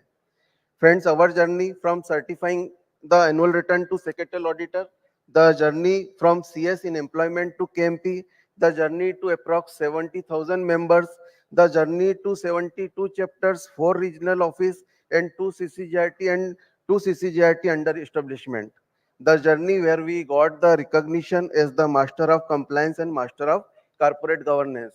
1953 में friends जब लोकसभा का bill Lok Sabha में bill pass होने के लिए आया था companies act के, तो लोकसभा के सदस्यों का एक विचार था कि जिस तरह से मॉडर्न गवर्नमेंट आधुनिक सरकार को चलाने के लिए सेक्रेटरीट की आवश्यकता है, उसी तरह से कॉर्पोरेट जगत को चलाने के लिए कंपनी सेक्रेटरी भी उसमें होने चाहिए, और यहीं से हमारे कंपनी सेक्रेटरी की महत्वता को स्वीकार किया गया था. And finally the institute of company secretaries of India was set up and registered as a company on 4th October 1968 under Section 25 of Companies Act 1956 with its registered office New Delhi to regulate and develop the profession of company secretaries. In 1980, the government enacted the Company Secretaries Act 1980 to make provision for regulation and development of profession of company secretaries and converting the institute into a statutory body with effect from 1st January 1981. जिसको हम उदय दिवस के रूप में भी अभी मनाते हैं. The remarkable journey of 55 years that this institute has undertaken since its inception marks the dedicated efforts, firm commitment, and outstanding contribution of all those who have been part of this remarkable journey. Company secretaries since the beginning of the profession in year 1968 have been strengthening the governance culture in corporate and have played an important role in advising the corporate in decision making with their expert knowledge, business acumen, and critical thinking. Shrimati Draupadi Murmu, Honorable President of India at the 55th Foundation Day of ICSI on October 4, 2023, mentioned that the future of corporate governance in India depends on company secretaries' action and called for adaptability to change the updated skills to meet new challenges, commending ICSI for its efforts. She also urged company secretaries to serve not just as legal professional but also as trustee of the nation's development, emphasizing the importance of good governance and ethics. The responsibility of company secretaries have altered over the last 5 decades in response of fast changing economy, industrial environment, and the growth of the demand for corporate governance and ethical business practices. Today we have esteemed presence of CSR Krishnan sir, former president ICSI, for this special session, who will take us through the journey of company secretary profession, how it evolved over the period of time, its achievement and expectation in the time to come. Thank you. Please, sir.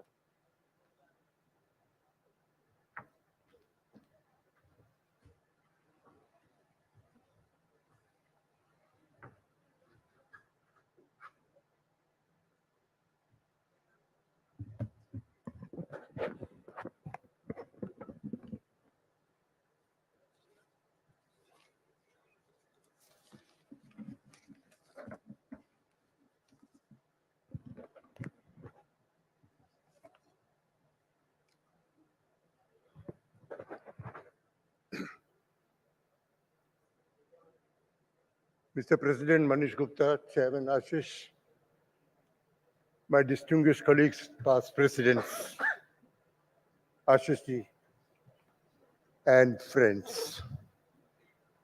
It's a very substantial privilege for me to be present here this afternoon in this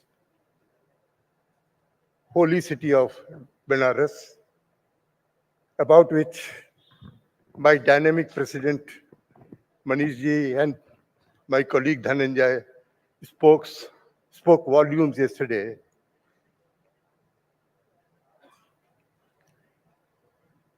Echoing the startling revelations made by Manish and Dhananjay, I may be permitted to add that East India Company in 1802 annexed Benares and ceded it to Bengal presidency. That is the international ramification about which our vice president spoke yesterday. This East India Company came to India in 1611 as the world's largest multinational company, dealing primarily in spices, tea, jute, and rubber. They made huge profits and a large shareholding, but had a very distasteful record of performance because they treated shareholders like a dust, paid paltry dividend to them, and repatriated all their profits to the United Kingdom. The shareholders complained to the Crown, and the Crown decided to dissolve in 1872 the East India Company and took control over itself. In the process, ushered in limited liability in India. Along with came the UK Companies Act, and with that the institution of managing agencies and secretaries and treasurers, and the indispensable concomitant, the company secretary. That went on, and what they did was they set up several offices in one building with company secretaries handling most of those functions. This East India Company was responsible for creating so many manipulations and malpractices that eventually led to the first Indian Companies Act in the pre-independence era of 1913, which perpetuated this regime of managing agencies and secretaries and treasurers. Our industrialists were peeved with the kind of manipulations and malpractices that were going on, but they could do nothing because this was all pre-independent India. But as soon as India became independent in 1947, government constituted a committee in 1950 known as the Bhabha Committee, which took 4 years to deliberate about these malpractices and came out the first Indigenous Indian Companies Act in 1956 and gave a severe blow to the system of managing agencies and secretaries and treasurers by abolishing them altogether. That was a monumental achievement and very much required in the country at that time. But they did not stop. They continued that system through the backdoor assistance of the company secretaries. Each company secretary was at that time handling 10 to 15 to 20 companies of which he was company secretary. This went on and nothing could be done. At the same time, there was a Companies Amendment Bill which was presented in the Parliament in 1953 by Mr. C.D. Deshmukh, the then Finance Minister, because he was getting numerous requests and pressure from the parliamentarians that please bring about a mandatory provision for the appointment of company secretaries in the companies in India. To which he responded that time is not yet ripe to bring in this mandatory provision because we do not have adequate company secretaries in India. And therefore, we shall take steps, the government will initiate steps to set up this profession. And eventually, when we have adequate number of Indian company secretaries, we shall go ahead with this mandatory provision.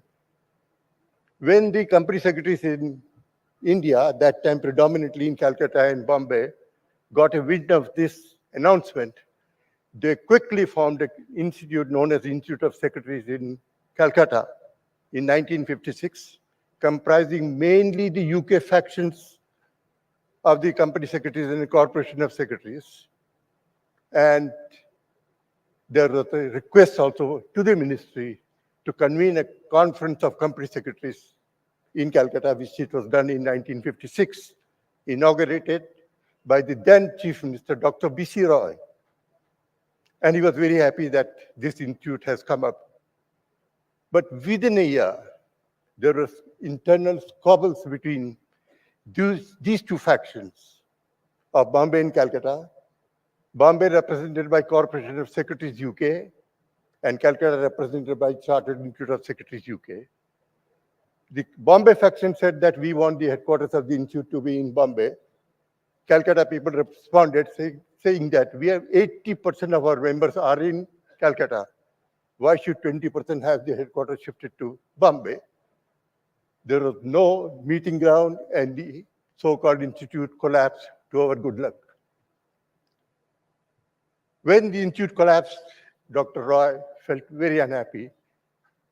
He summoned Mr. D.L. Majumdar, ICS, the Secretary of the Ministry, saying that government should initiate now steps to set up an Institute of Company Secretaries of India and take control of the whole situation in their own hands.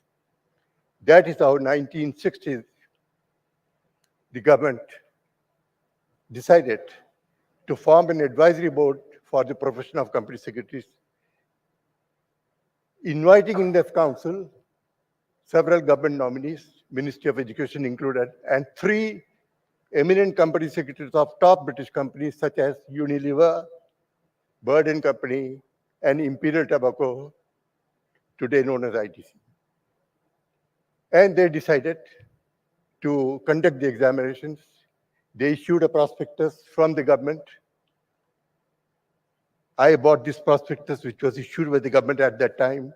The cost of this prospectus is 50 paise, just 50 paise.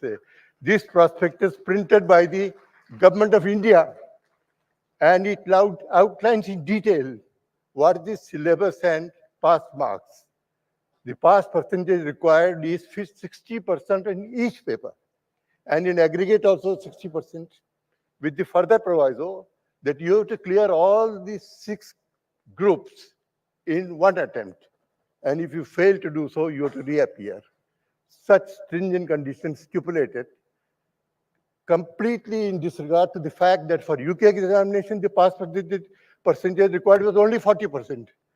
The point is that the UK members on the council of our institute were trying to discourage our Indians from taking this examination so that if you stipulate 60%, not many will pass. They succeeded to some extent, But there were some diehards like me who decided to take this examination.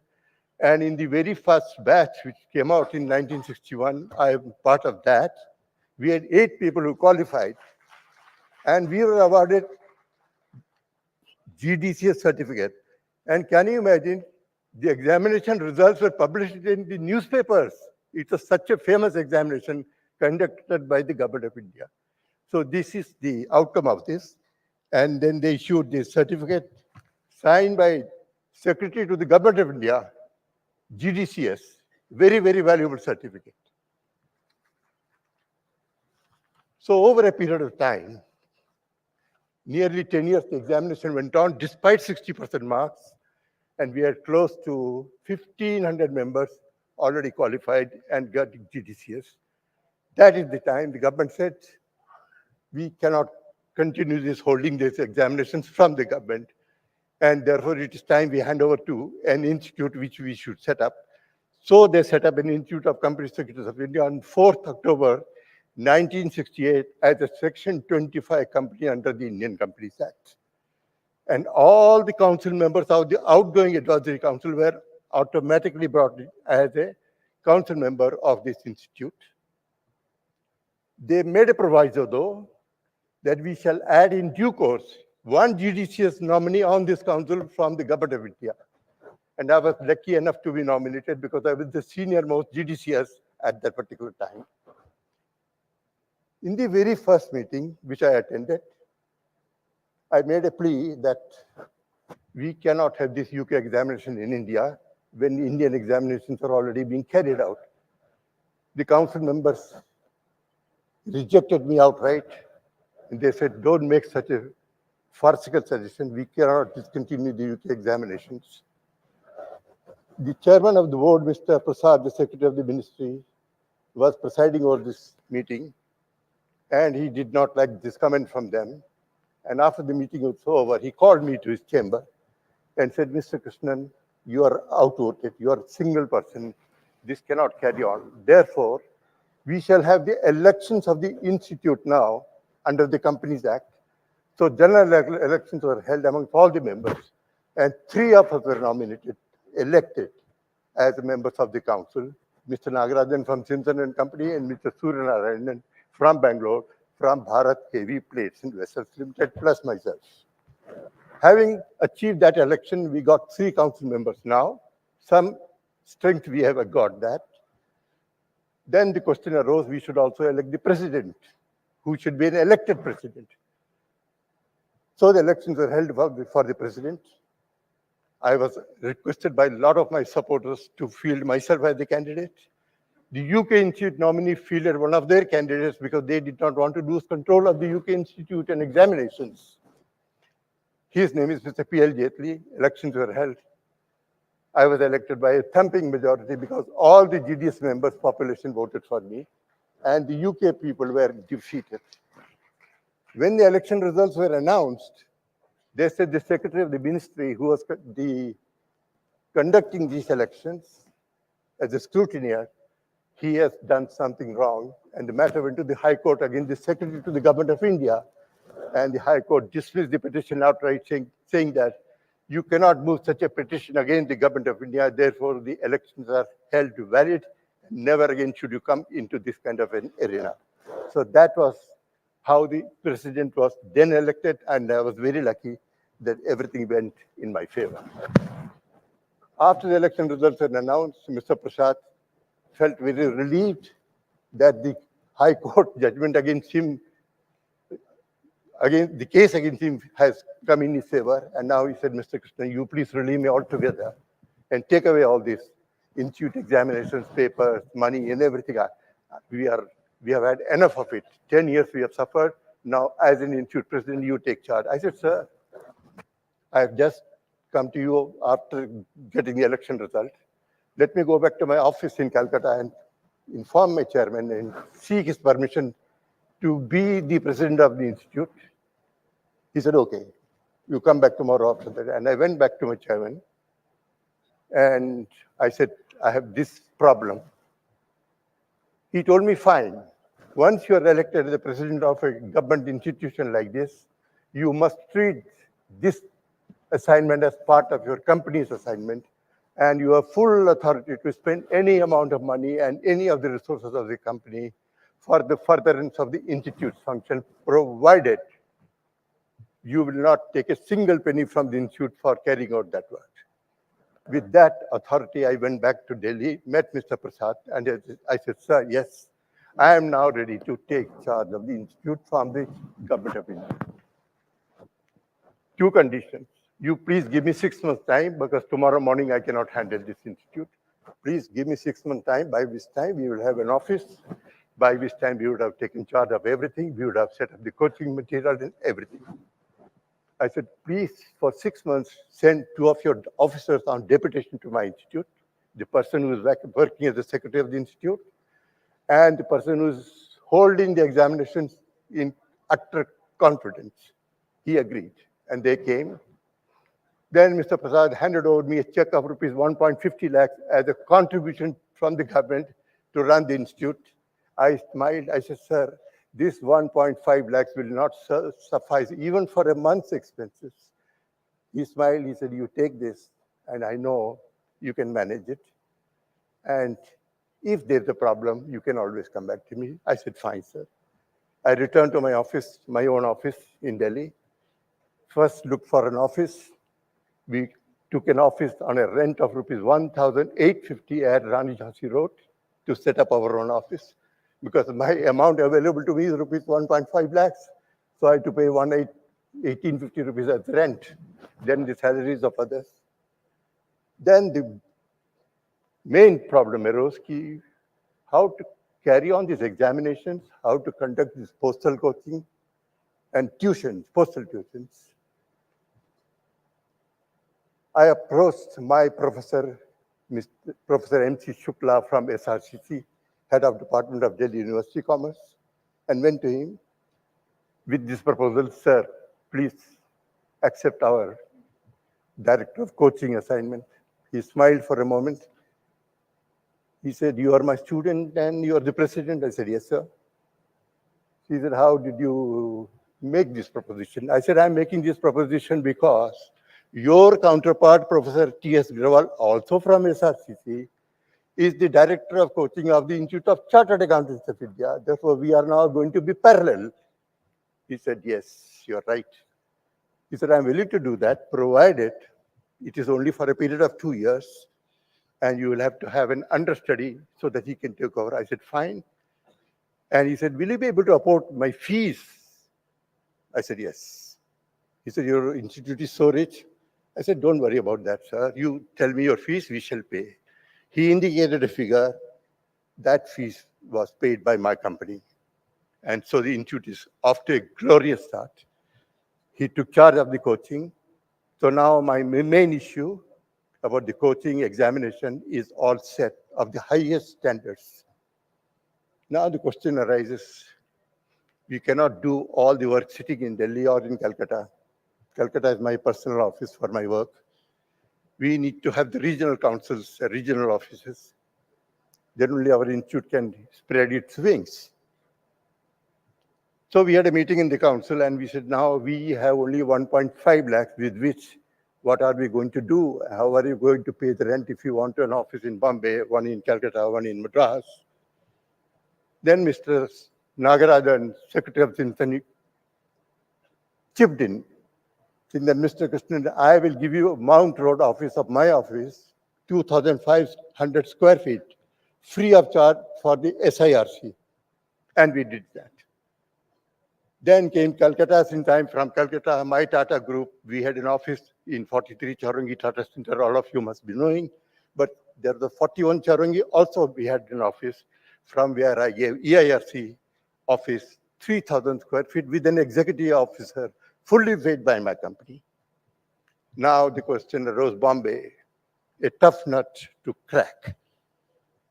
However, I said I need not waste much time on that because my company has 6 offices in Ballard Estate and Nariman Point. And I offered at Ballard Estate, Mangalore Street, 3,000 square feet, free of charge forever as the Western India Regional Council with an executive officer. So now we are well set for the regional councils. We nominated a regional council in Calcutta comprising 8 managing directors of multinational companies such as Metal Box, Indian Aluminium, Chauvelais, India Tobacco, Williamson Mega, etc. So our institute started getting support from all the multinational companies, and slowly GDCS became a prized position for whoever had already got it. Thereafter, we went on expanding. Now, the main question arose, we have still not entered the battleground. The real battle is yet to be fought. We have taken the easy route so far. The issue was, we have to eliminate the UK examinations being conducted in India. And as long as that examination will be conducted in India, our institute cannot survive. Our institute must collapse. So I went back to the Secretary to the Government of India, Mr. Prasad. I said, sir, this is an issue. So he said, then how are you going to tackle it? I said, you permit me to go to London and meet the president of the UK Institute and tell him that this is the position, to persuade him to abandon his examinations. I went and met the president of the UK Institute, Mr. Harris. He's the Secretary of British Gas also. I went as Secretary of British Steel in India. Our offices were not very far. So when he met me, he said, you are the president of the Indian Institute? I said, yes. He said, but I don't see any gray hair on you. I said, is age a factor to be the president of anybody? If the United States can elect John F. Kennedy at the age of 38 to be the president of USA, why can't ICSI have a president who is only 35? Is that a problem? He said, no, no, that's it, by the way. So come on, let us discuss business. I said, yes, sir, I've come to you with a request that we have been conducting, we means the Government of India, for the last 10 years, this examination with the ultimate aim that we shall have our own company secretaries, and we are going to come out with an amendment in the law, like your section 177 of the UK Companies Act, providing for a mandatory appointment of company secretaries. We are going to do likewise. He said, so? I said, so please discontinue your examinations in the first instance. And we cannot have 2 examinations here. He got very infuriated and said that you should not make such a suggestion to me. We are the largest institute in the world. You are a pygmy, you are a new arrival. I said, maybe you're the largest. We'll also become largest 10 years from now. Don't worry about that. She said, no, no question. You wind up your institute and merge it with our institute. I said, that will never happen. I departed, came back to Delhi, frustrated. Went to Mr. Prasad, the secretary. He said, how was your meeting? I said, sir, I'm utterly frustrated and humiliated. And you cautioned me not to let the institute collapse because Dr. B.C. Roy, when he inaugurated the institute, he made this condition, please make sure the institute flourishes. Now our institute is going to collapse. He said, so what is your suggestion? I said, I have only one suggestion, lender of the last resort, and that is, you have to tell the Reserve Bank company to stop the release of the foreign exchange. He said, very tough assignment. We are not going to be able to do that because no ministry in the government has any authority to instruct the Reserve Bank of India, which is an autonomous body. However, there's nothing to prevent you as president go and meet the Reserve Bank of India governor. We shall support you. I said, okay, sir. I said, okay, that's my last chance to survive. I will have no face to show to my friends and to the government. And in my own company, I may lose my job. I said, okay, let me take a chance now. I fixed a meeting with the governor, Mr. P.C. Bhattacharya, ICS. And I said, I have this request that UK examinations must be discontinued and the foreign exchange you are releasing should stop. He said, you are making a very arbitrary recommendation. It has grave implications. Why are you doing that? I said, for 2 reasons. A, countries are facing a severe foreign exchange crisis. So when Government of India itself is conducting these examinations. Why are you releasing foreign exchange, which is not required? Secondly, there is no need for the UK to conduct these examinations in India, because why should my Indian students study the company law of UK and the secretarial practice of UK? They have to know the company law of India and secretarial practices here. He said, yes, there is some point. He lifted the phone and rang up Mr. Prasad, secretary in the ministry, said that Mr. Krishnan has come with this suggestion. What is the government stand? And Mr. Prasad said, he's right, he has come on our behest. And we would very much like the stoppage of the foreign exchange.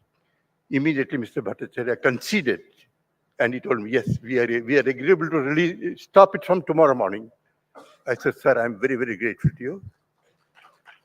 Kindly do me one little favor, that I'm going back to Calcutta in the evening. Before I leave Bombay, tell your office to give me that notification. He called his exchange controller. They gave me the notification at 2. I took the flight at 5 o'clock, landed straight to the statesman editor's office at 9 p.m. because the material for next morning's newspaper was about to be printed. The editor was a friend of mine, Mr. Parmeshwar. He said, what is the urgency? I said, read this letter. This is the urgency. Oh, yes, it's a very far-reaching consequences. I said, to my advantage, therefore do it. And he did it.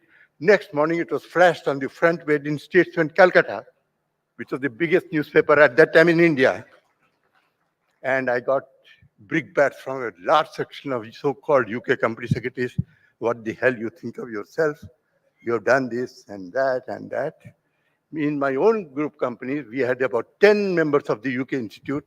They also tried to meet me. I said, please don't disturb your work. You continue your work. This has nothing to do with the company. You mind your business. Then their local president took me to Calcutta Club for a lunch. That was a practice those days, that if you want to discuss somebody, you invite him for a lunch.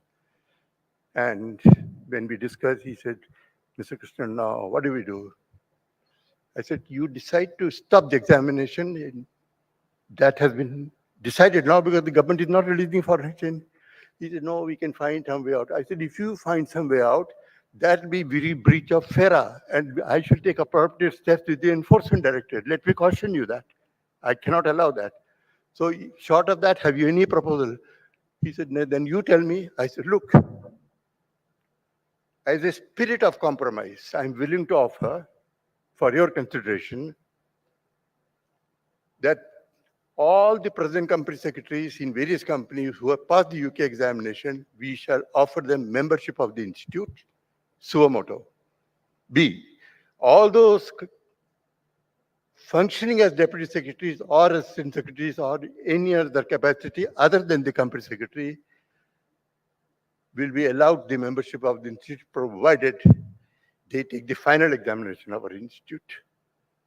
And lastly, with regard to students who are at various stages of the UK examination, preliminary, intermediate, or final, should switch immediately over to our corresponding intermediate or final examination, provided all these 3 concessions are limited for the next 6 months. You must exercise your option within that 6 months. After that, the door for UK people is permanently closed in India. You cannot come in there. And that's the end of the story. Therefore,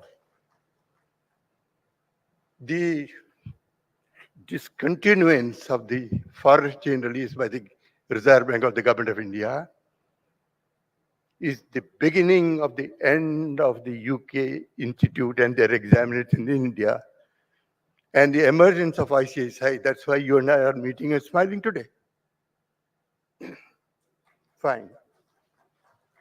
So this part is over now. Now the question arises, we are public sector undertakings, and since ICSI is part of the government, and we are functioning as emissary of the government, I approached the Bureau of Public Enterprises. I said, sir, this is what has happened. And very soon we shall have a provision like UK that every company will have to have a compulsory company secretary qualified from our institute.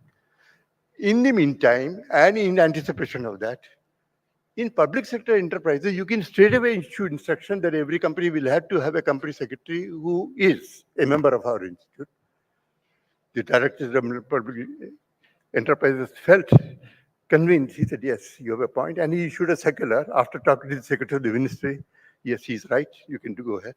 They issued circular to all the public enterprises in India and the state enterprises too, that henceforth, no company secretary will be on deputation from any government department to a government company.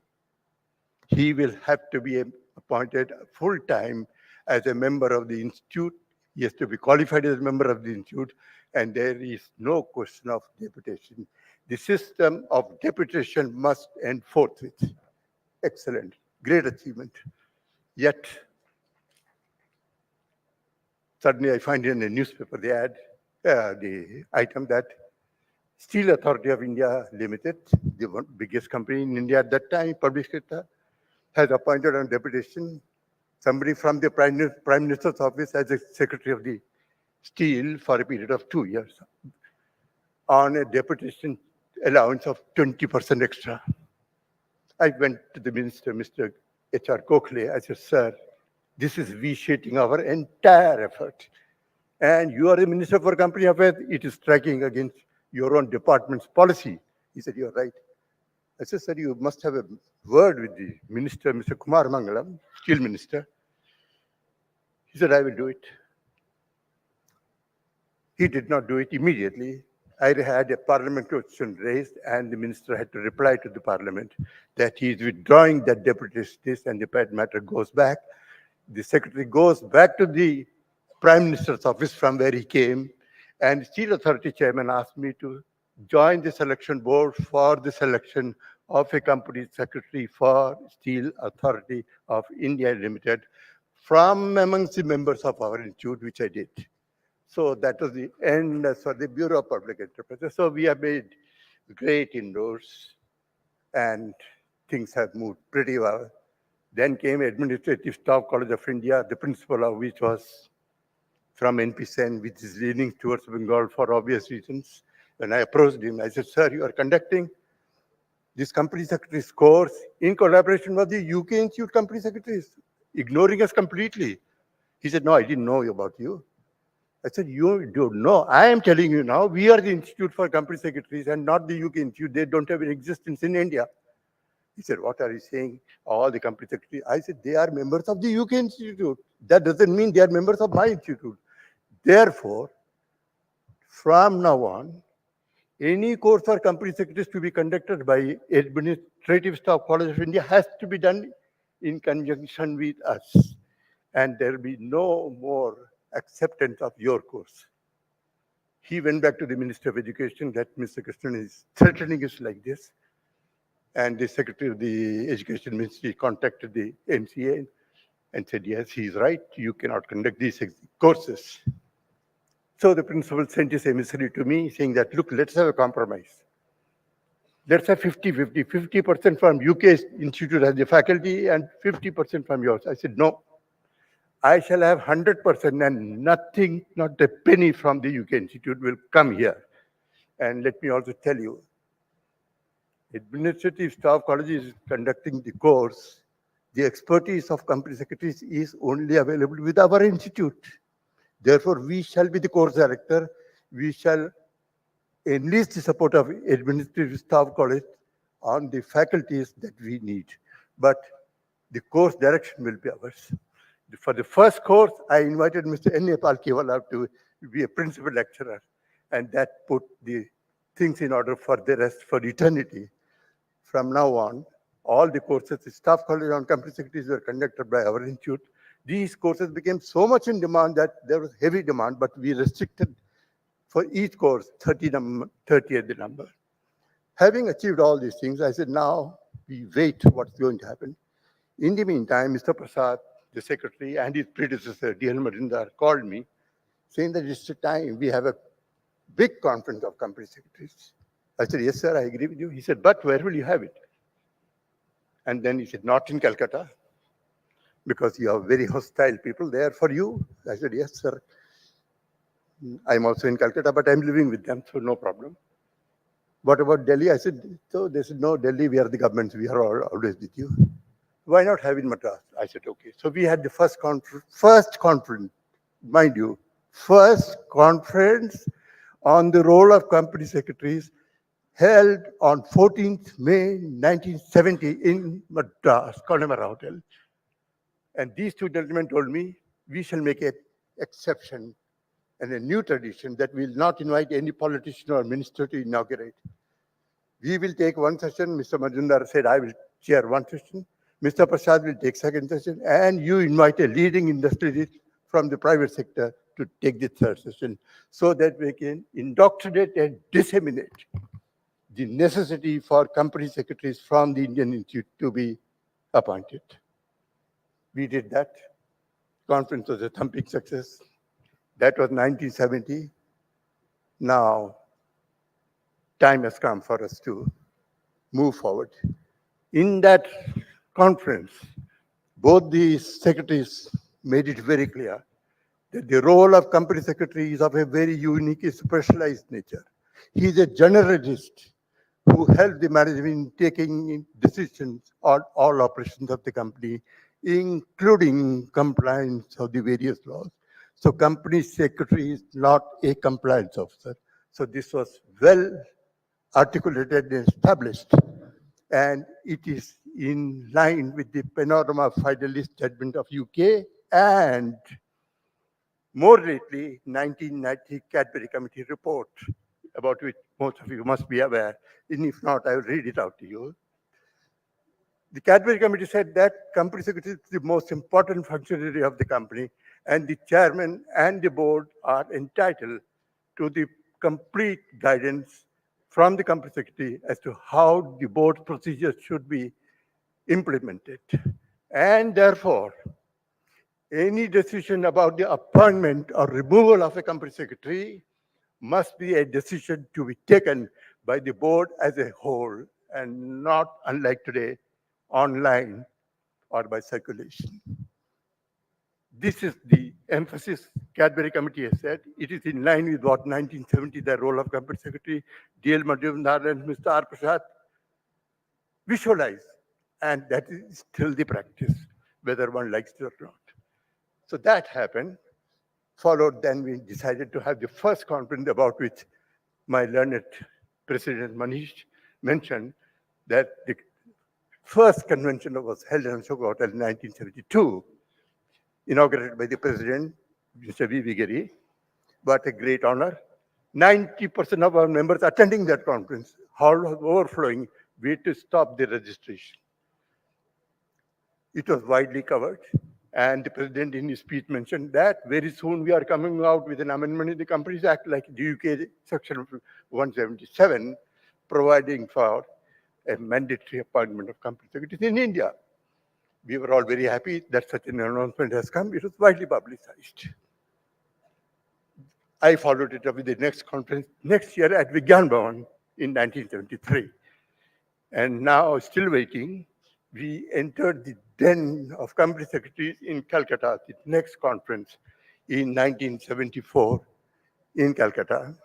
By this time, most of the animosity against our institute had cooled down, and we had the convention. And as soon as the convention was over in 1974, came the Companies Amendment Act of 1974, providing for Section 383A of the Companies Act, providing for a compulsory appointment of company secretaries in every company with a paid-up capital of rupees 25 lakhs and above, with the further proviso that any company secretary who is a company secretary of more than one company will forthwith give up his company secretaryship.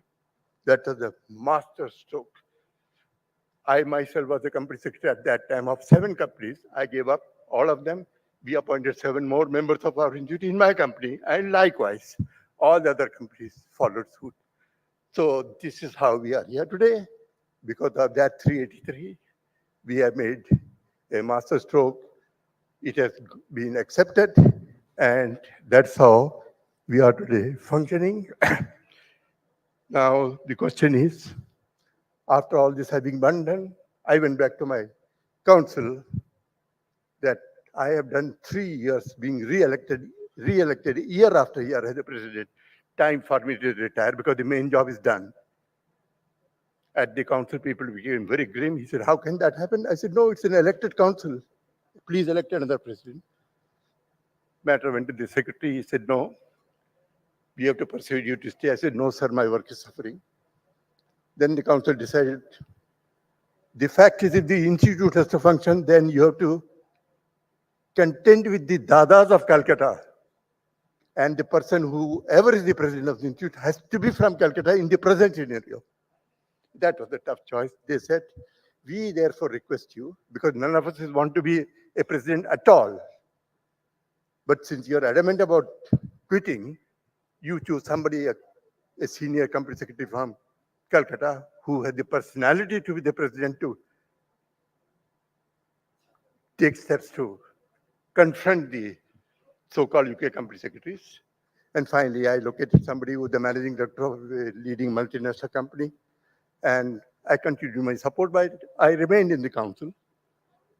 And finally, I prepared the Companies Act, Institute of Companies Act, to become a statutory institute in 1975, which I submitted to the ministry in 1979, went to the parliament in 80, and it became a Companies Secretaries Act effective 1/1/1981. So today we are a statutory institute. Having all this being done, now the question arises, it has become, we have been accepted as a core competence on Companies Act. What next? Government of India immediately came out with 1969 MRTP Act without telling us. And their officers, over enthusiastic as they are, issued notices to large number of large houses saying that you are violating Chapter 3 and simultaneously restricted agreements. He issued notices that your agreements are infringing restricted trade practice clause. So I went back to the ministry, Mr. P.B. Menon, Joint Secretary. He said, look, you take charge of this law, please. MRTP is your baby. If you don't, these lawyers will eat you up. I said, okay. I said, I'll first have a conference on MRTP Act. I invited Mr. Palkiwala, because of my connections, to be the chairman of MRTP's conference in Calcutta, chaired by Mr. J.C. Shah, the Chief Justice of India. The hall at Crystal Ball in Calcutta, in Bombay, was overflowing. Such was the attendance. What was the issue? The two contentious issues at that time, which was plaguing the whole country on this MRTP, very ridiculously handled by the vested interests, related to the concentration of economic power, which was misinterpreted.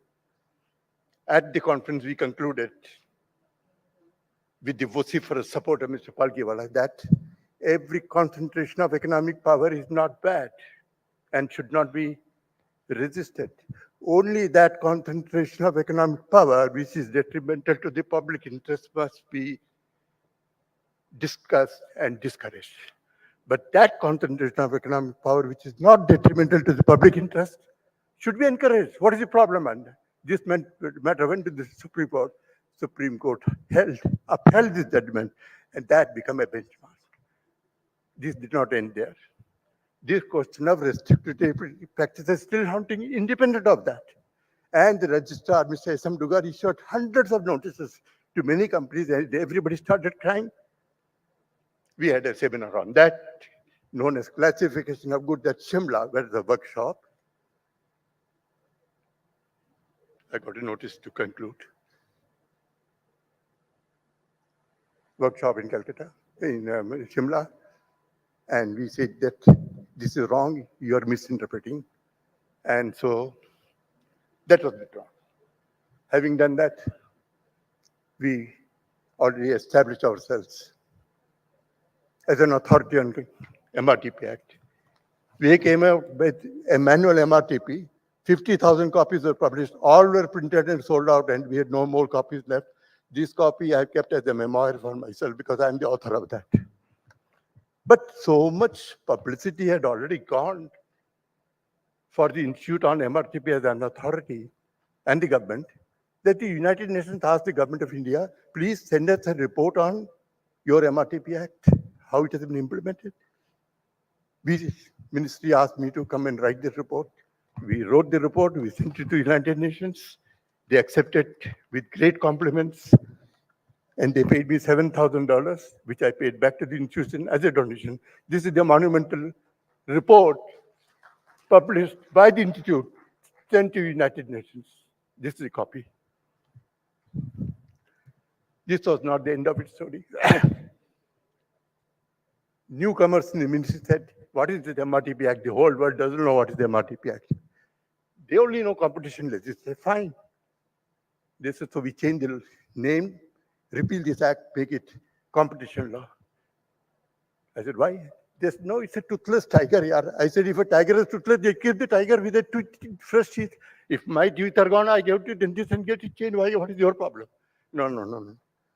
So they wanted to change the nomenclature. They said, ministry called me. They said, what have you to say? I just said, this is not right. There's no need. This is simply old wine in the new bottle. There's no change at all in this. Oh no, but there's a new trend in the international scenario that we should change the competition law. So don't object to it. It went to the Prime Minister's office. They called a meeting of all of us, very in tune to the President. And the Cabinet Secretary, Mr. Narendra, asked me, what have you to say? I said, sir, it is nothing but an old wine in the new bottle, but if you want to go ahead, please ensure you have a competition advocacy program in place, because the United Kingdom, when they implemented the competition law, they had a competition advocacy program for 5 years. In our country, since we have already done the MRTP, you still need a competition advocacy program at least for 1 year. Cabinet Secretary agreed. He said, fine, we will hold it up for the time being. After 1 year, we will do it. But we asked the institute to conduct this competition advocacy program at the expense of the government of India. We did that very effectively, and we became a dada of MRTP, now competition law. We were paid 25 lakhs by the government as a mark of our service to this. That brings, I do not want to go ahead because I've been given notice. I only wish to conclude by saying that all this could not have happened without the support of the MCA. We are the 3 statutory institutes, and no fourth has yet come.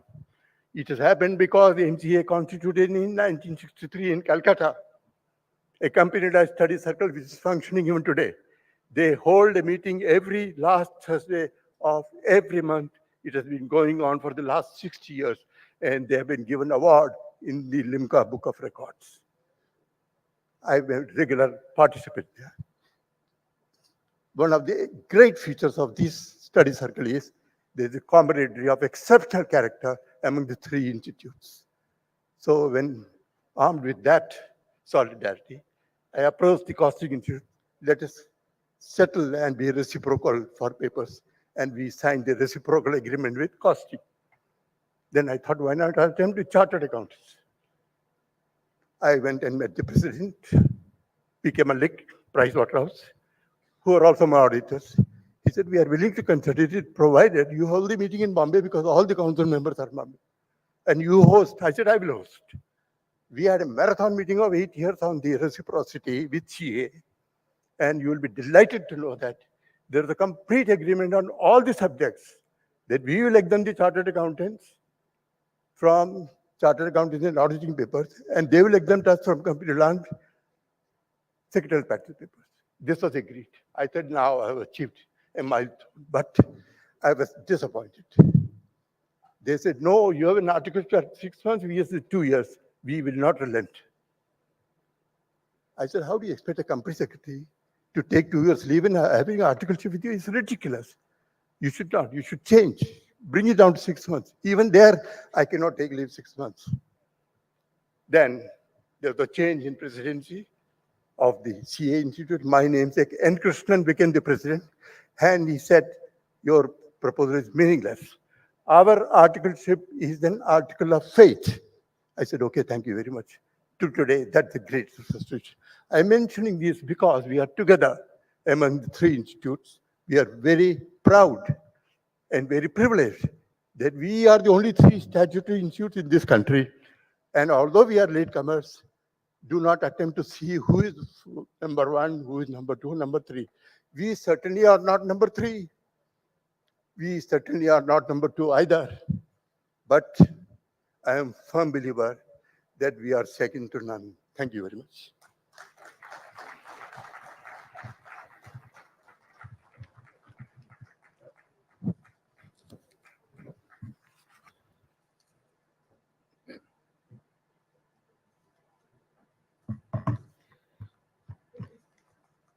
Thank you, sir.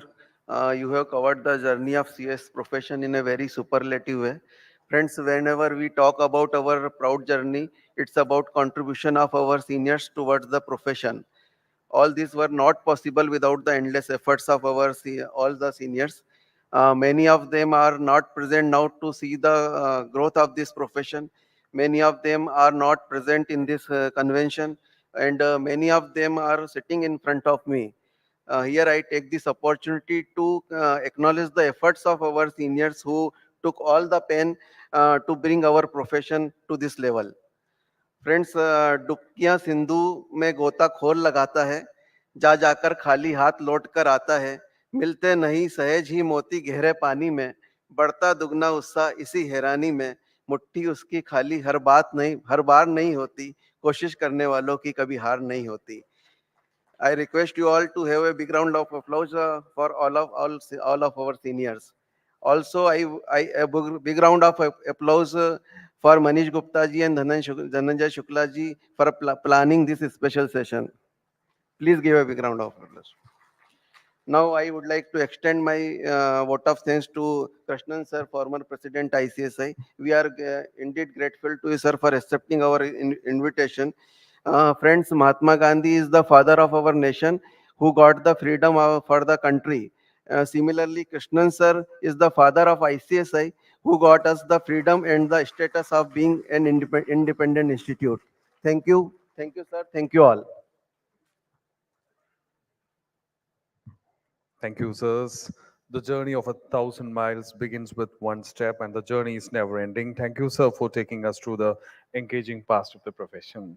Would request CS Manish Gupta, President, Institute of Company Secretaries of India, CS Ashish Mohan, Secretary, ICSI, to kindly come out to the dais to present a memento on behalf of the Institute.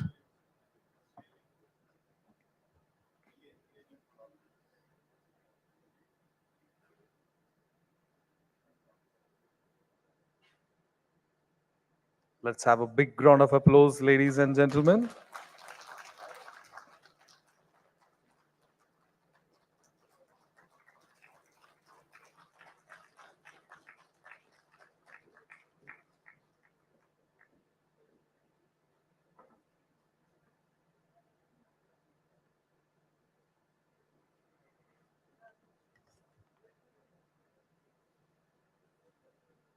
Thank you, sirs. Now we are all set to begin the open house. We request you to kindly occupy the seats.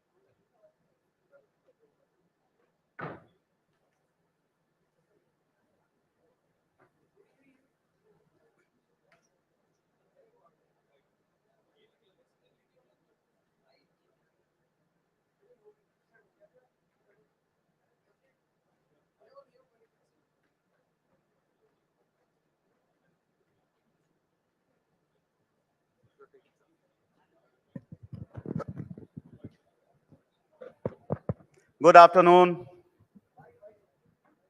At the outset, I welcome you all to the open house and the interaction with the council members, president of ICSI.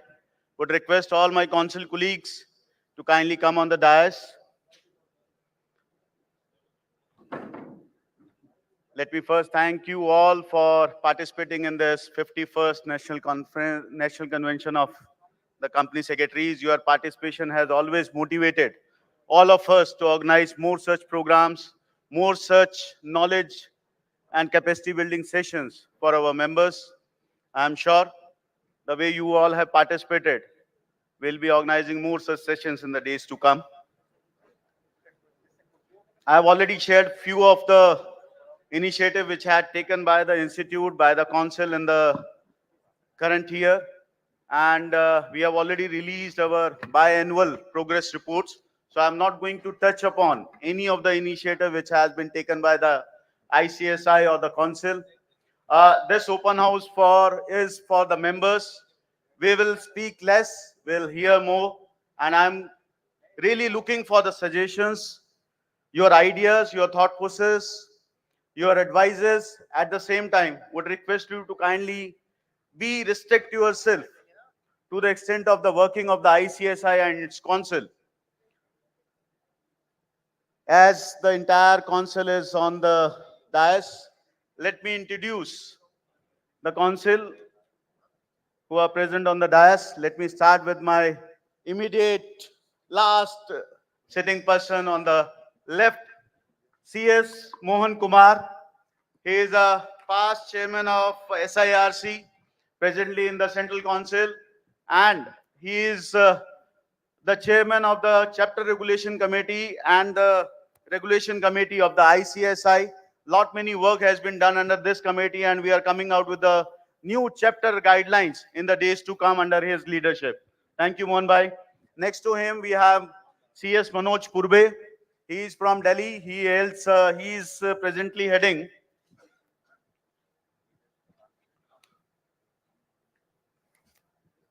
Secretary. You have to be there, sir.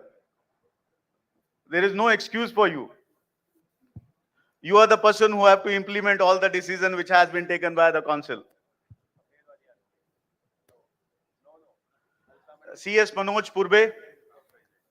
He is presently heading the expert advisory board at ICSI, and many new initiatives have been taken under his leadership. Next to him, we have CS C. Dwarkanath ji.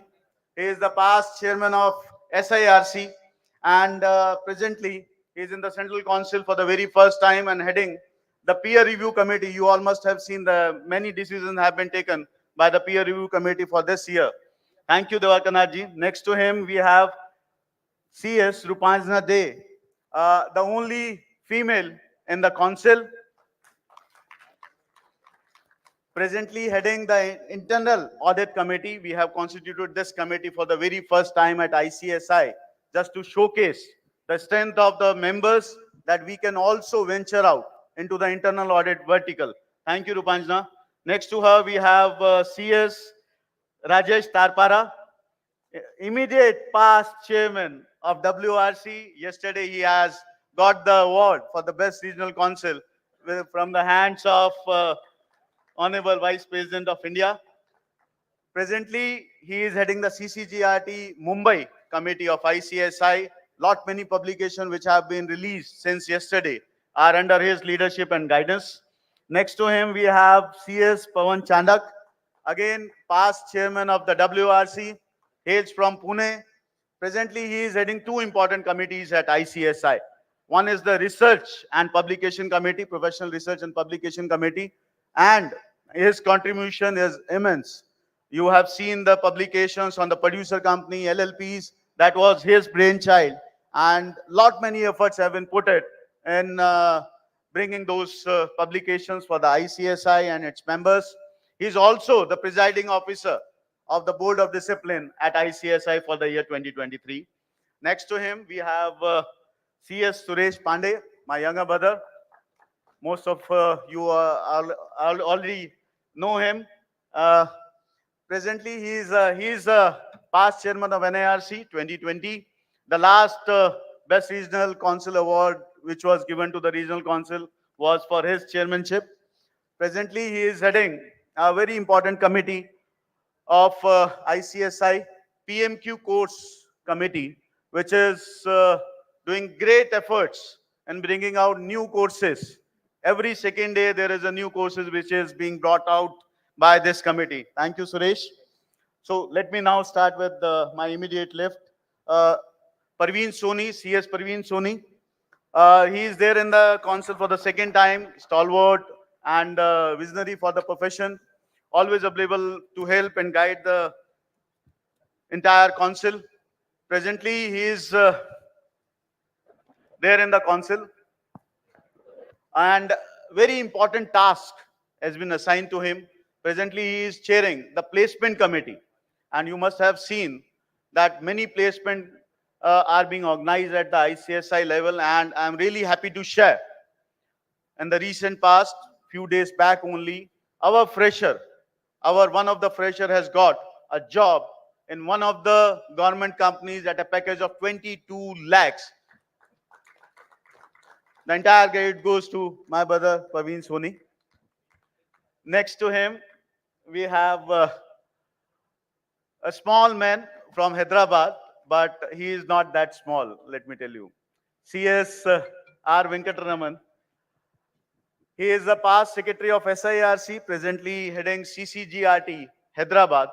Lot many new initiatives have been taken under his leadership, and he is providing all the support when it comes to the opportunities for the company secretaries in the banking sector, MSME sector. He is the person who is taking the baton forward. Thank you, Venkatji. Next to him, we have CS Dhananjay Shukla, the man behind the entire show. Program Director of the 51st National Convention, a person who hails from Gurgaon, past chairman of NIRC. At the same time, he is heading the very important committee. Also been given multiple tasks at the ICSI. We have changed the entire set of the infrastructure guideline for the chapters in the regional council under his leadership. A big round of applause for Dhananjay Bhai. He is also the person who is responsible and who is taking care of the interests of all the members of ICSI. At the same time, the most sought after person of ICSI, because he is heading the committee which is responsible to liaison with the MCA and other regulators. MCA and other regulators, CLGC. Thank you, Dhananjay Bhai. Next to him, we have CS Ashish Karodia. He is past chairman of WRC. 2019, he was there as chairman. Presently, he hails from Indore. And presently, Again, I would say an important committee of ICSI editorial advisory board. That board is responsible for the chartered secretary. You all must have seen the changes, feel good in the chartered secretary which has been done. That was his brainchild to bring the opt-out scheme for the chartered secretary, and that has benefit all the members. And I would surely say, out of 58,000 members, those have renewed their membership this year, 30,000 have opted out of the chartered secretary. I'm feeling proud of it because that is a small contribution from ICSI, because we will be saving around 158 pages of a chartered secretary, multiplied by 12 every year, multiply by 30,000 copies, which is will now saved. That is the contribution given by the ICSI to the nature earth. Thank you. Thank you, Ashish. Next to him, we have another stalwart, second timer at the Central Council, CS Sandeep Kejriwal, who is a past chairman of EIRC. He was chairman in the 2016, where I was also there as chairman of NIRC 2016. Presently, he is heading a very important committee of ICSI, a committee which is responsible for the practicing company secretaries. Yesterday, we have released the entire guidelines for the practicing company secretary. We have changed the entire guidelines, starting from the how those certificates can be obtained, what exactly practicing company secretary can done, and we have captured many new items in it, which are relating to the networking, which are relating to the merger, demerger of the practicing firm, and that all has been done under his leadership. Big round of applause for him. Next to him, we have CS NPS Chawla, my brother, NIRC past chairman 2015. Another stalwart, second timer at the Central Council, and presently heading the International Affairs Committee. Under his leadership, this year we have started reaching out to the global countries, many countries, and last year we have given the slogan, the theme for the entire year, CS a preferred professional. This year, he has suggested, why not to have CS a global professional? And under his leadership, we have started organizing the international conference for the ICSI. We had a joint conference with Bangladesh few days back. We have released the flyer for the registration to be done for the Singapore conference. All credit goes to NPS Chawla. Thank you, NPS. Next to him, the man who is responsible for all the execution. The council is responsible for taking new decisions, new thought process to be implemented, but the person who is leading from the administration side, Ashish Mohan, Secretary ICSI. Big round of applause for him. On behalf of the entire secretariat, he is representing ICSI. Friends, today our Vice President, B. Nasiman sir, could not able to attend the conference because unfortunate event has happened. He has lost his mother few days back, and he is busy with the rituals. So he could not able to attend the conference, National Convention of the company secretaries, this edition. And I really pray for the family and the departure soul. May the departure soul rest in peace and got the Sadgati. And the entire council is in front of you. Whatever questions you have, whatever suggestions you have, you can directly ask to us.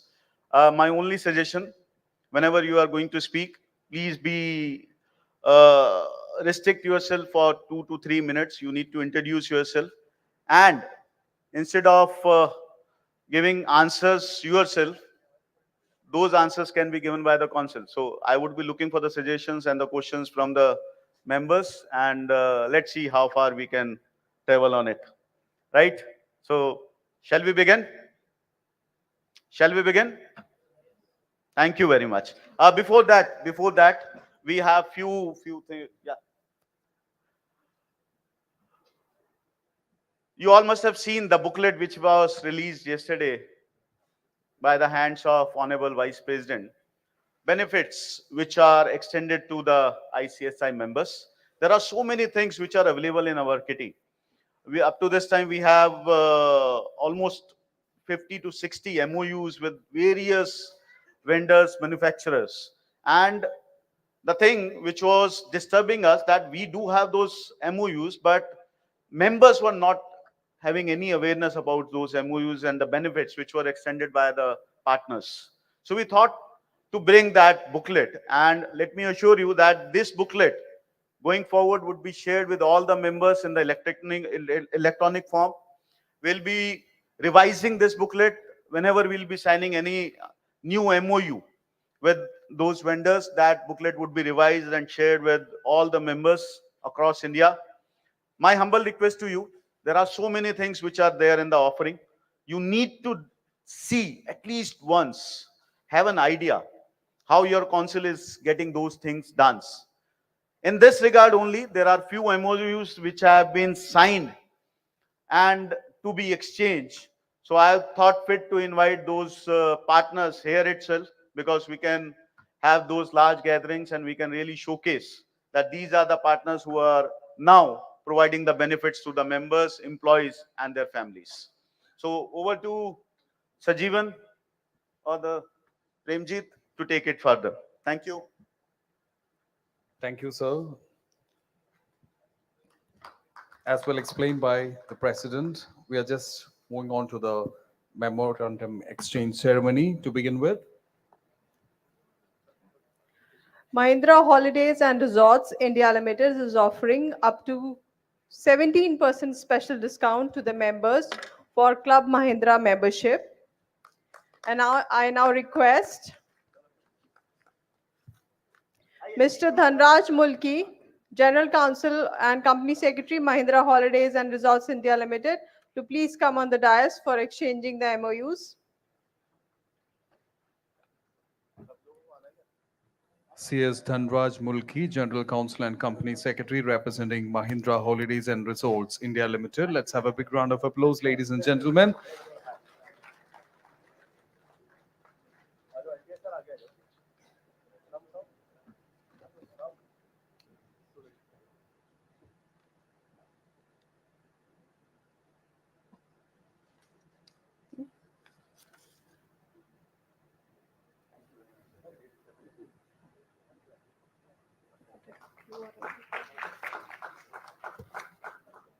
Thank you, sirs. Moving ahead, we have Prudent Insurance Brokers Private Limited, offering comprehensive motor insurance solution with exclusive and customized motor insurance coverage at negotiated corporate premium rates to the members of the institute. Let me call upon Mr. Dharvesh Manjal, Vice President, Prudent Insurance Brokers Private Limited, on this dais, please.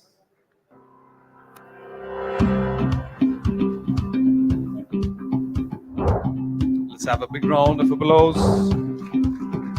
Prudent Insurance Brokers Private Limited. They have a bunch of value-added services, online technology platform for policy and claim tracking, pan-India cashless claim settlement with the help of a dedicated claim support team as well. Thank you, sirs. Next we have HDFC Life Insurance Company Limited. The company is offering term insurance plans to the members of the institute at special and discounted rates. I request Ms. Anita Peshkar, Executive VP and Head Strategic Alliance, Traditional GBG and Digital, CS Nagesh Pai, Company Secretary, and Mr. Rohit Khatri, Vice President, Strategic Alliance, please come on the dais for change of MOUs. Request President to kindly come forward and exchange the MOU. सपने सब धुंधले पड़ गए थे, बस एक ही ख्याल था. Thank you, sir. Thank you, मेरी madam. माँ का ख्याल कौन रखेगा? क्योंकि Moving ahead, we have Samsung India Electronics Limited offering corporate programs to the members of the institute with a minimum of 50% discount on all Samsung products. Let me call upon Mr. Praveen Srivastava, Deputy General Manager, B2B Vertical Sales, Samsung Electronics, for the exchange of MOU. Can we have a big round of applause, ladies and gentlemen. Samsung India Electronics Private Limited offering programs to the members of the institute with minimum 15% discount on all Samsung products. Thank you, sir. May I kindly call upon CS Dhanjay Shukla ji to kindly come over.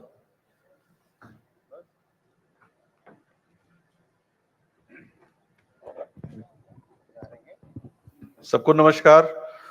जिन्होंने सबका परिचय करवाया उनका भी परिचय करवाना जरूरी है। A leader knows the way, shows the way, goes the way, and that leader is Sri Manish Gupta, President ICSI, the person who conceptualized the idea of organizing this national convention, 51st national convention here at Varanasi, the person who meticulously planned everything A to Z for this convention, who was on his toes for the entire 10 months starting 24th of February till the date, that how well this convention goes. A big round of applause for Bhai Manish Gupta. Manish ji, Banaras में आपके लिए दशमी रथी में जो दिनकर ने जो है 4 पंक्तियां लिखी कर्ण के लिए, क्योंकि आप भी जो है कर्ण की तरह ही बिना फल की प्रतीक्षा किए हुए लगे रहते हैं, तो मैं आपके लिए बोलना चाहूंगा कि नहीं खिलते पुष्प सिर्फ राजाओं के उपवन में, अमित बार वे खिल जाते हैं दुर्शेपुर कानन में, समझे कौन रहस्य प्रकृति का बड़ा अनोखा हाल, और गुदड़ी भी चुन चुन रखती है बड़े कीमती लाल। तो आप वो गुदड़ी के लाल हैं जिससे आईसीएसआई जो है आप प्लावित है, और आपके जैसा नेतृत्व जो है बरकरार रहे। एक बार जोरदार तालियां मनीष भाई के लिए।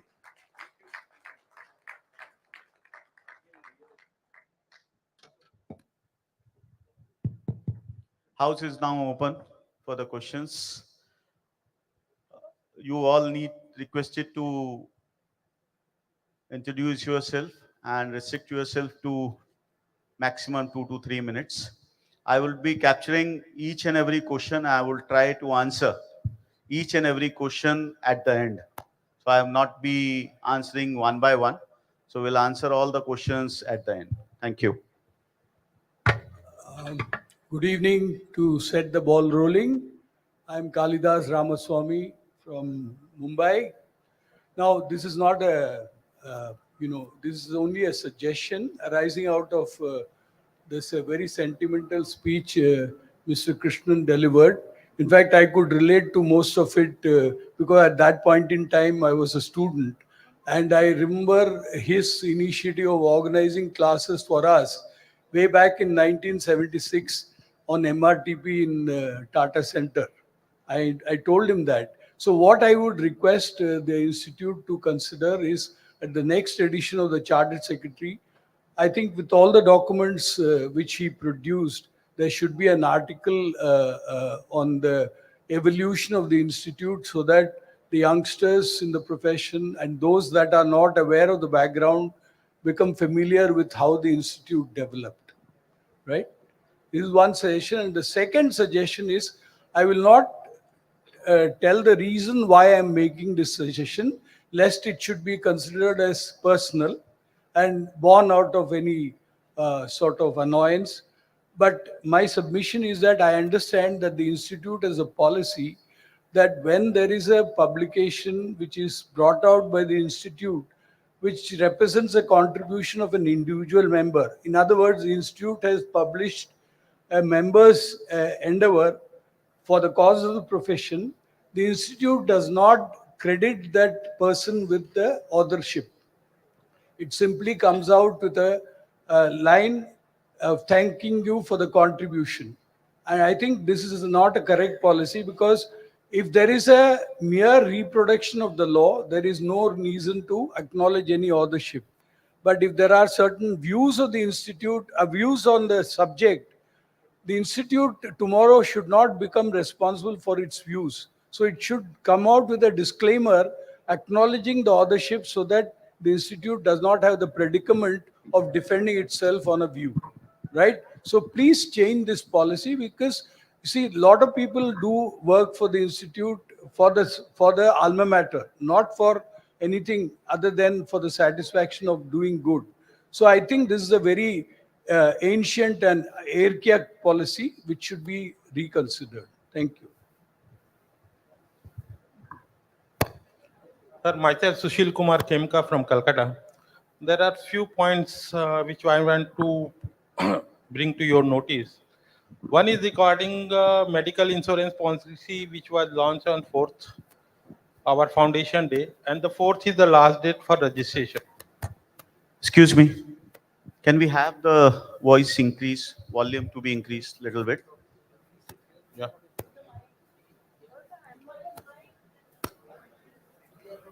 Hope you all could able to hear us. My voice is clear, loud. Actually, I'm not getting your voice, so that is why I'm requesting that. Anyway, thank you. I think we will get it done. Yeah. So on Foundation Day, we launch our medical insurance policy for the members, which is closing for registration on 4th, that is tomorrow. See what happened. In fact, I was waiting eagerly for this policy. And when I find that the sum assured given under the policy is only two category, 3 lakhs and 5 lakhs. Plus, the top up under the policy is only under also again two category, 5 lakhs and 10 lakhs. And the premium, if we compare with any other policies available in the market, is much higher. At this point of time, a 3 lakh premium medical insurance policy for a member and its family, I think the coverage is much, much less. Considering the amount of medical payments we made to the hospitals at the time of emergencies are much bigger and higher. Then I think it entire things need to be reconsidered, and purpose will be defeated otherwise. Because myself is presently having a policy of 10 lakhs with a top up of 45 lakhs. So here the top up premium is comparatively much, much higher. So please see into it. Another thing, our peer review committee chairman is here. I'm a peer reviewer. I've been conducting peer review regularly. There is a confusion among the members, those who are seeking peer review. There is no fee prescribed. See, there is a frequently asked question, there is a sum of 10,000 is mentioned, but officially it is nowhere given. And now first question, the person seeking the peer review from us asks, sir, how much fees you will charge? And we are unable to answer to that. Whatever extent it is permissible at your end, you please give us to us. But again, they say, sir, they start comparing. The institute sent 5 names. And if you want to compare which one, sir, ye isne to itna bola, isne itne bola, and a confusion comes in. So we want some good figure, considering the all India status should be prescribed by the institute, and there should not be any confusion in this regard. Thank you.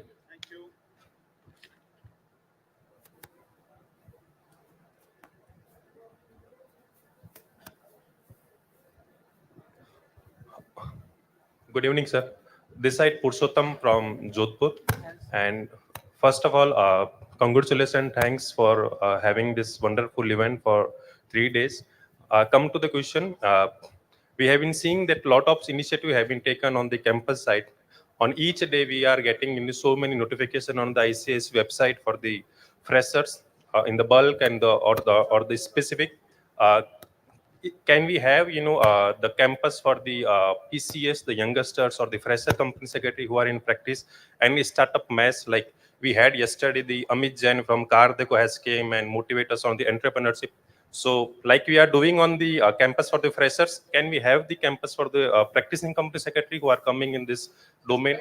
So this is you are looking for the capacity building sessions for the practicing company secretaries particularly? No, startup mess where the founder will come and the practicing company secretary got an opportunity to discuss with the entrepreneur and they can allot or assign some task on that. Thank you. Okay, noted. Thank you. Sir, I am Dr. L. Kailasam, company secretary. Sir, is any minimum salary prescribed for the? Sir, you need to be little loud. Sir, yes, is there any minimum salary prescribed by the institute for the serving company secretary according to their experience? Sir, can we have your name? I am L. Kailasam.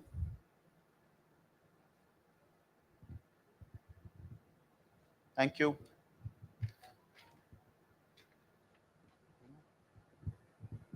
Good evening sir, मेरा नाम CS Kundan है और मैं पटना से हूँ।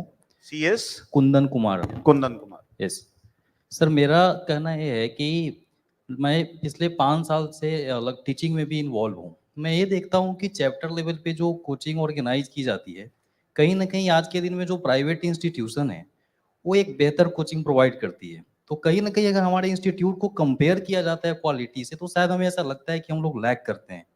तो क्यों ना इंस्टीट्यूट एक कोई ऐसा डिजिटल प्लेटफॉर्म ही प्रोवाइड करे जिसके माध्यम से हम चैप्टर को कनेक्ट करें, और इससे कि कहीं ना कहीं नेशनल लेवल पे जो कंपटीशन है इसको हम कम्पीट करके एक बेहतर कोचिंग सॉल्यूशन दे सके।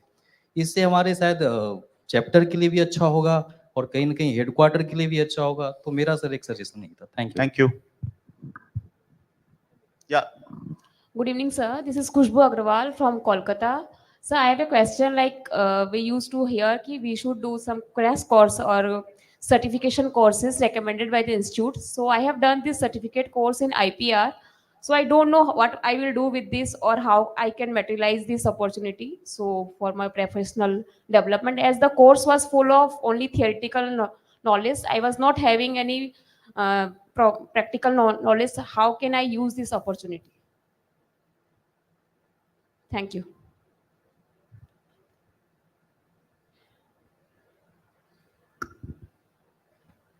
Good evening, sir. This is CS Dolishwar Rao.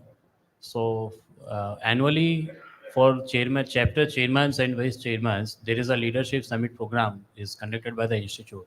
So for Which program? Sorry. Leadership summit programs. Leadership summit programs. Okay. For the where only chairmans and vice chairmans of the chapters has to be participating in those programs. But what about the other members who are interested or willing to participate in those type of programs, especially for the development of the leadership? So I just want to clarify. You are looking for an invitation to the general members, or Yes, sir. to all the members? So it would be a national convention in that case. Okay, I have noted down. Is there any special programs for the general members also in such type of You are programs? attending that program only. Yes, sir, I am attending it. Okay, okay. Leadership summit, उसको program से confirm वो मत करो. I am Ramesh Chandra Bagdi. Gupta ji, I am Ramesh Chandra Bagdi, practicing company secretary from Indore. Sir. As you are asking, so I am loudly speaking. Thank you very much, sir.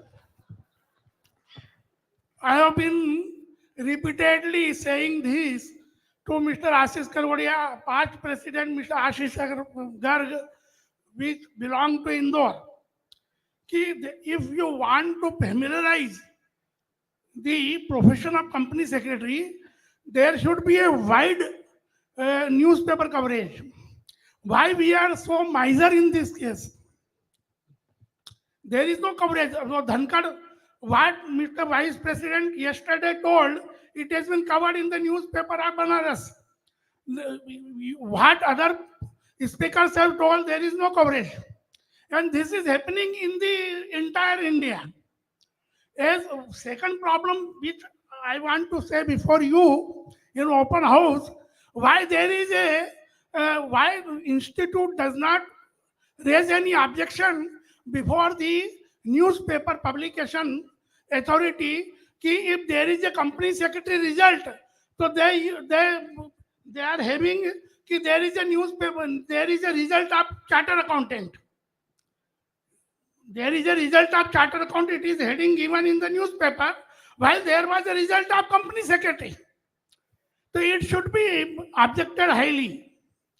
There should be again I am repeating, there should be a wide coverage in the newspaper. If there is any problem financial, then we company secretary can assist in that. Thank you very much. Thank you, sir.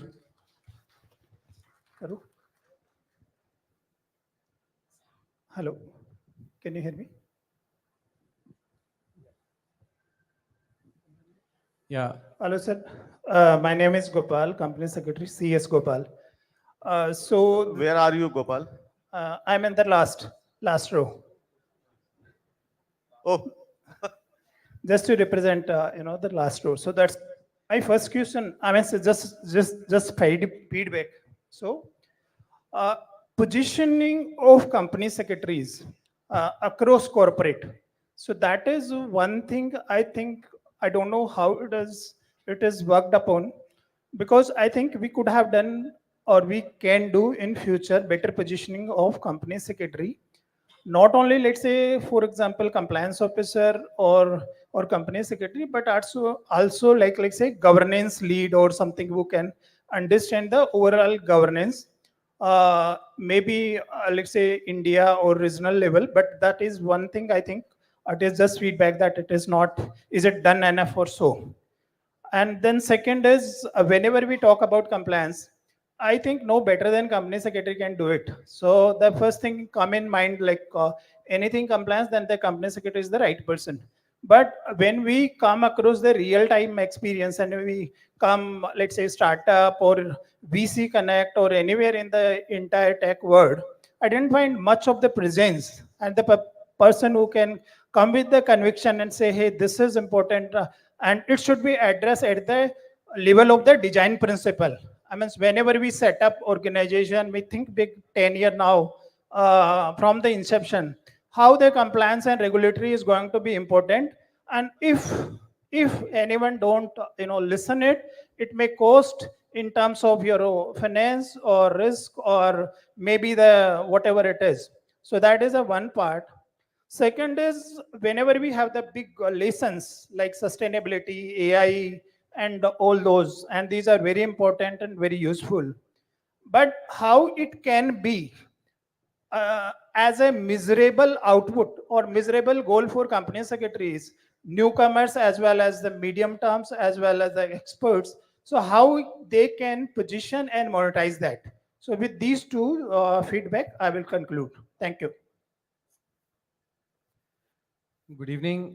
This is Sumit Pahwa, partner eMinds Legal, co-founder Complinity.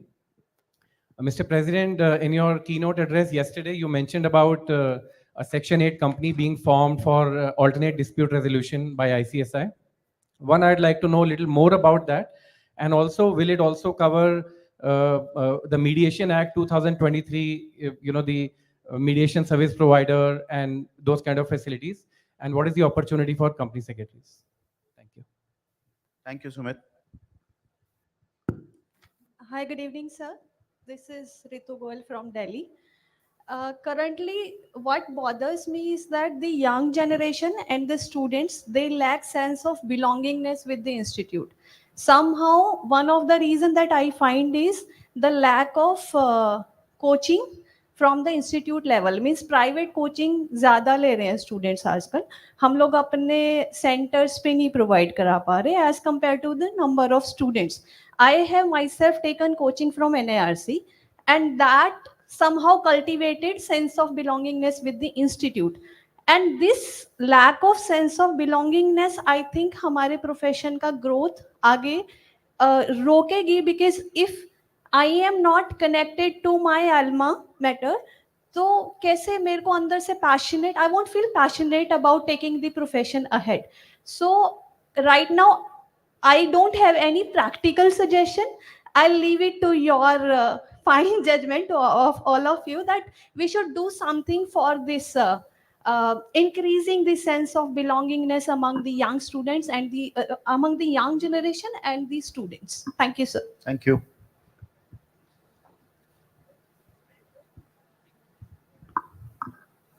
Yeah, good evening. I am Ayushi Jain. I am a practicing CS in Gurgaon. So I just have a request to the institute that as a company secretary, as a practicing company secretary, we face issues in automation and standardization. So if there would be any tool or something kind of a support from the institute in this, so we can better focus on the client sides and the execution of the things. Can you clarify your question? Yeah, so when we Operationalization and standardization, what exactly? standardization and automation. Automation. Okay. Yes. I think this. Okay. Okay. Thank you. Got that.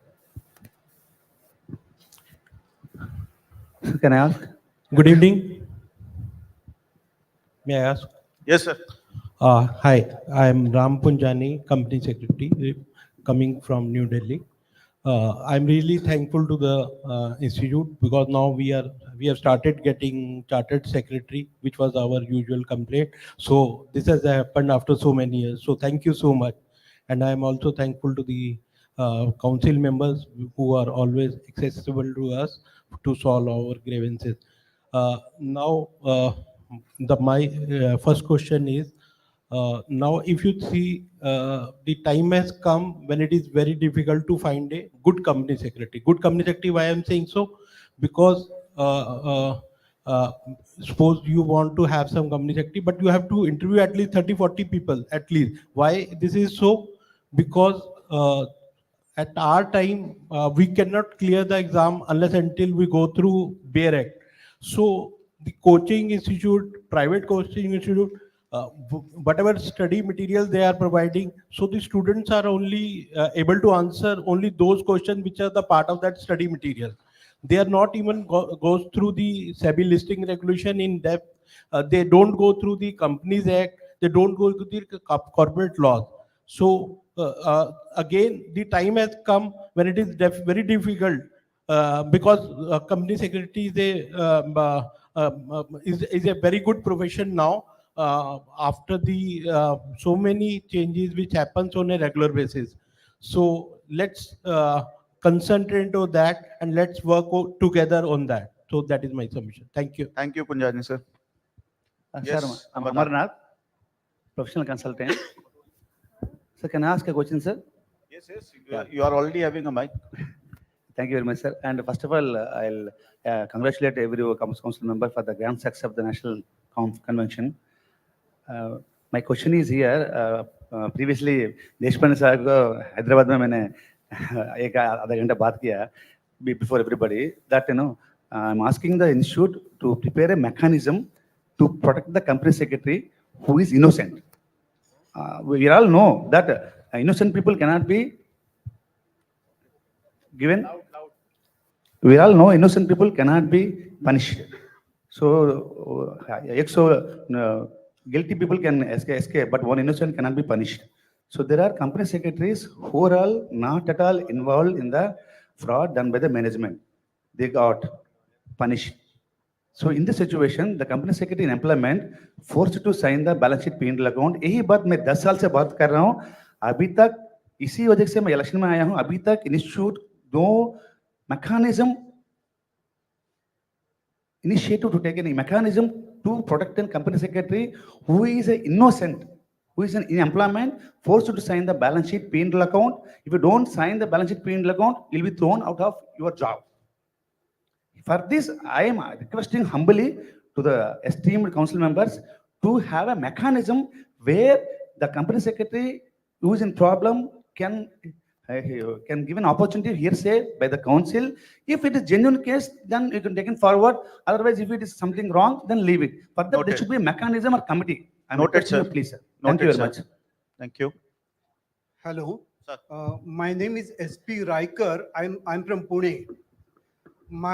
At the very outset, heartiest compliments to the organizers for an excellent organization of the 51st National Convention of Company Secretaries. I had two questions. Number one, can Institute of Directors of India be set up by the ICSI by taking initiative, by interacting with the government of India? And my second question is, our institute should have been the pioneer most in maintaining the panel of independent directors. Unfortunately, it is not. Can something be done there by ensuring that the overlapping is avoided? Thank you. Good evening to all council members. My name is Shubham. I'm here from Varanasi itself. My simple suggestion is this. Just like yesterday, the compendium is released of case laws. That should be uploaded on website also, because we, the younger members, also don't have the famous case laws related to companies. As today, we can see the ICSI site is looking like just like a Facebook. So it should not be like there, sir. Just few case laws has to be put up there year on year, or like last year also and past years also should be put up on website so that the younger generation can get the benefit.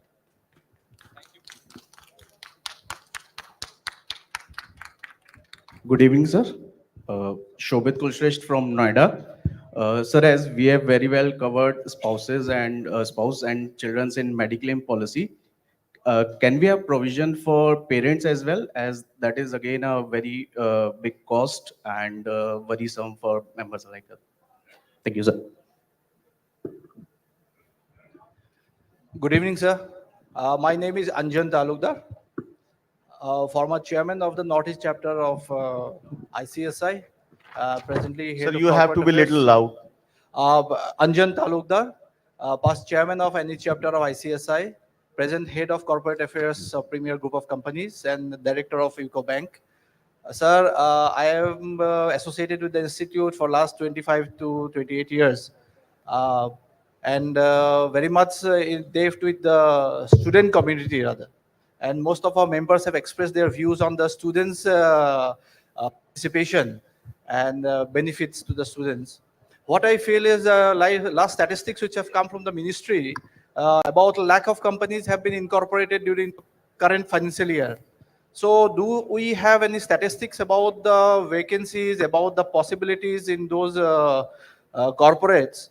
And regional statistics, like what are the opportunities available in the state-wise, not only in the government sector, but also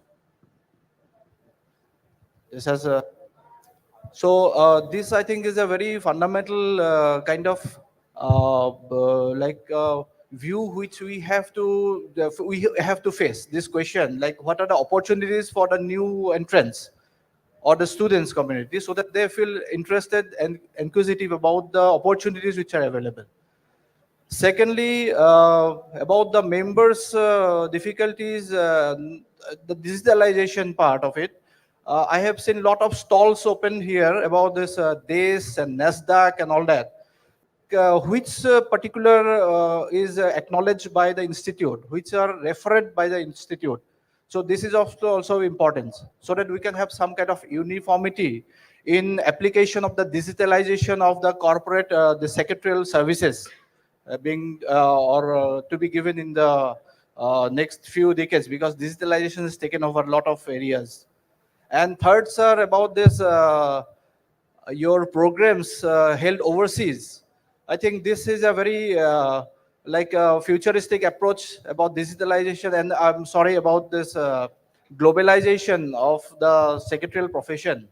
So this is also one aspect which we need updates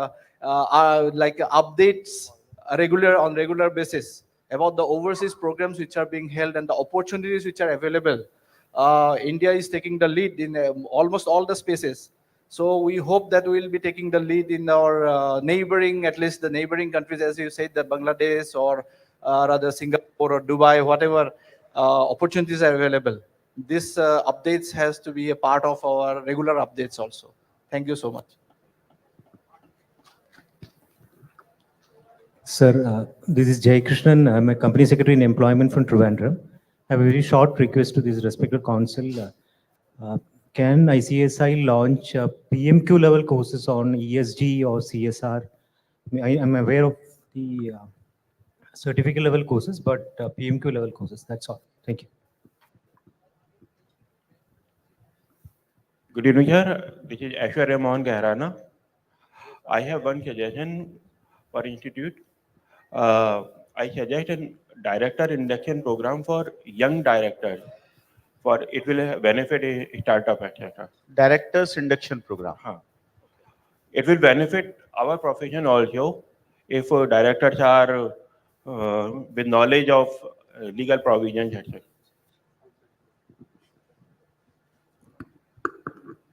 Hi, good evening, everyone. Preeti Pahava, partner AIIMS Legal. So, Mr. President and the council members, my suggestion and question on the campus placements. So that's a big pain area for firms like ours.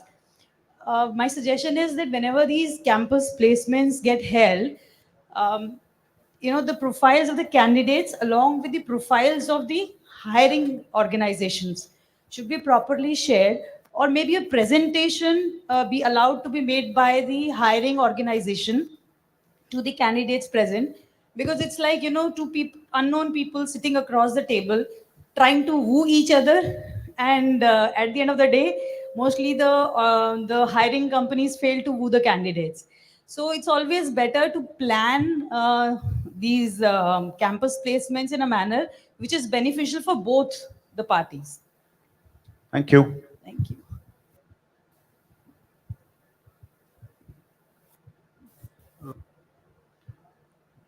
Hi, good evening. This is Harmeet.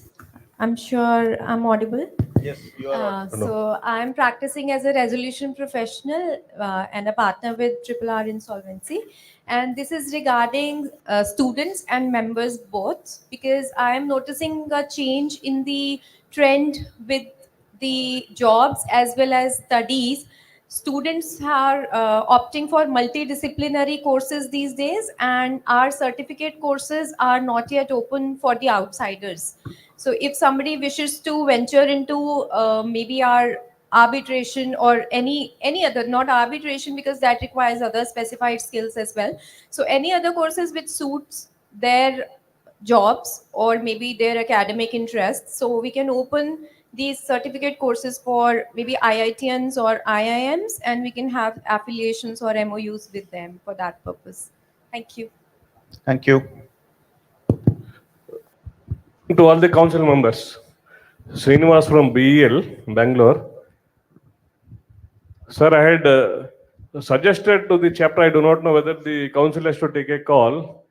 The committees, whichever are constituted by the chapter, should necessarily consist of employee company secretaries as well. I am seeing only the practicing company secretaries alone are constituting the committees being run by the chapter for development of the profession of company secretaries. Students, as earlier our president was saying, hardly 2 lakhs, as compared 50% down as compared to earlier decade, where we used to boast about 5 lakh students for company secretaries. It's a really a concerning situation. So because the reach is not there, as one of my colleague company secretary was mentioning, so I would request the council to please deliberate on this aspect by seeing that employee company secretaries also form part of the committees of all the chapters. Only practicing company secretaries are dominating that. Noted, sir. Yes, please. Thank you. Thank you.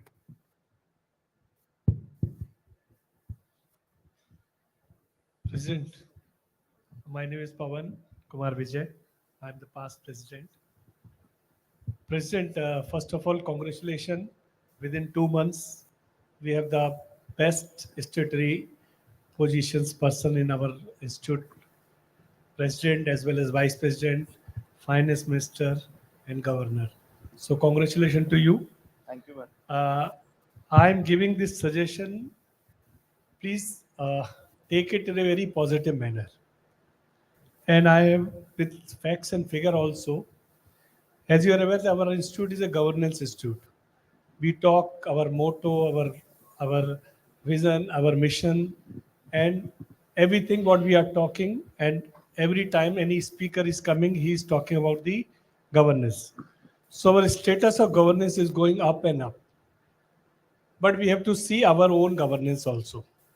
So first I'm talking about the inclusiveness and diversity.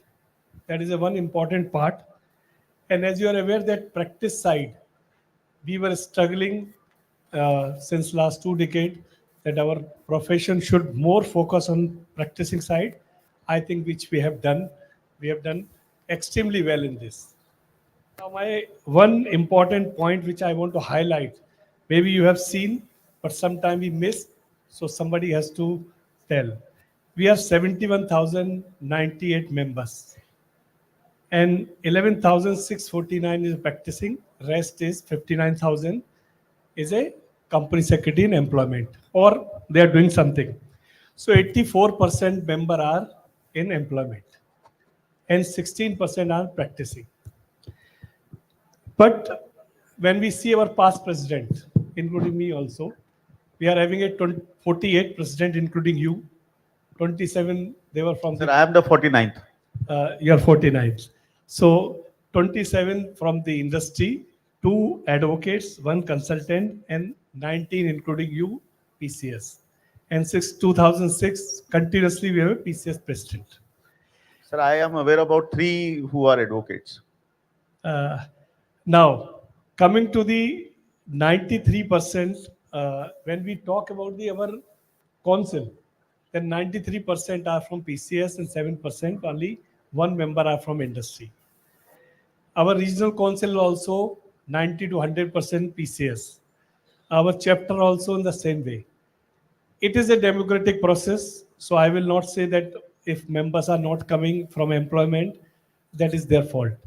But sometimes what is happening, the ecosystem become such a position that those people who are in employment, they avoid things. Now come to the most important thing, diversity. That is our committees. If you see the constitution of a committee, there are 3 types of committee: statutory committee, other committees, and the boards. Statutory committee, the council members are there. In other committee also council member and other members are there, and other boards also. But unfortunately, in all other committees, the majorities are the practicing company secretary. So my one important suggestion, that our practicing member, they are doing good, and I'm not denying this. But simultaneously, we must understand the employee company secretary's representation is going down. And this is not a good trend for future. Because what will happen, these people, those who are working in a company, they are talking about the top management. And when they are party to the committee, they can bring something new. So you continue the democratic process. But the council can decide, in the committee you can have a best people from the industry, they can part of these committees. And that is one suggestion. Second is, which I just want to tell you, that what is changing, likewise our profession has to change. You have seen 2-3 sessions on digitalization and technology. We are talking about the AI, ML, big data, and what not, cryptocurrency. So many things will come. But are we ready? Are our members are ready for this? Data security, cyber security, all these things are coming part of the company secretary profession. So we must focus on this. And few suggestions I want to give it to you, that we are starting our global chapters, but we should focus on global tie-ups, not only the focusing on opening. We have a global tie-up, whether we have an office or not, but we should have. We should have best governed practices across, best global practices. We should work on this. The regulator is becoming more reactive, proactive, which were earlier, it was reactive. Our institute has to work faster than that, these regulatory bodies, and our skill set of our member or our trainees, it is very not up to the mark. We must focus on the training part, and that training part, I think all the members will agree with me that our status of this training is little bit uh, not up to the mark. Second, the most important thing, our salary structure is 20,000 rupees per month to 50 lakh rupees per month. This gap is very bad. Our members starting salary, no doubt, we have a 6 crore rupees package person also, but the starting salary is very poor. We must concentrate on this part, because that is not good sign for a developing profession. Last point which I want to tell, Prime Minister Modi, he came to our function, and he asked one question from us, that can you give commitment? And what was the commitment he asked? He asked that, can you institute a company secretary can produce 10 big four? I just request you, these are some commitment which we have, every company secretary sitting in the Vigyan Bhavan told, yes, we will do. And today, the time has come, we must focus on this, at how we can create the 10 big company secretary firm which can meet the standard of Big Four. And this comes on the basis of our assessment. Like, we pronounce various things, but are we doing our assessment? That what is the impact assessment of whatever happening? So we must do something for impact assessment. So this Big Four of 10 PCS company secretary, that we must focus. Thank you. Thank you very much, sir. Good evening, everyone. My name is Gopal Danaji. I am a proprietor of Gopal Danaji and Associates from Hyderabad. My questions to the dignitaries is one relevant to webinars. The webinars which are hosting on the website, there is no time frame fixed for that. One day Monday, another Wednesday, like that. There is webinars, sir. Because unstructured and structured credit hours implemented by the institute. Because what happening, sir? There are friends. They are just opening laptop and leaving that. The main motto is to learn and earn. To be frank, I request dignitaries to think over that. One thing, and second thing is regarding MCA.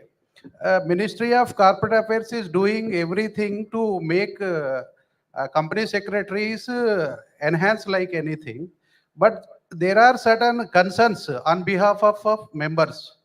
A lot of new implementation they are making mandatorily, like V3 version, where they have implemented lot of forms by their own discretion. Because we have faced like anything, everybody has suffered. And second thing, another question is, sir, whenever company secretary in employment is concerned, there is a prescribed limit fixed by the Companies Act as well as ICS. But there are a lot of companies, they have not at all, up to now, they have not appointed any company secretaries. We have suggesting them to appoint new company secretaries, but they are saying that the pay package is very low. Whatever they are giving, company secretary is not accept. In this regard, my humble request is to fix one parameter so that the new fresher who is coming into the market, he can fix, this is my pay package and services. And second thing is, we can request Ministry of Corporate Affairs to form a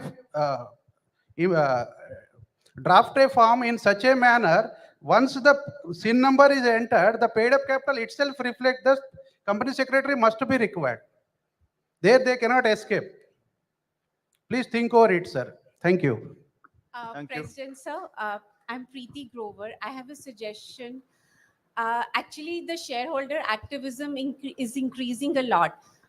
Many of the company secretaries of listed companies might be aware that the proxy advisory firms are now advising, and so many resolutions have been rejected also. What is my concern is that when I'm interacting with students and young company secretaries, they're not aware of this aspect. I think what the proxy advisory firms do is analyze the annual reports, everything, and then advise. And this is an area apt for the company secretaries.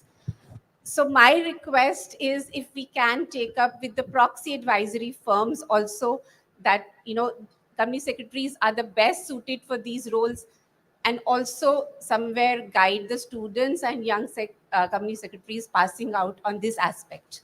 Thank you. Thank you.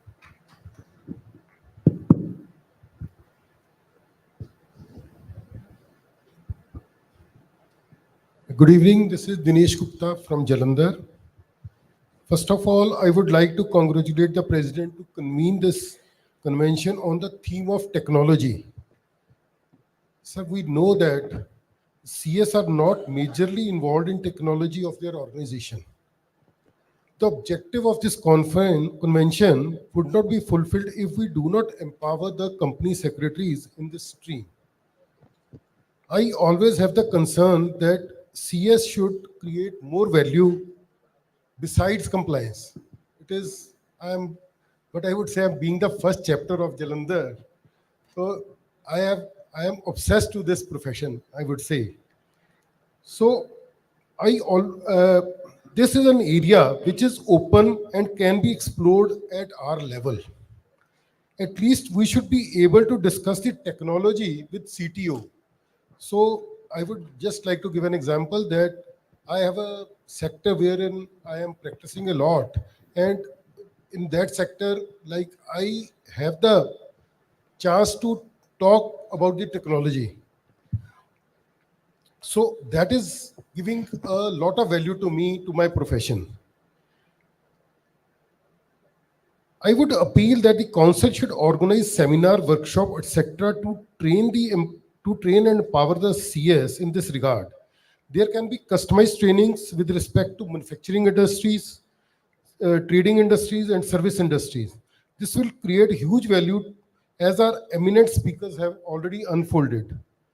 Also, the PCS would have another stream which will create not only enhancement in value to our members, but will not become KMP, but I would say that they will become an indispensable KMP to their organizations. Thank you. Thank you, sir. May I please? Namaskar.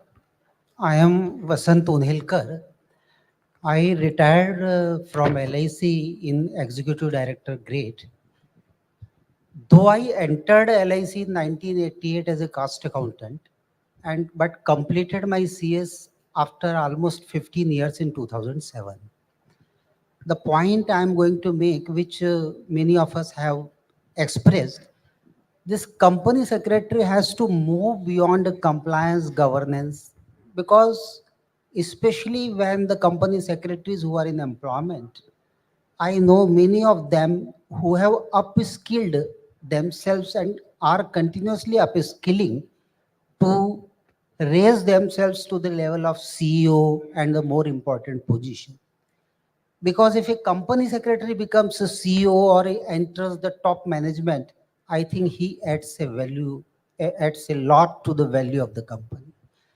Pawan Kumar ji just expressed the representation of company secretary in employment. My humble submission would be that though there are many company secretaries in employment who themselves do not come for being in the council and all that, can we think of co-opting such member, such employed CS qualified persons who have upskilled them, entering themselves in the diversified field? Like there are many company secretary who have diversified themselves, entering into actuarial profession and the other ESG and many other parameters. This is my humble submission. Thank you so much. Noted, sir. Can I? President? The last one. President, can I? Sir. Good evening to all. Taking a clue from my brother Pawanji, two things that has not been touched upon and known to people here is the one such development in the form of ADR, International Center for ADR, which institute has so far formulated, headed by Honorable Chief Justice former, and this center is going to open up and going to work it out as a working solution to this country. India is poised to take a leadership. Already things are happening in that directions. Are we ready to? We must be ask ourselves, are we ready to work as a consultant, as an advisor, as a ADR practitioners? We must start now thinking in that direction, number one. Institute has done a very big way. And not only for India, India could be a seat for Asian, Southeast Asian or South Asian region. Singapore, we have been competing with. So that is one such development, keeping that in view, that institute has already taken initiative, constituted a governing board, but yet to start the functioning in that direction. There is one that has not been told to our members during 3 days' time. I thought of to put up this particular thought. The second one, is that very recently that institute has changed the name of, or intended to start now a directions to give a flip, the boost side of the governance, that Institute of Governance, Corporate Governance Professionals of India. Now, this institute would be a think tank and catalyst at par with what OECD and GCGF and ICGN is now working with on the international platform. India is going to take lead in the Asian region as well as the Southeast Asia region, because there is no such body working on the governance professions and governance professionals. The being institute has promoted this part is required beyond the governance, but I've been now referring to 2005 onward, that this regulatory part, compliance, then the small things is going to be taken care of by 80. And now things have started happening. 80% of form certification or form filling of AI through AI use version 3. All things are there. So what is the role of really the company secretary to do? The senior company secretary must enter into this particular. The second work that you have already initiated, which will take a lot of time, but to give a kind of flip side another 6 to 5 years. The new council has been there now in place, 3 to 4 years time now there with you, all of you, to bring this. These are the two comments I just had, and two suggestions quickly. The one is that very recently PMLA amended to providing for professionals like company secretaries. I'm more concerned for company secretary. They are the nodal officers being added to, and in definition.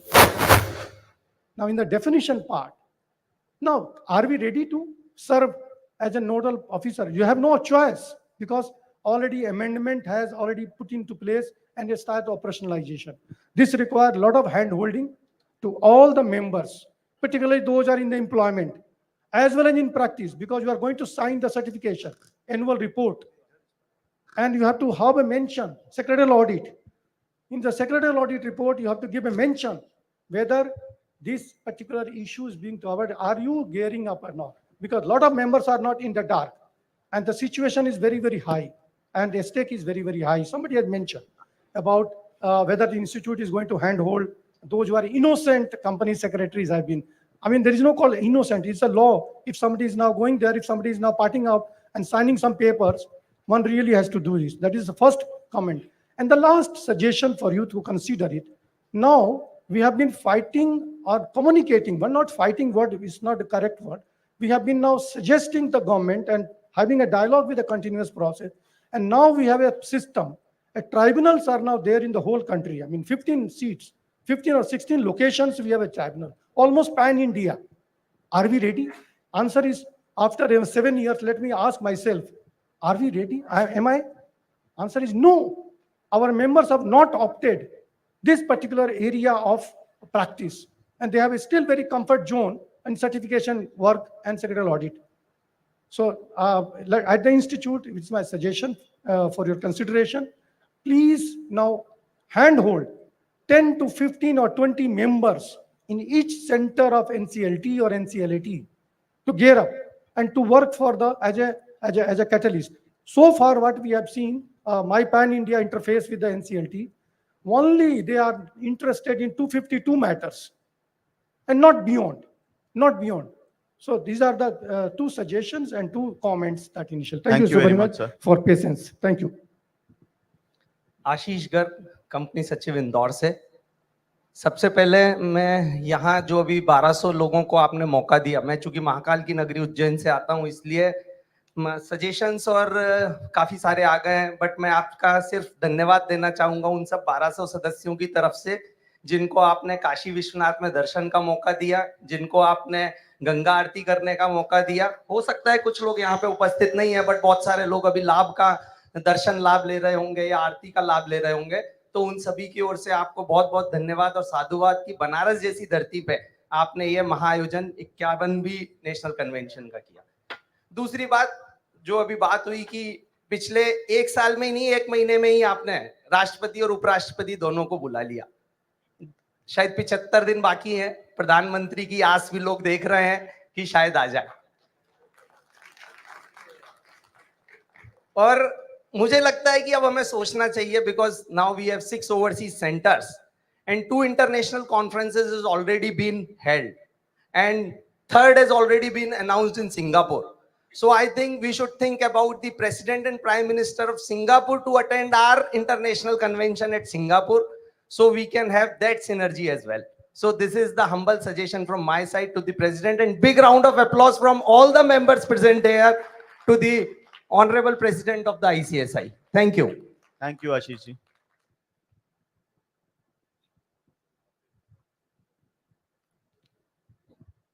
Now it's my turn. Sure.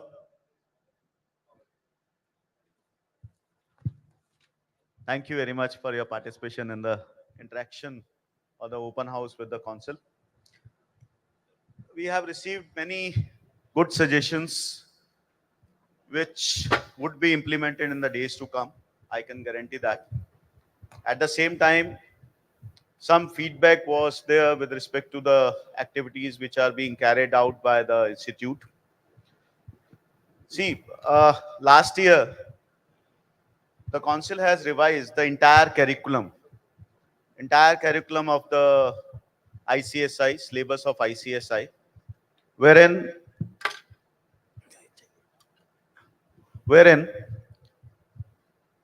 the council has decided to introduce many new subjects to make our students future ready.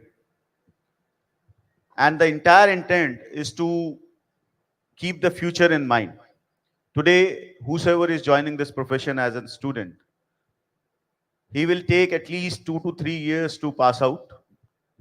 And we are looking the opportunities and the recognition for our students maybe after 2-3 years when he will finally pass out from this institution. With that intent only, we have revised the entire syllabus. So I'm not going by question to question. I will answer many of the issues relating to the syllabus, capacity building of the students in this particular point. We are the first institution which has introduced a full-fledged paper, a subject on ESG and sustainability. We are the very first institution. We are the first institution which has introduced a syllabus on alternate dispute resolution. We are the very first institution which has introduced a syllabus or a paper on artificial intelligence and cyber security. These three are the general concerns which were raised by the members who are present here. So let me tell you, we have already acting upon it. We are already set a roadmap wherein the syllabus has already been changed. At the same time, we have decided a complete roadmap for the implementation. When I am saying the complete roadmap, that simply means on ESG front, we are working very hard. We have constituted a separate board this year under the chairmanship of my president, Devendra Deshpande. When I'm saying my president, he was the president last year and I was vice president, so I'm very humbly saying he is my president. Under his chairmanship only, we have constituted a ESG and the sustainability board, wherein they have started working on it. They already had 2 meetings on ESG and sustainability board, and very soon, the very first draft of the stewardship code would be released. Very soon, we'll be coming out with the global standards and the assurance standards on the sustainability. We are working on many fronts. We are in touch with all the governance institutions of the world.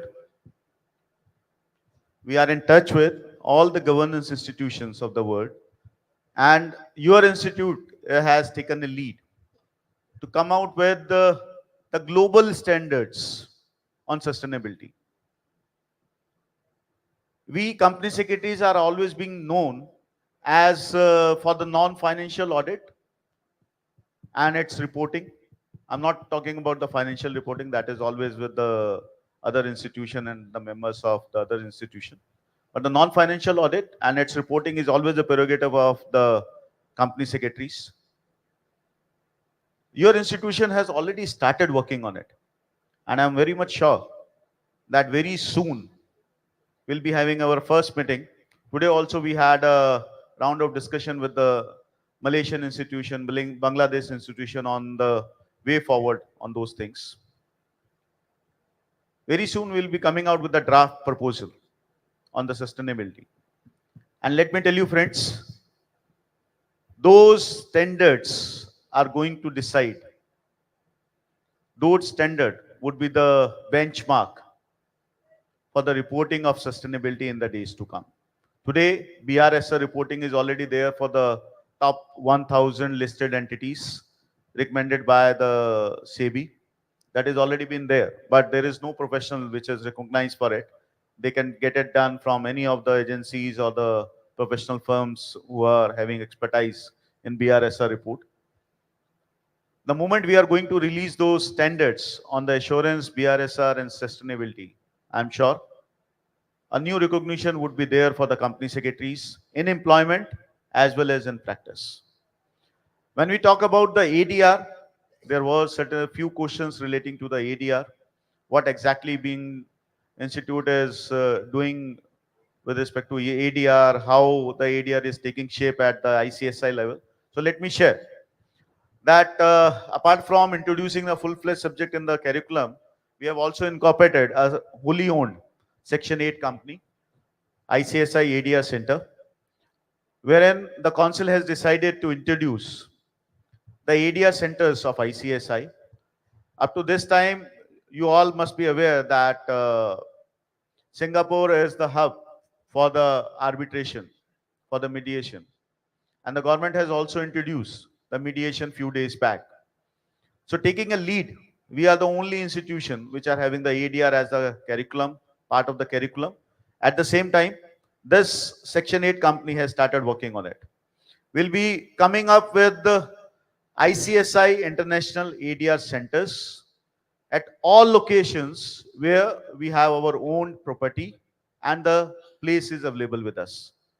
Sufficient place is available with us. There has to be two conditions which have to be fulfilled.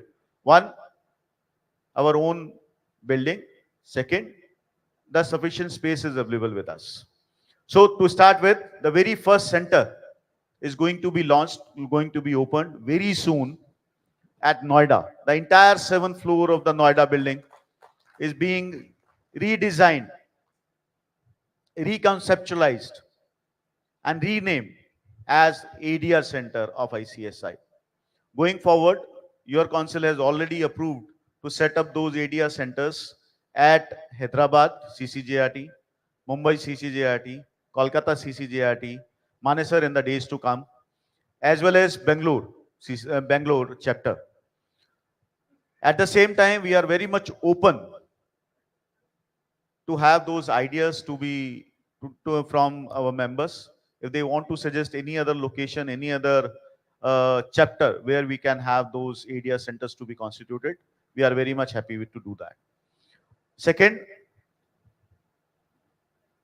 the governing council of ADR is being constituted by the ICSI. I am really happy to share that former Chief Justice of India, P. Sadasivamji, has kindly accepted our request and agreed to chair the governing council of ADR.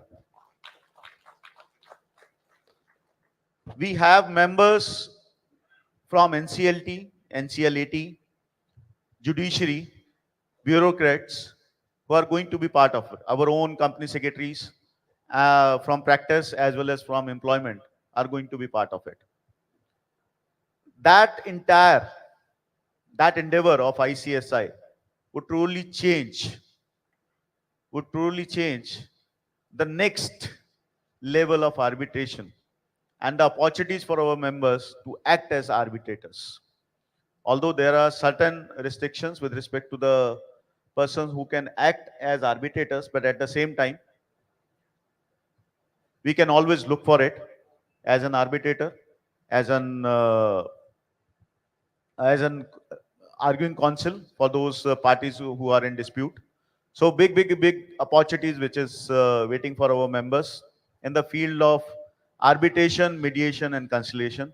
When I'm saying arbitration, mediation, conciliation, that simply means we would work on all three angles. This is for the commercial disputes. But yes, yesterday, Honorable Vice President of India has given us a new clue. Why not to work on non-commercial? Why not to work on amicable dispute resolution mechanism? So I have taken a note of it. I will be discussing this particular point in the council as well as with the governing council of the ADR. I'm not very sure how far we can travel on it without having any rules, regulation with respect to it. But yes, your council would surely discuss this and decide the roadmap of the action relating to it. And he has also invited few of us on his house to discuss the way forward on the ADR. So would request NPS to kindly take this forward and let us plan the way forward. Let us chalk out the way forward after our council meeting, and let us formally go and meet our vice president and to work on the amicable settlement dispute resolution mechanism as well. There was a concern with respect to cyber security and artificial intelligence. That yes, those things are very challenging as of now, and that is the only reason we have introduced a subject in the paper in this. We do had few of the crash courses and the certificate courses on the same subject. How many of you are aware about the knowledge on demand initiative taken by the ICSI, launched by the ICSI in the month of March? Knowledge on demand? Okay. That is the initiative which is launched by the Council of ICSI, wherein all the recorded sessions of our crash courses and the certificate courses and the PMQ courses are made available at the click of the mouse. We are having a repository of almost 3,000 recorded sessions. 3,000 recorded sessions, right? And we have come up with this idea, why not to make it available to all the members? Because today, as Suresh is leading the PMQ course committee for the year 2023, one course which has started and completed last month, and many of the members who would be looking to have the exposure and the knowledge today. And it is really very difficult for the ICSI to have those courses on the for 24/7. There is always a gap. There is always a certain mediation and the gap in between. So we decided to have those knowledge on demand series, wherein all the recorded sessions of the courses are available at the click of the mouse. My humble request to all the members of ICSI, please make best use of it. When I'm saying best use of it, whenever you are looking for any handholding and knowledge updation relating to ESG, our sessions are made available. Whenever you are looking for the cyber security, our sessions are already there. Whenever you are looking for MSME, a startup, our sessions are already there. Somebody has talked about the arbitration. Those sessions are already made available at the click of the mouse. ESG, everything is available. No need to wait for the full-fledged courses to be launched. You can anytime go and get the desired knowledge for yourself. So let me now take up the questions which are being put forward by the members. Thank you, Kalidas sir, for the CSJ edition, and we have come out with the collector series on the Chartered Secretary. 2 such series have already been launched, one on the CSR, another on the MSME. And let me share, we have captured all the articles on the related subject. We have compiled all those articles at one place, and you would be amazed to see the very first article written on CSR was way back in the year 1977. That was the year of my birth. Somebody has started discussing about CSR in the year 1977. Same is the case with MSME. The very first article was written in the year 1978 on the MSME, how those MSME can be set up. And up to this time, we were not having any knowledge and awareness about those research articles which are available with us. This is a decision taken by the council. Must appreciate Ashish Karodia, editorial advisory board, who has put forward this particular idea under the able guidance and leadership of Ashish Mohan. And must appreciate the secretariat as well. They have come out with these books very wonderfully. Sir, I have noted your concern. This is with respect to the last year, one publication which was, you had contributed a lot for that publication, but your name was missed inadvertently. And at this particular platform, when there are some VVIP guests or the chief guests or the guest of honors are there, it is always like crisp, and people are in hurry to release those books and move from there. So that is the only reason we always keep our address as crisp as possible. Yesterday only, when we were releasing those books and the publications, Vice President said, do it one after another. And I have to rush up. I have to instruct my team, cut short the discussion, only release the books. Don't discuss anything about the books. So these are sometimes the difficult tasks. Yes, those contributions are always highlighted with when the mention is always there in the preface. If the committee is constituted, task force is constituted, the entire list of the task force or the committee is always published on those publications. Khemka ji, and somebody else has also mentioned about the Mediclaim policy. See, this is, Khemka ji is there? Yes. This is a very new initiative of the council. When I started my journey for the regional council way back in the year 2010, that time also somebody has raised in one of the open houses, why can't institute have those group Mediclaim policies for the benefit of our members? That particular thing was there in my mind since beginning. And Suresh and I was part of the same firm, and whenever we were going for conversing, that particular thing was there in our mind. And this year, when I got an opportunity to act as president, that was the very first thing and a challenge we took up. See, this is a very first year. Everybody is looking to have those numbers first. All insurance companies are looking to have numbers. They are like looking for the minimum guarantee to be given by the ICSI.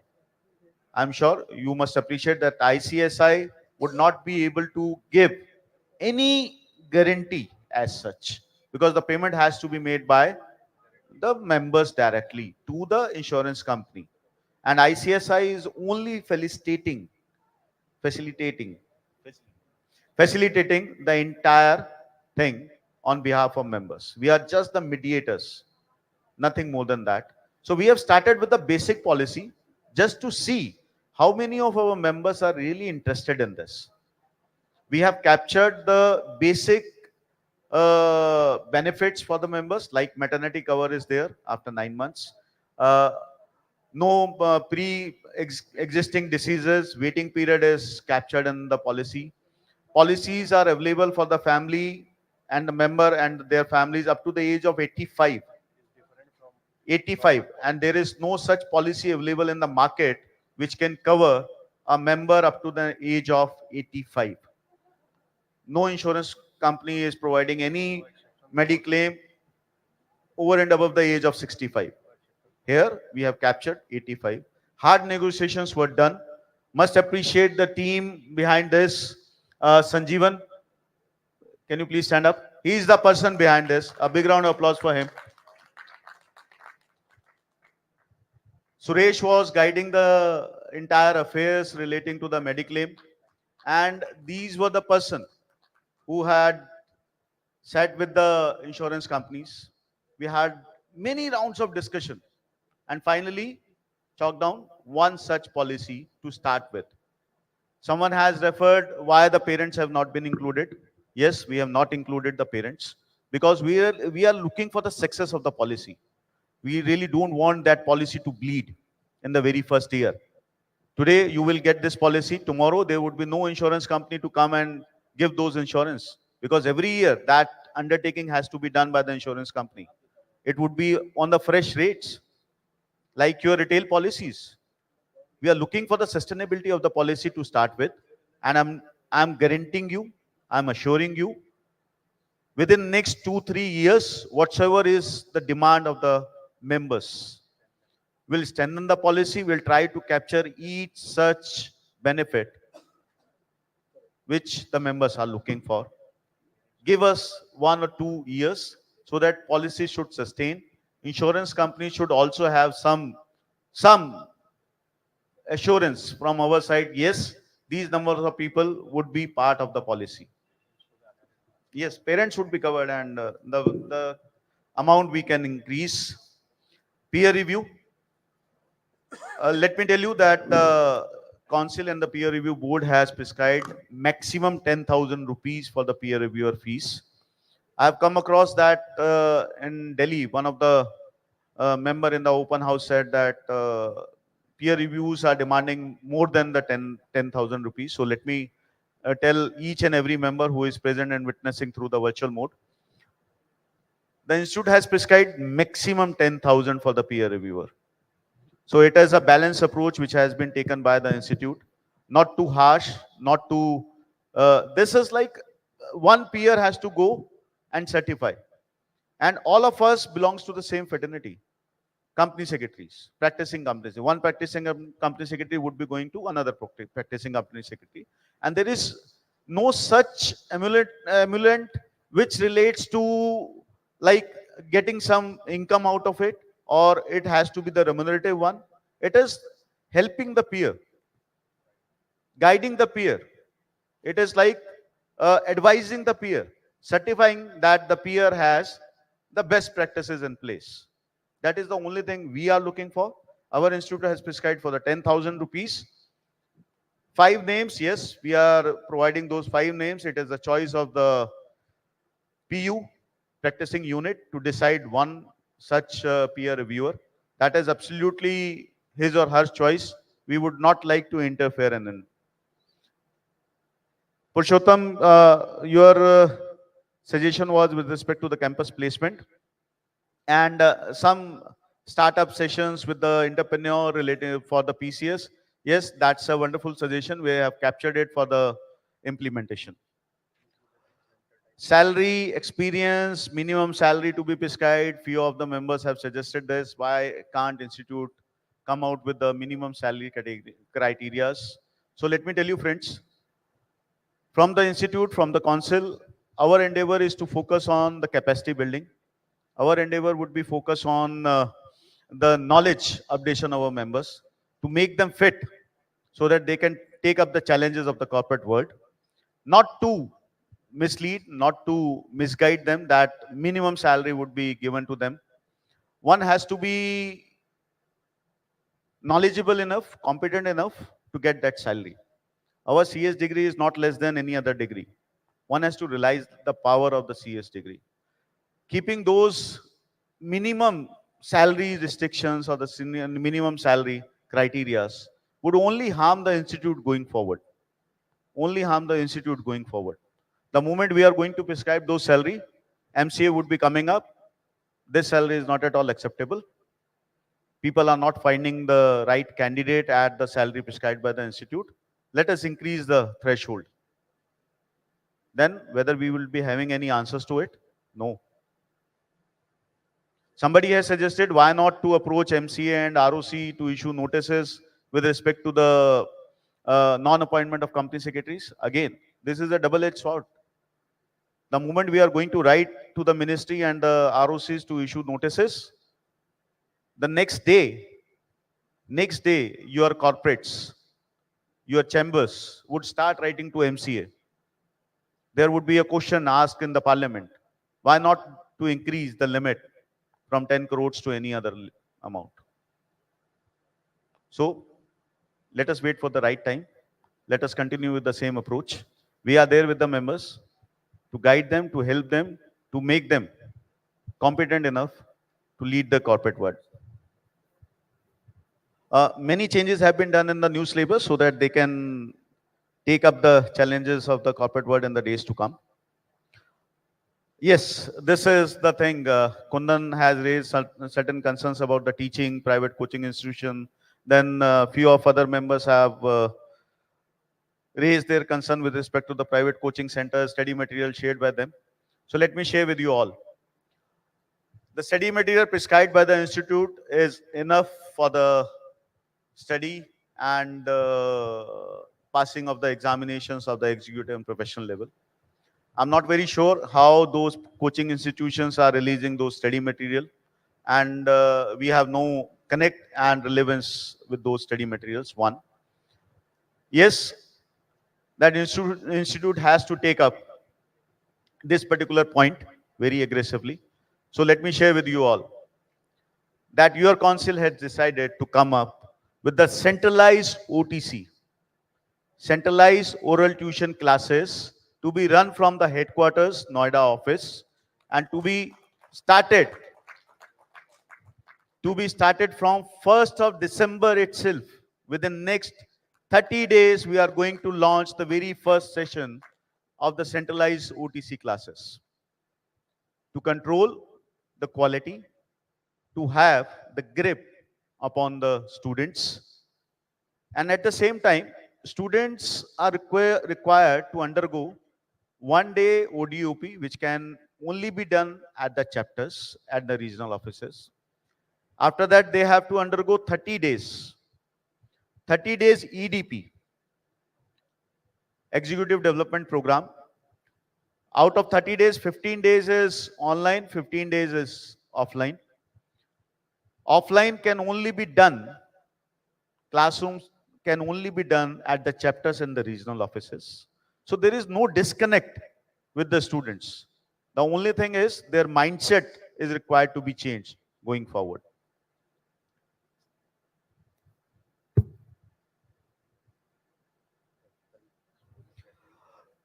Khushbu is sitting there.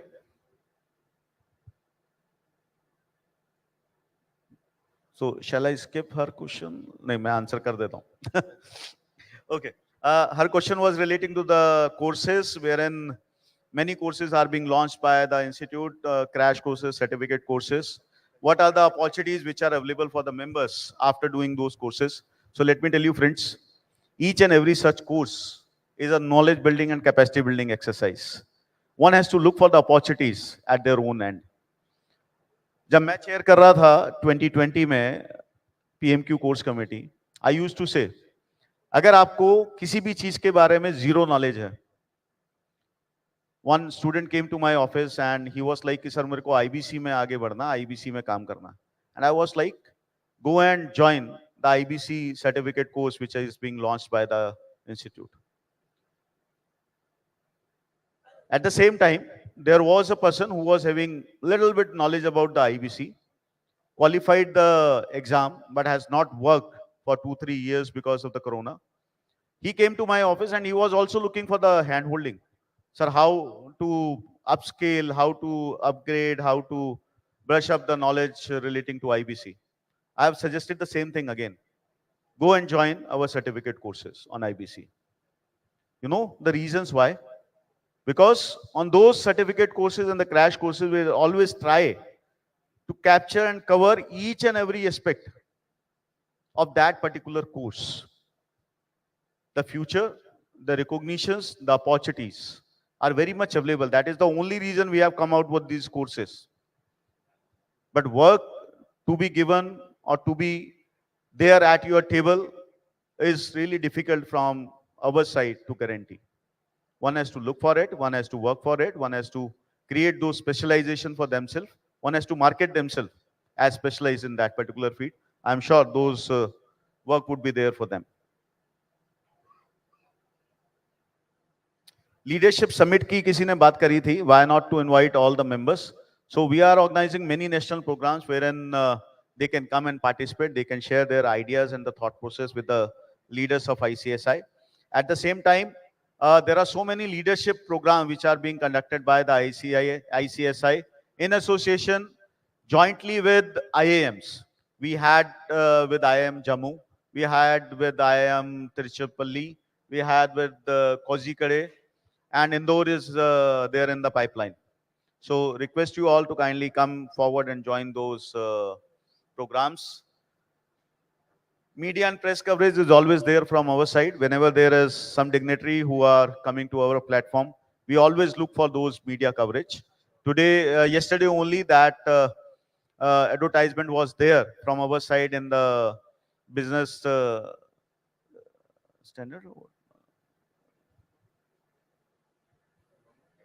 economic times. That was there in the economic times and the business line, pan India. When Honorable President of India was there, it was there in many of the newspaper, G News, as well as FM. So we always look for those branding from the ICSI.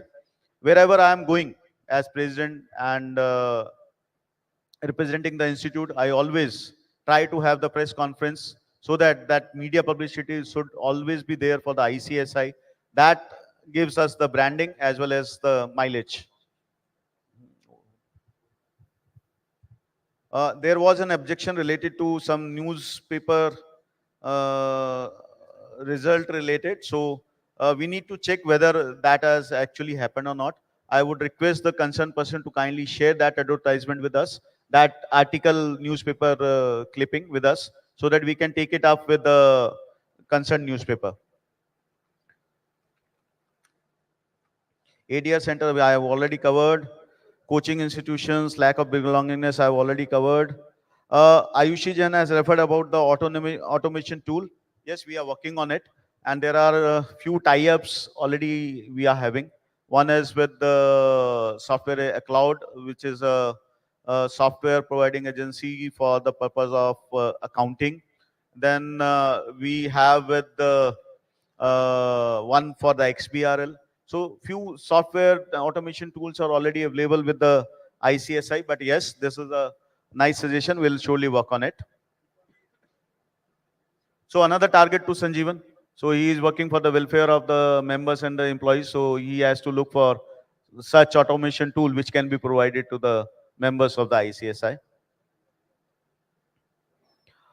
Punjani sir, I have already covered your suggestion, as well as thank you very much for highlighting that you are receiving CSJ on regular basis. This is the very first, let me very humbly say, this is the very first open house wherein there is no complaint related to delivery of Chartered Secretary General.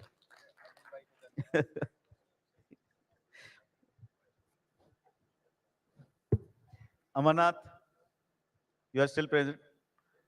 Okay. Innocent CS. We all are innocent being CS, right? And let us remain innocent, but that is not going to help us. We have to be proactive in our approach. We have to be very much vocal when it comes to the compliances, when it comes to the advising the management, right? So only saying that the company secretary is innocent, that would not work. At the same time, those capacities has to be built. There are issues with respect to the people who are not having that particular knowledge that the non-compliance has been done. So we need to upgrade ourselves. And let me tell you that we are in discussion with the Ministry of Corporate Affairs. We have suggested them that a few of the regulators are coming and picking any of our company secretaries just for the reason that their names is there in the FIR. So we have suggested them the mechanism. Even the CA Institute, I am in touch with the president of CA and CWA. They are also a little disturbed with the same thing happening with their profession as well.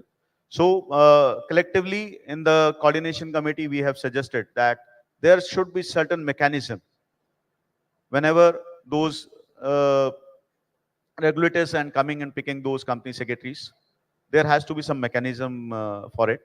Certain education to be given to those police officers that our company secretaries, chartered accountants and the cost accountants are not directly involved in those things. So I'm not very sure how and when the Ministry of Corporate Affairs is going to implement it. But yes, we have initiated the discussion on it.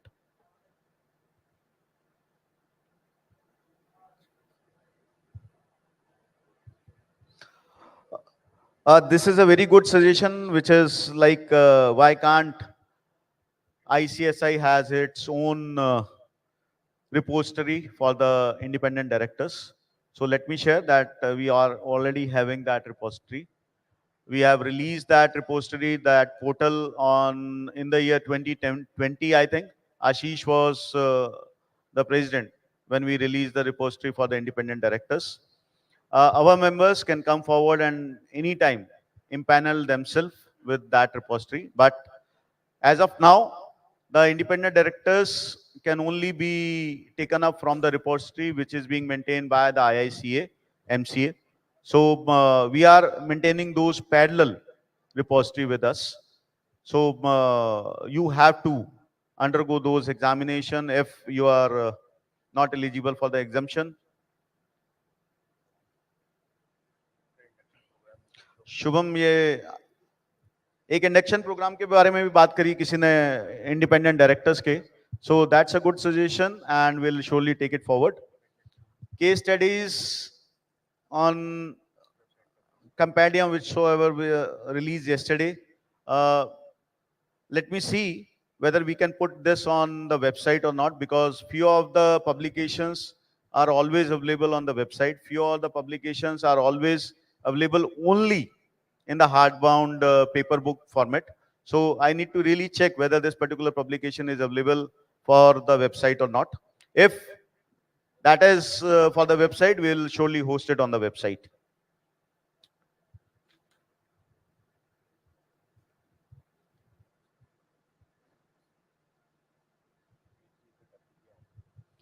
Somebody has suggested with respect to the PMQ on ESG and CSR. So ESG, we are running the certificate courses, and CSR, we are having a certificate courses, which is a most sought after course of ICSI. Social audit, we have also covered. Preeti, this is a very good suggestion with respect to the campus placement profile to be shared well in advance, presentation by the recruiters. So my humble request to each one of you. See, our endeavor to have those placements at regular time, regular intervals, but at the same time, we are looking for your support. Unless until you come forward, you participate in those placement drives which are being conducted by the ICSI, nothing is going to happen. We can only announce those dates. The success is totally depending upon our members, those who are looking for the company secretaries. My humble request to each one of you to kindly come forward, participate in those campus placement at ICSI. Pick and choose the best of the best candidate from the campus. That will not only motivate as us as organizers, that will also motivate the freshers, those who are looking for the job. That will also strengthen the confidence of the fresher in the institute. Let us help the institute. Let us help those freshers. Those Naukri.com, those other websites are always available with you all. But please come forward, at least try it once. I can assure you the best of the services would be provided to all the recruiters going forward. This is a very good suggestion, but we need to wait for certain time, because as of now, there are few recruiters, few joinees. So let the number be increased to a certain level so that these things would be helpful for us, right? Certificate courses for the outsider. Most of the certificate courses are available to the outsider. Only restriction is with respect to the PMQ courses. PMQ are the post-membership qualification course, which is only available to the members of ICSI, not to anybody else, not even to the students of ICSI. So it will remain like that only. All other certificate courses, all other crash courses are available for the outsiders. Committees with employee CS. So there is no restriction. Pawanji has also raised this particular point with respect to the participation of the employee company secretaries in the committees or the management committee of the chapter, regional council and the central council. So he himself has answered this. This is a democratic process and we have no involvement or the control over it. Yes, we are involving those company secretaries who are there in the employment. Like this year, we have constituted almost 11 boards, 11 different boards. And if you could see that we have given the criteria for the constitution of those boards. 3 of the members are taken from the large listed company. 1 of the member has taken from the debt listed company. 1 of the member has been taken from the unlisted company. 2 of them are from the practice side. 1 is an advocate. So we have given the criteria for those boards, and diversified approach and the inclusivity is already there on those boards. As far as those co-option of the employee company secretaries in the management committee, that is the prerogative of the chapter committee. They can always have those company secretaries on the management committee as co-opted members.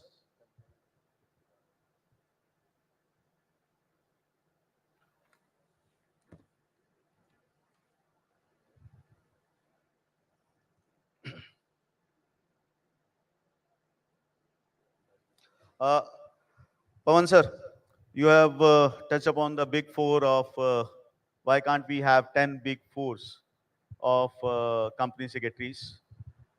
Who stops us? Our regulation? Our guidelines? No, not at all. The only person who is stopping us is अगर मैं अपनी बात करूं तो myself.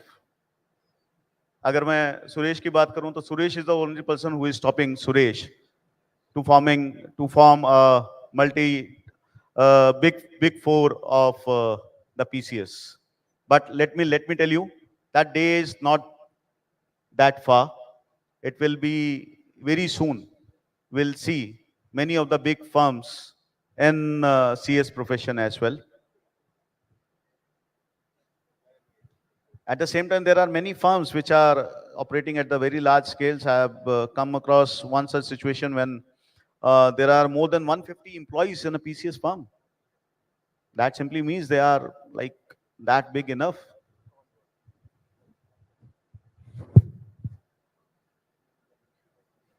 Schedule of webinars is generally being fixed for the Wednesdays.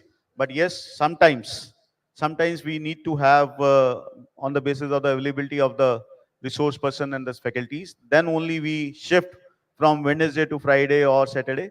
Otherwise, we always try to have it on Wednesdays. A big round of applause for Dhananjay Shukla ji, who is leading the CLGC committee, and that is his endeavor, his attempt to bring Triple E series again. And he is the person behind launching the Triple E series, Master series on a knowledge series for the members of ICSI.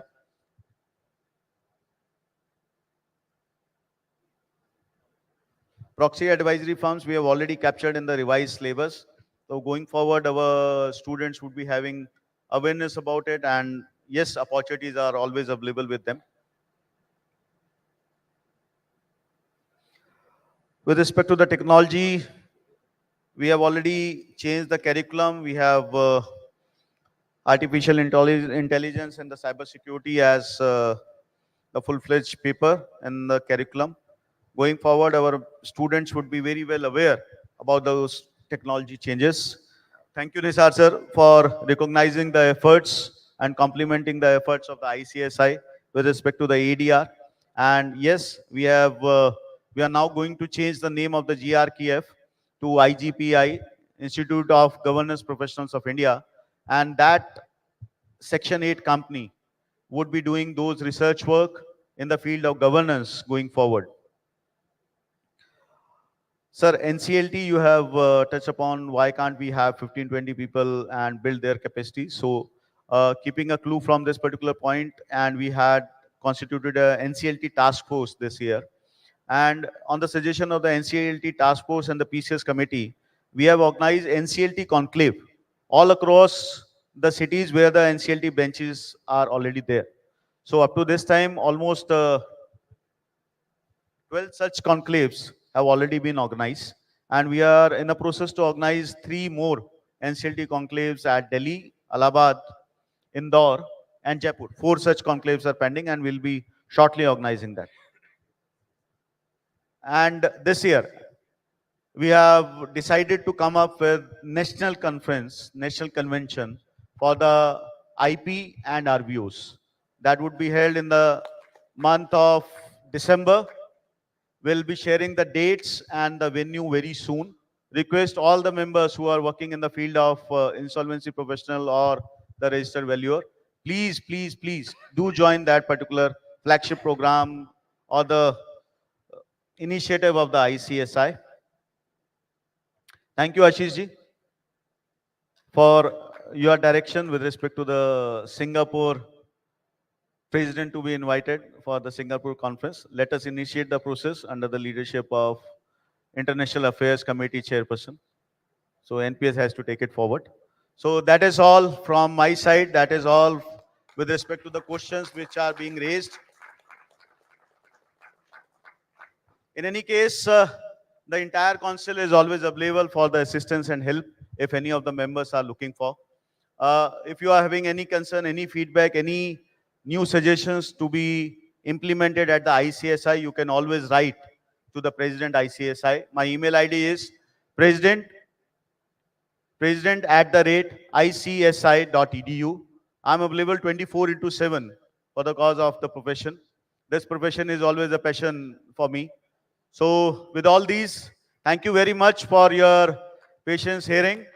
Thank you very much for your participation in the open house. You all being the wonderful audience. Big round of applause for all the audience who are present in this hall. I would like to thank the entire council who are patiently listening all the questions and the answers given by their president. For the last 2 hours, they were only hearing those issues and the answers being given by me. Thank you all. Thank you very much.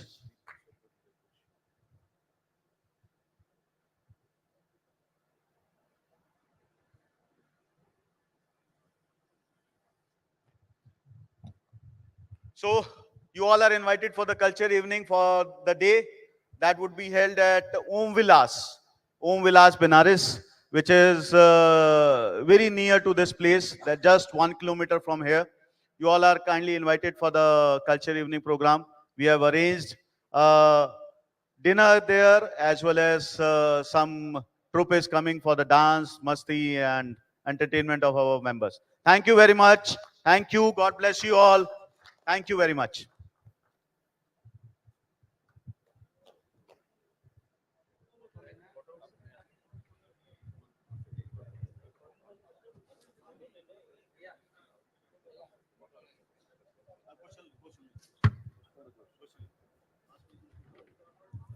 I would request all the past presidents who are present in this hall to kindly come forward for the group photograph.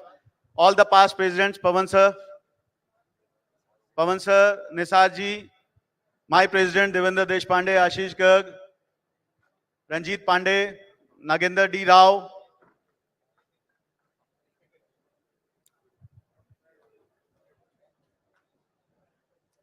Mahesh Athavale sir, he is not present. Sir.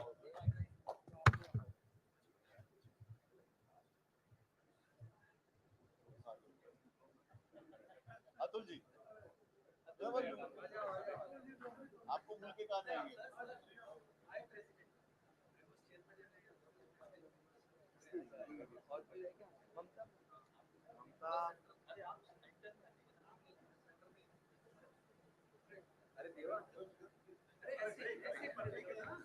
अरे decide कर लो यार।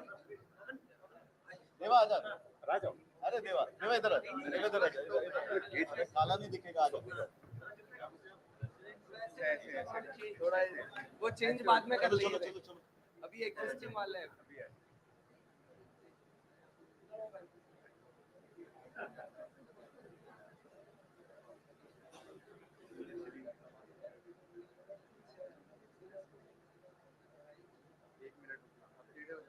नहीं, अब वो serial से करना पड़ेगा यार। पवन सर सबसे सीनियर है, वो फिर वैसे चलाना पड़ेगा। बाकी लोग जाओ, जो बनने वाले हैं सिर्फ वही रहना। कोई भी नहीं जाएगा। जो बनने वाले हैं सिर्फ वही रहना, तो सारे रह जाएंगे। इसीलिए तो बोला मैंने।